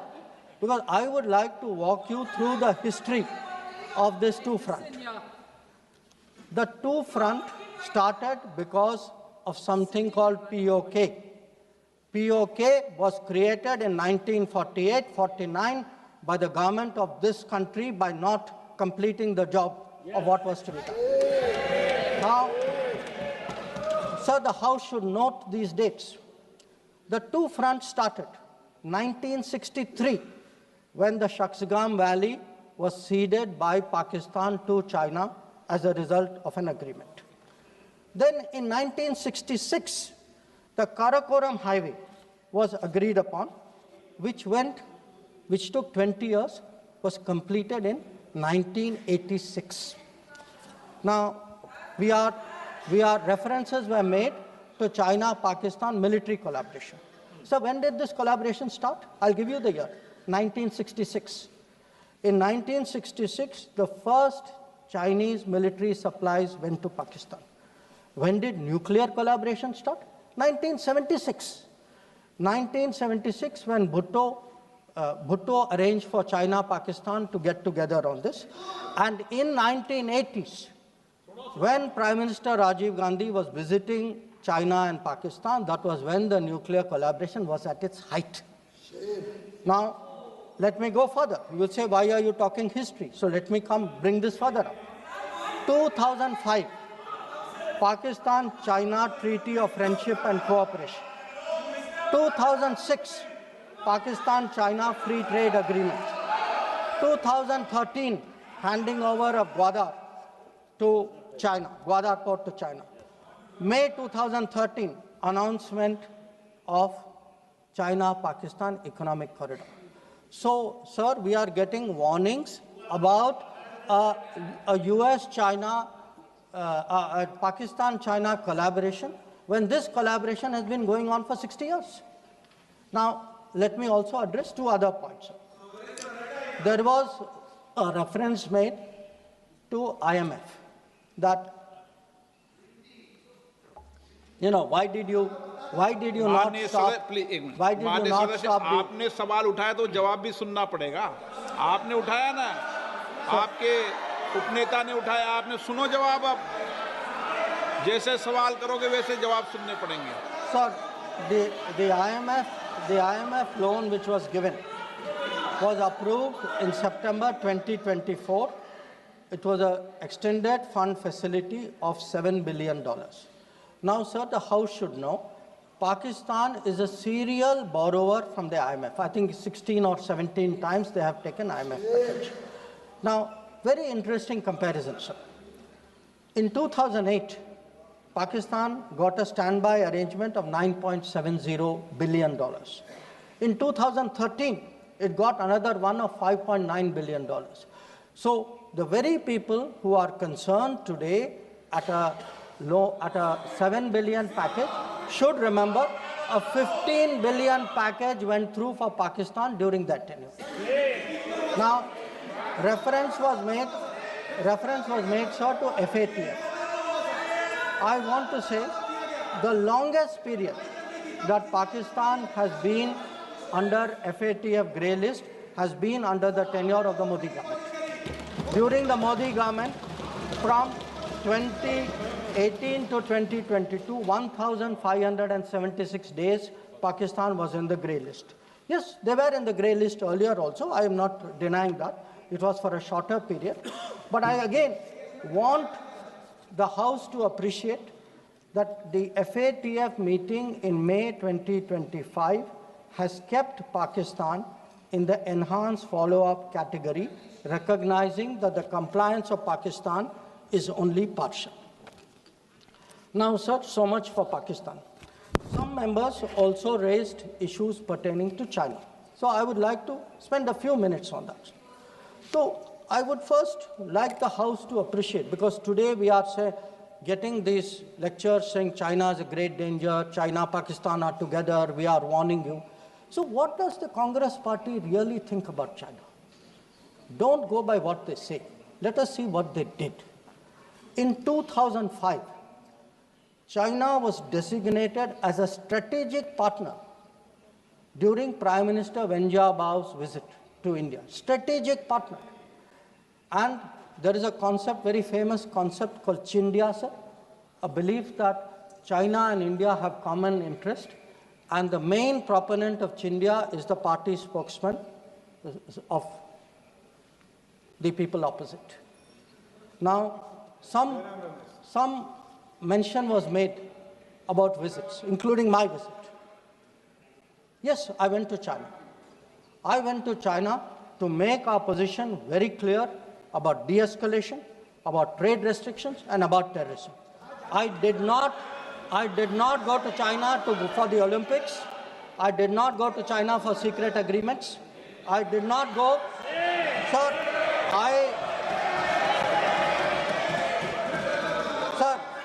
the House should know that people were watching Olympics when China was issuing stapled visas for people from Arunachal Pradesh and Jammu and Kashmir. This is the reality of China. Now, let me really tell you, sir, how is the relationship with China. Some years ago,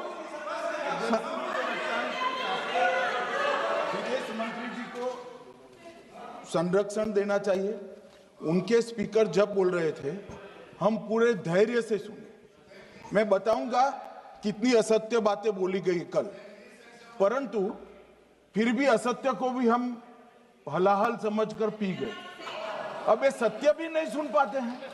माननीय अध्यक्ष जी, मुझे लगता है आपको protection देना चाहिए।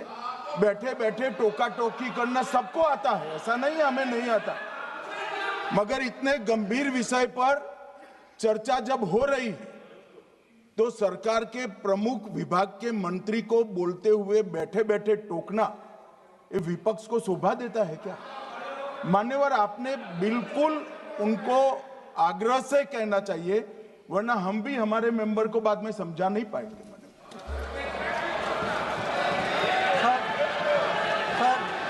We heard today a lot about what was supposed to be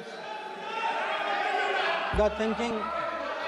बैठे आपको इजाजत नहीं, बैठिए। Sir, we heard about warnings about China, cautions about China. You know, China is planning this, China is planning that. But sir, I want to remind this House, Doklam crisis was on. The leader of opposition decided to get a briefing from whom? Not from the government, not from the emir, from the Chinese ambassador. He took his briefing from the Chinese ambassador when our military was confronting the Chinese military in Doklam. So I want to say that I want to say, and this is the political thinking. Let me, sir, give you the economic thinking. In 2006, the UPA government. Please बैठे टिप्पणी मत कीजिए, आप बहुत कर रहे हो, नहीं, गलत है, बैठे टिप्पणी मत कीजिए। Sir, in 2006, because I want to illustrate my points with facts. I spoke about political facts, I spoke about border facts. Let me give you an economic fact. What is the economic thinking of the Congress party about China? In 2006, the Congress party agreed to do a regional trading arrangement with China. It was finalized during the visit of President Hu Jintao. A task force was appointed. The task force gave a positive recommendation. Through the efforts of various people, this did not happen. Let me give you the technology side. The very people today who are cautioning us on China are the people who allowed 3G and 4G to come from China. It is this government which made sure there was a made in India 5G. And finally, sir, we keep speaking about the border. The border, if today, whether it is the border with Pakistan, whether it is the border with China or any other border, if our military is today able to stand its ground, the kind of massive deployment that we saw on the China border after 2020, it is because our border infrastructure budget has gone up 4 times. Our tunneling, our road building, our bridging has doubled or tripled. And this is a far cry from the period when the thinking was, let's not develop the border because then the Chinese cannot come there. We had 60 years of neglect of the border. Today, in the last 10 years, that neglect has been reversed. There is still a lot of work to be done. So I think people need to understand. And it's not just in India, sir. We have just come back from Maldives.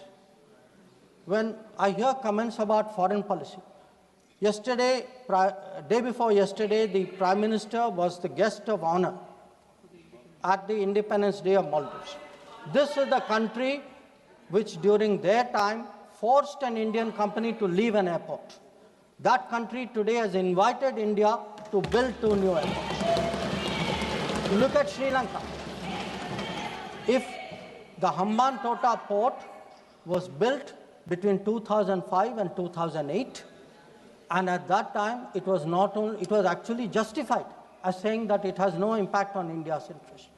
So I want, sir, the House to appreciate that the people who are today claiming to be custodians of national security thinking, who say that they are giving warnings, let us look at the record, let us see what they did when they were in office. But now allow me to come back to Operation Sindoor. So I want, sir, to conclude by saying this. The challenge of cross-border terrorism continues, but Operation Sindoor marks a new phase. There is now a new normal. The new normal has 5 points. 1, terrorists will not be treated as proxies. 2, cross-border terrorism will get an appropriate response. 3, terror and talks are not possible together. There will only be talks on terror. 4, not yielding to nuclear blackmail. And finally, terror and good neighborliness cannot coexist. Blood and water cannot flow together. This is our position. So let me conclude, sir, by recognizing the role which this body and the upper house has played during this period in explaining our national position and our national interest on Operation Sindoor. We had, sir, 7 parliamentary delegations which went to 33 countries. Some comments were made about those delegations. I have to tell the honorable member, Arvind Sawantji, I'm sorry, you are completely misinformed. Those delegations were received with great honor. In many cases, the foreign minister of the country met them. Please look at the tweets of people sitting next to you. That itself will tell you.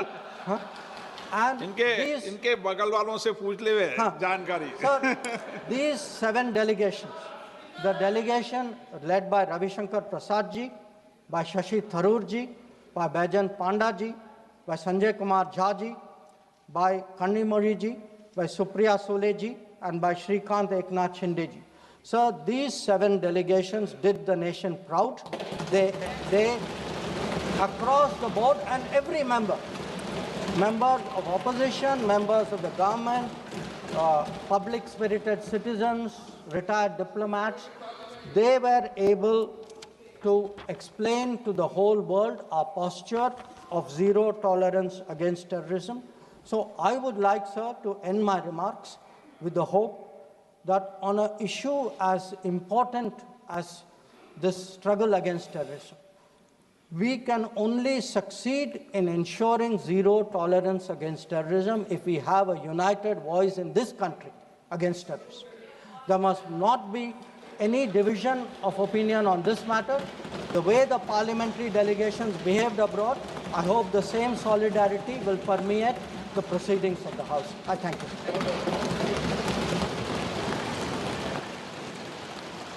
Shri Mia Altaf. Accountable. Thank you, ma'am. Very good. Thank you.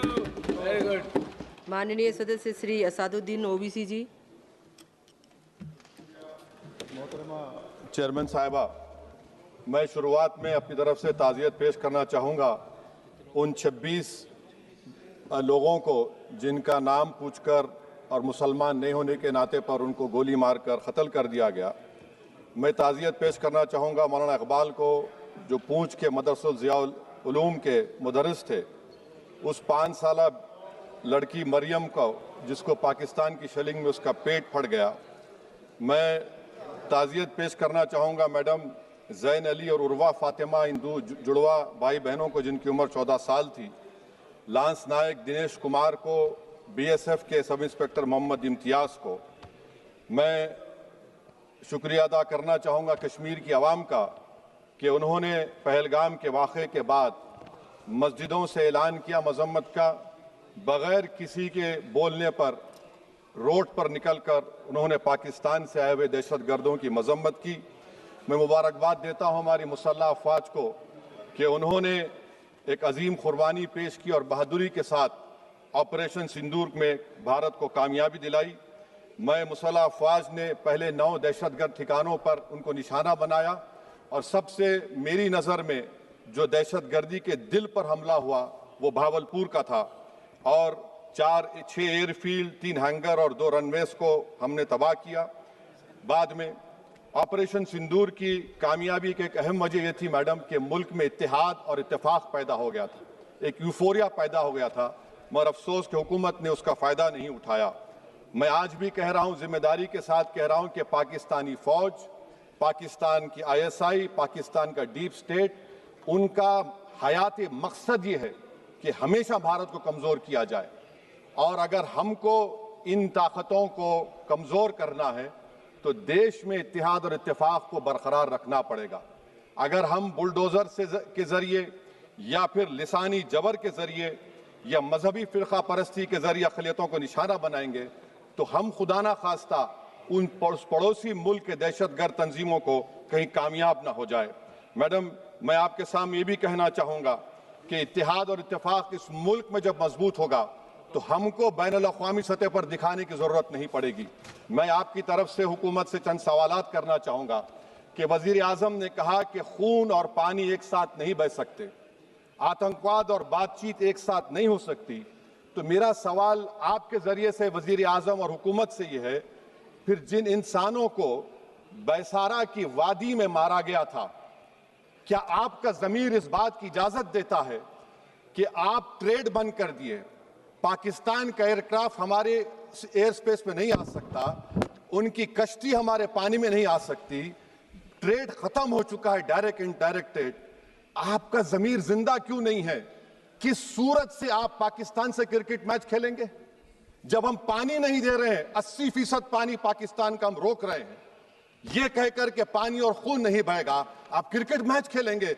Madam, मेरा ज़मीर तो गवारा नहीं करता कि मैं उस match को देखूंगा। क्या इस हुकूमत में इतनी हिम्मत है कि उन 25 मरने वालों को फोन करके कहे कि देखो हमने ऑपरेशन सिंदूर में बदला ले लिया, अब तुम पाकिस्तान का मैच देखो? बड़ी अफसोस की बात है मैडम, अकाउंटेबिलिटी किस पर है? पहलगाम किसने किया? 7.5 लाख हमारी फौज और सेंट्रल पैरामिलिट्री फोर्स है, ये कहां से 4 चूहे घुसकर हमारे भारत के नागरिक को मारे? अकाउंटेबिलिटी किस पर फिक्स होगी? LG पर फिक्स होगी तो LG को बरतरफ करिए, IB पर आती है तो एक्शन लीजिए, पुलिस पर आती है तो एक्शन लीजिए, मगर आप ये समझ रहे हैं कि ऑपरेशन कर दिया और हम खामोश लोग भूल जाएंगे। अकाउंटेबिलिटी फिक्स करना पड़ेगा। मैडम, डिटरेंस आपकी क्या है? आपने सर्जिकल स्ट्राइक किया, आपने बालाकोट किया, फिर ये पहलगाम हुआ, तो आपकी डिटरेंस की पॉलिसी नाकाम साबित हुई, कश्मीर की पॉलिसी नाकाम साबित हुई, 370 हटा दिया आपने एक रियासत को यूटी बना दिया और उसके बावजूद भी दहशतगर्द वहां पर पहुंच गए। तो और अफसोस मुझे इस बात का होता है मैडम कि पाकिस्तान को हम जानते हैं, पाकिस्तान और इजराइल इस पूरी दुनिया में एक फेल्ड स्टेट है और पाकिस्तान के आर्मी चीफ को, जिससे हमारे स्ट्रेटेजिक रिलेशनशिप, इसको अपना दोस्त कहते हैं, उस देश का प्रेसिडेंट उस शख्स को बुलाकर खाना खिलाता है अपने साथ जिसके भाषण से हमारे लोग मारे गए थे। तो क्या आपकी खर्जा पॉलिसी कामयाब हुई? आप देख लीजिए। अच्छा, हमारे देश में एक ऐसी तंजीम है जिसका वजूद नफरत की बुनियाद पर और मजहबी अज़वियत को फैलाने के लिए बनाया गया, उनको तकलीफ है सेकुलरिज्म से, सोशलिज्म से, मगर हमारे संविधान के प्रियम्बल में लफ्ज सॉवरेन है। सॉवरेन का मतलब यह है कि हम खुद मुख्तार हैं, हम हाकिम आला हैं, हम अपने मुल्क के मुकद्दर का फैसला करेंगे। एक गोरा व्हाइट हाउस में बैठकर भारत की सीज फायर का ऐलान करेगा? यह आपका नेशनलिज्म है? अफसोस होता है मुझे सर। मैडम, मैं आपसे पूछना चाह रहा हूं कि अगर एक चचा सैम ऐलान कर रहे हैं तो हमारी फौज पर क्या असर पड़ा होगा? हमारे उन पायलटों पर क्या असर पड़ेगा जो नहीं मालूम कितनी ऊपर आसमानों पर भारत की हिफाजत कर रहे हैं? वो नेवी का सिपाही जो समंदर में खड़ा हुआ है, उसको ये नहीं मालूम हो रहा है कि मेरा प्रधानमंत्री ऐलान नहीं किया, एक गोरे ने ऐलान किया। बड़ा ये आपके कैसा होगा ये? मैडम, मेरा सवाल हुकूमत से यह भी है कि हम कोई एडवर्सेरियल कंट्री नहीं है अमेरिका के लिए, हम दोस्त हैं, स्ट्रेटेजिक रिलेशनशिप है, क्या क्या एग्रीमेंट हमने साइन नहीं किया, तो क्या ये दोस्ती निभा रहे हैं? मैडम, मैं हिस्टोरिकल एग्जांपल दे रहा हूं, क्रुश्चेव और टीटो। क्रुश्चेव ने दबाव डाला, टीटो ने कहा मैं नहीं मानता, मैं नैम ज्वाइन करूंगा।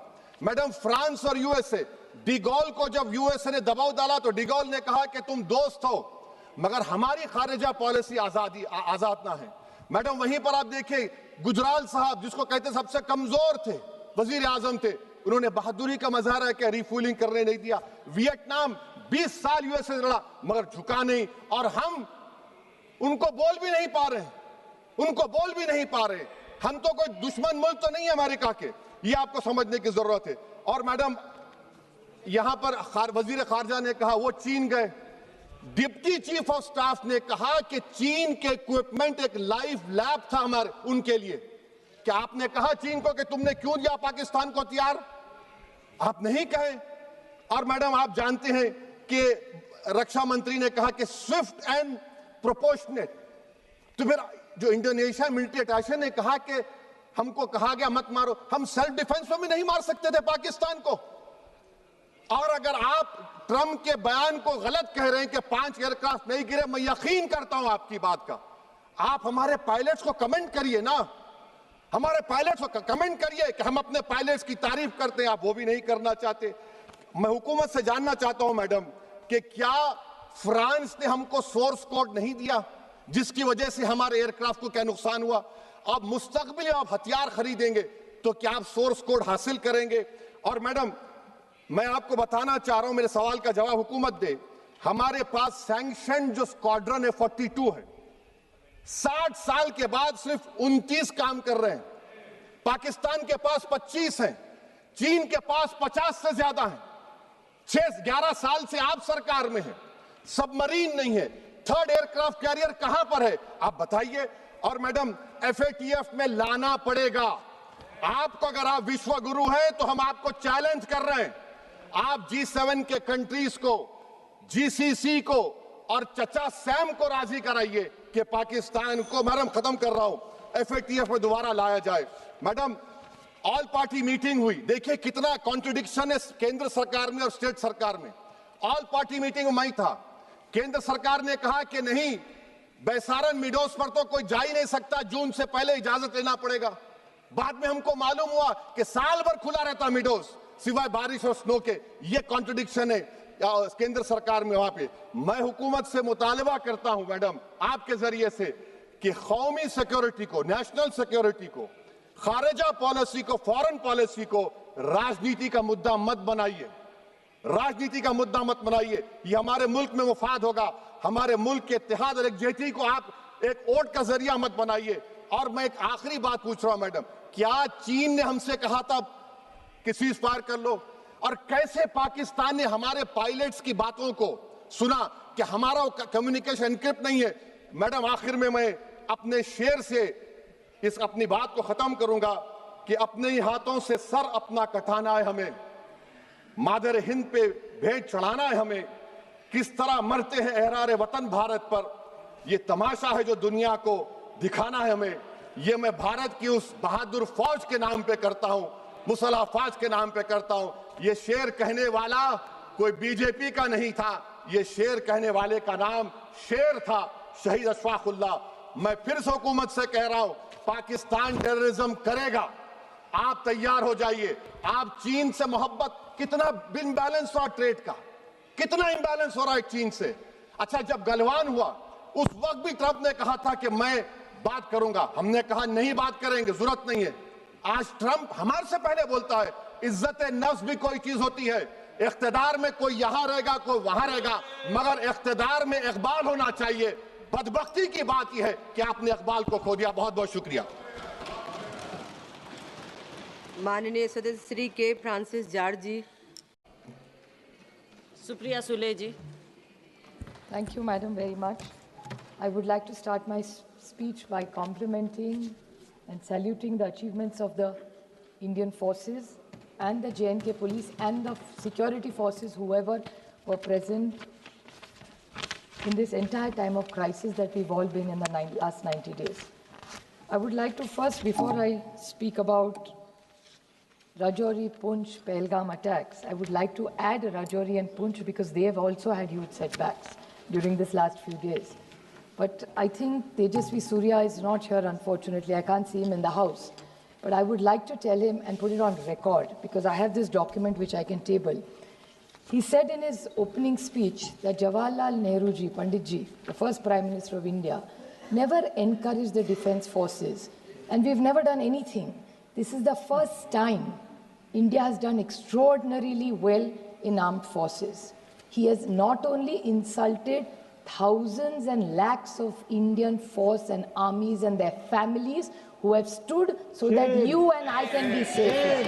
I object to the statement that he has made. And I would like to read out what he said in his speech was, oh, Indo-Pak war, what the first war was a failure. That उसके लिए failure होगा. ये जो इतिहास हमें पढ़ाने बोल रहे थे ना, खुद पढ़ो ये सर. नहीं होगा तो ये बता देती हूँ मैं. Indo-Pak war, the first time we won. Operation Polo 1948, Hyderabad into Indian Union, September 1948, is a success of the Indian Army. Operation Vijay 1961, Goa, Diu, Daman, military operation led to the liberation of the Portuguese enclaves, completing India's territorial integration, December 1961. Indo-Pakistan War 1965 successfully defended Indian borders, preventing Pakistan from achieving its strategic objectives. August-September 1965, Bangladesh liberation and Indo-Pakistan War 1971. A decisive victory of Indian Army along Mukti Bahini liberated in Bangladesh in 13 days, leading to surrender 90,000 Pakistani troops, March 1991.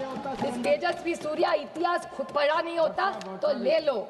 This is one thing. We may have political differences, like Sunil Tadkare ji said. He's absolutely right about this. That जब देश का सवाल आता है तो देश पहला, उसके बाद राज्य, उसके बाद पार्टी, उसके बाद फैमिली. पहले देश आता है. और जब कनिमोड़ी जी यहाँ है, मैं यहाँ हूँ. जब हमें किरण रिजिजू का फोन आया था, किरण जी ने मुझे सिर्फ फोन पे कहा, सुप्रिया तुमको देश के लिए 10 दिन देने पड़ेंगे. देश के लिए मैं क्या कर सकती हूँ? देश के लिए 10 दिन क्या बोल रहे हो किरण जी आप? ये माननीय प्रधानमंत्री जी का बड़ापन था कि हम सारे ऑपोजिशंस को उन्होंने लीड करने के जो विश्वास दिखाया है, यही एक सशक्त लोकतंत्र है. ये जो तेजस्वी सूर्या की छोटी सोच है ना, वो छोटी सोच हम नहीं रखते. जो अच्छा है वो अच्छा ही है. और जब देश के बारे में आता है, आप नहीं थी शैलजा जी, लेकिन ऑल पार्टी मीटिंग में हम जब गए थे तो पहली कांग्रेस पार्टी बोली थी और उन्होंने कहा था कि ये वक्त तू मैं का नहीं है. कांग्रेस पार्टी और सारी ऑपोजिशन नरेंद्र मोदी जी की सरकार के साथ पूरी ताकत से खड़ी रहेगी और हम आपके साथ हैं. आप जो निर्णय ले, युद्ध करे, कुछ भी करे, हम आपके साथ खड़े रहेंगे. और ये तेजस्वी सूर्या क्यों पता नहीं है. तो मैं ये जो नए लोग आके पता नहीं क्या क्या हमको सुना के जाते और गलत इतिहास बनाते और रिकॉर्ड पे गलत लाते, इसके लिए मुझे दुख हुआ उनके भाषण सुन के. उनके लिए बहुत अंधभक्त होते काय असेल. Another thing he said, NIA के बारे में बोल रहे थे. किसने NIA शुरू किया? ये तू मैं का वक्त नहीं है. इस देश के अभी सुरक्षितता की चर्चा. मैं नहीं कहूँगी हमने किया, अच्छा ठीक है हमने किया, आपने आगे लिया, अच्छी बात है. बट NIA में भी गलती निकाली. ये जो तेजस्वी जी ने, या मुझे विश्वास है कि ये बीजेपी की लाइन नहीं होगी, ये तेजस्वी सूर्या जी की होगी. क्योंकि जब से हम सबको उन्होंने बुलाया था, और ये जो अभी मंत्री जी मेरा मिनिस्टर डॉक्टर जयशंकर जी बोले, मैं उनकी तहे दिल से हम सब की तरफ से आभारी हूँ कि हम सबको उन्होंने चुना और विश्वास के नाते हमें प्रदेश में भेजा. और मैं सिर्फ जयशंकर जी को 2-3 छोटे सवाल करना चाहती हूँ. उन्हें बहुत अच्छा उन्होंने भाषण सबको दिया, बट मुझे 2-3 सवाल उनको पूछने हैं, बड़ी विनम्रता से पूछना चाहती हूँ क्योंकि देश के बारे में है. कि उन्होंने कहा दुनिया ने हमें सपोर्ट किया, तो आतंकवाद में तो सब करते हैं और करना ही चाहिए. बट उन्होंने मैं बड़ी विनम्रता से उनको कहना चाहती हूँ कि जहाँ हम भी गए, कि दुनिया का आप रिकॉर्ड भी देखिए, किसी ने हमारी तारीफ नहीं की, हम लड़े इसलिए, लेकिन डी एस्केलेशन जब किया हमारी बहुत प्रशंसा सबने की. तो सारी दुनिया ने डी एस्केलेशन के बारे में भारत के लिए बहुत अच्छा भी बोला. तो जब बाकी के इनके जो सांसद कहते हैं अभी घुस के मारेंगे और वो सब लैंग्वेज, वो सब ठीक है, कहने के लिए बहुत अच्छा भी लगता है. लेकिन इस दुनिया में जब लड़ाई होती है, आप भी एक महिला है, मैं जानती हूँ, संवेदनशील महिला है आप बताइए मुझे, जब हल्ला होता है तब क्या होता है? सिर्फ विधवा महिलाएं रहती है और बच्चे रहते, क्या मिलता है किसी को? तो मेरे ख्याल से डायलॉग्स, टॉक्स, ये सारी बातें हम सब कह के आए कि terrorism, blood and water can not flow together. Anurag ji है यहाँ, वो रोज बोलते थे, हम 10 दिन घूम रहे थे कि cross border terrorism, terror and talks can not together. We were साथ में थे हम उसमें. मेरे ख्याल से किसी ने, और जब ऑल पार्टी मीटिंग में हम गए थे तब हमने कहा था कि अगर आप युद्ध करेंगे तो हम भारत के साथ रहेंगे, जो भी करेंगे आप। लेकिन जिस तरह से, और एक उन्होंने पूछा, एक बीजेपी के ने कि हमने अटैक किया और पहले वाली सरकार ने कुछ नहीं किया। मैं पूछना चाहती हूँ कि आपका ऑब्जेक्टिव था क्या? तेजस्वी सूर्या जी कह रहे थे कि ओ आप इतने साल कांग्रेस ने कुछ नहीं किया, तो भूल गए इतिहास पर क्या क्या किया। लेकिन मैं बड़ी विनम्रता से उनको पूछना चाहती हूँ कि डी एस्केलेट तो एक डेढ़ दिन में ही हो गया, तो what was the objective of the war when he said, क्योंकि ये बहुत सारे लोग मुंबई के अटैक के बारे में बोले और बोले कि कांग्रेस ने कुछ नहीं किया। मैं बोलना चाहती हूँ, आपको पता नहीं दुख क्या होता है। पुलिस शहीद हुए 26/11 की मुंबई के अटैक में, और ओमड़े जी थे, बेचारे पुलिस थे, उन्होंने जब वो क्या उसका नाम था, कसाब को जब पकड़ा था, जिंदा पकड़ा था। तो जब कसाब को पकड़ा था, जिंदा पकड़ा था, तो पेट में गोली लगी थी इसके, और कन्विक्टेड। और मैं एक बात बताऊं, आतंकवादी को जिंदा हमने पकड़ा था, तब हमारी, मैं नहीं कहती वो हमारा सरकार नहीं गई थी, इस देश की पुलिस थी वहां। मैं नहीं कहूंगी कि कांग्रेस ने की, कभी नहीं कहूंगी मैं कि एनसीपी कांग्रेस की सरकार थी, हमने पकड़ा, हम नहीं पकड़ने गए थे।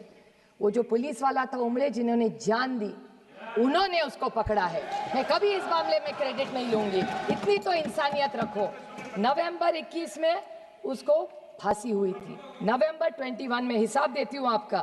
पहले कन्विक्ट हुए 2010 में, उसके बाद Mumbai high court, supreme court, mercy petition, execution carried out, और नवंबर 2021 में पूना में इसी को फांसी हुई थी, कसाब को।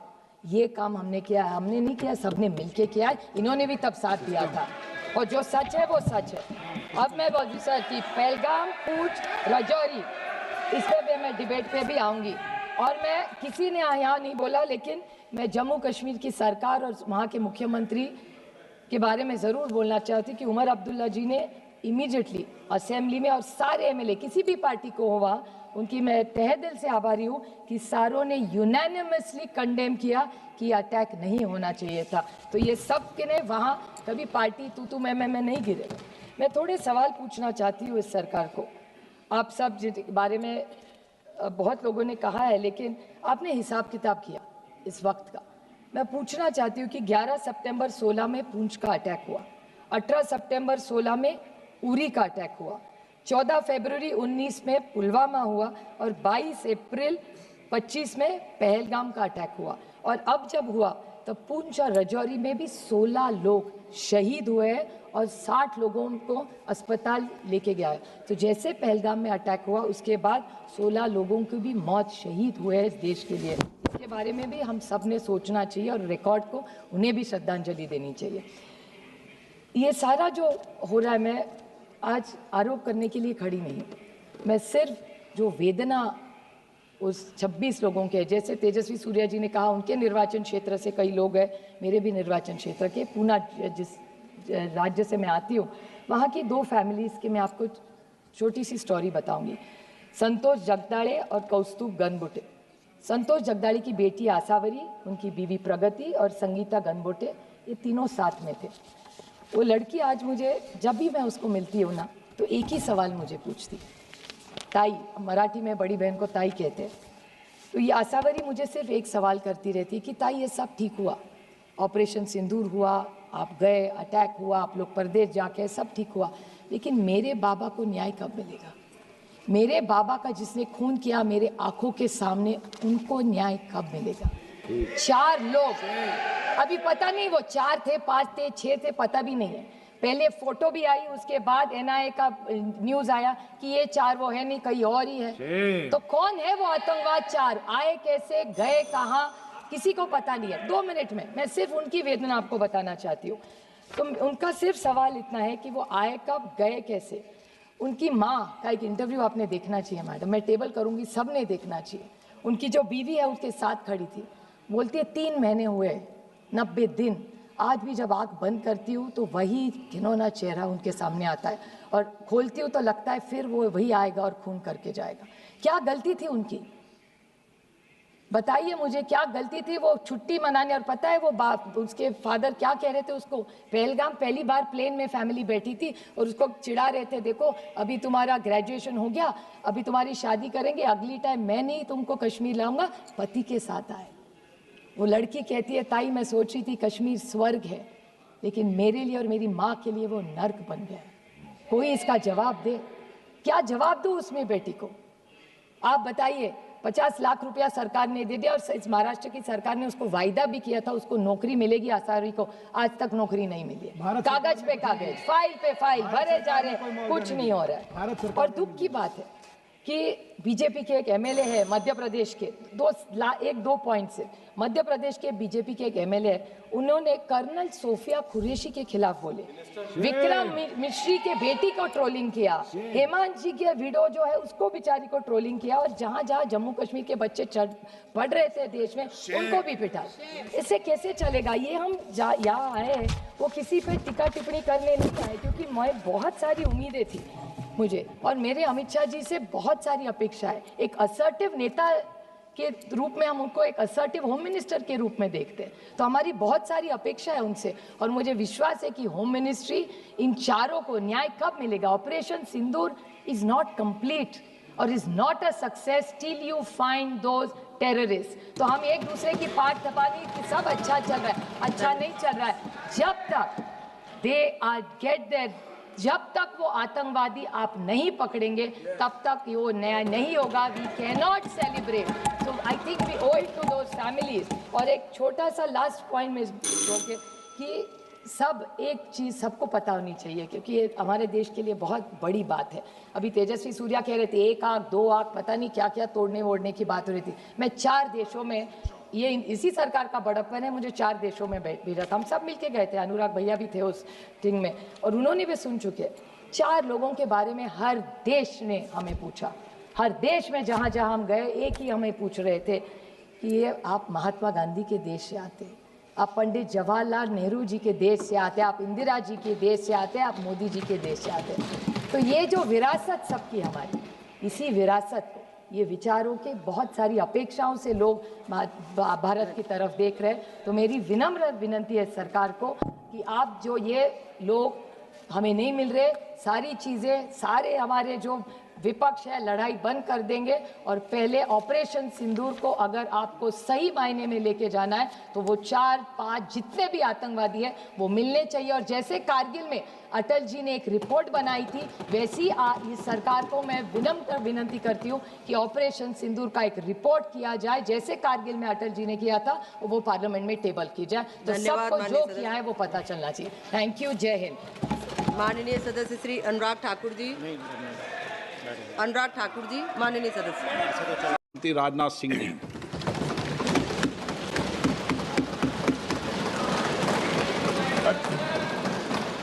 अध्यक्ष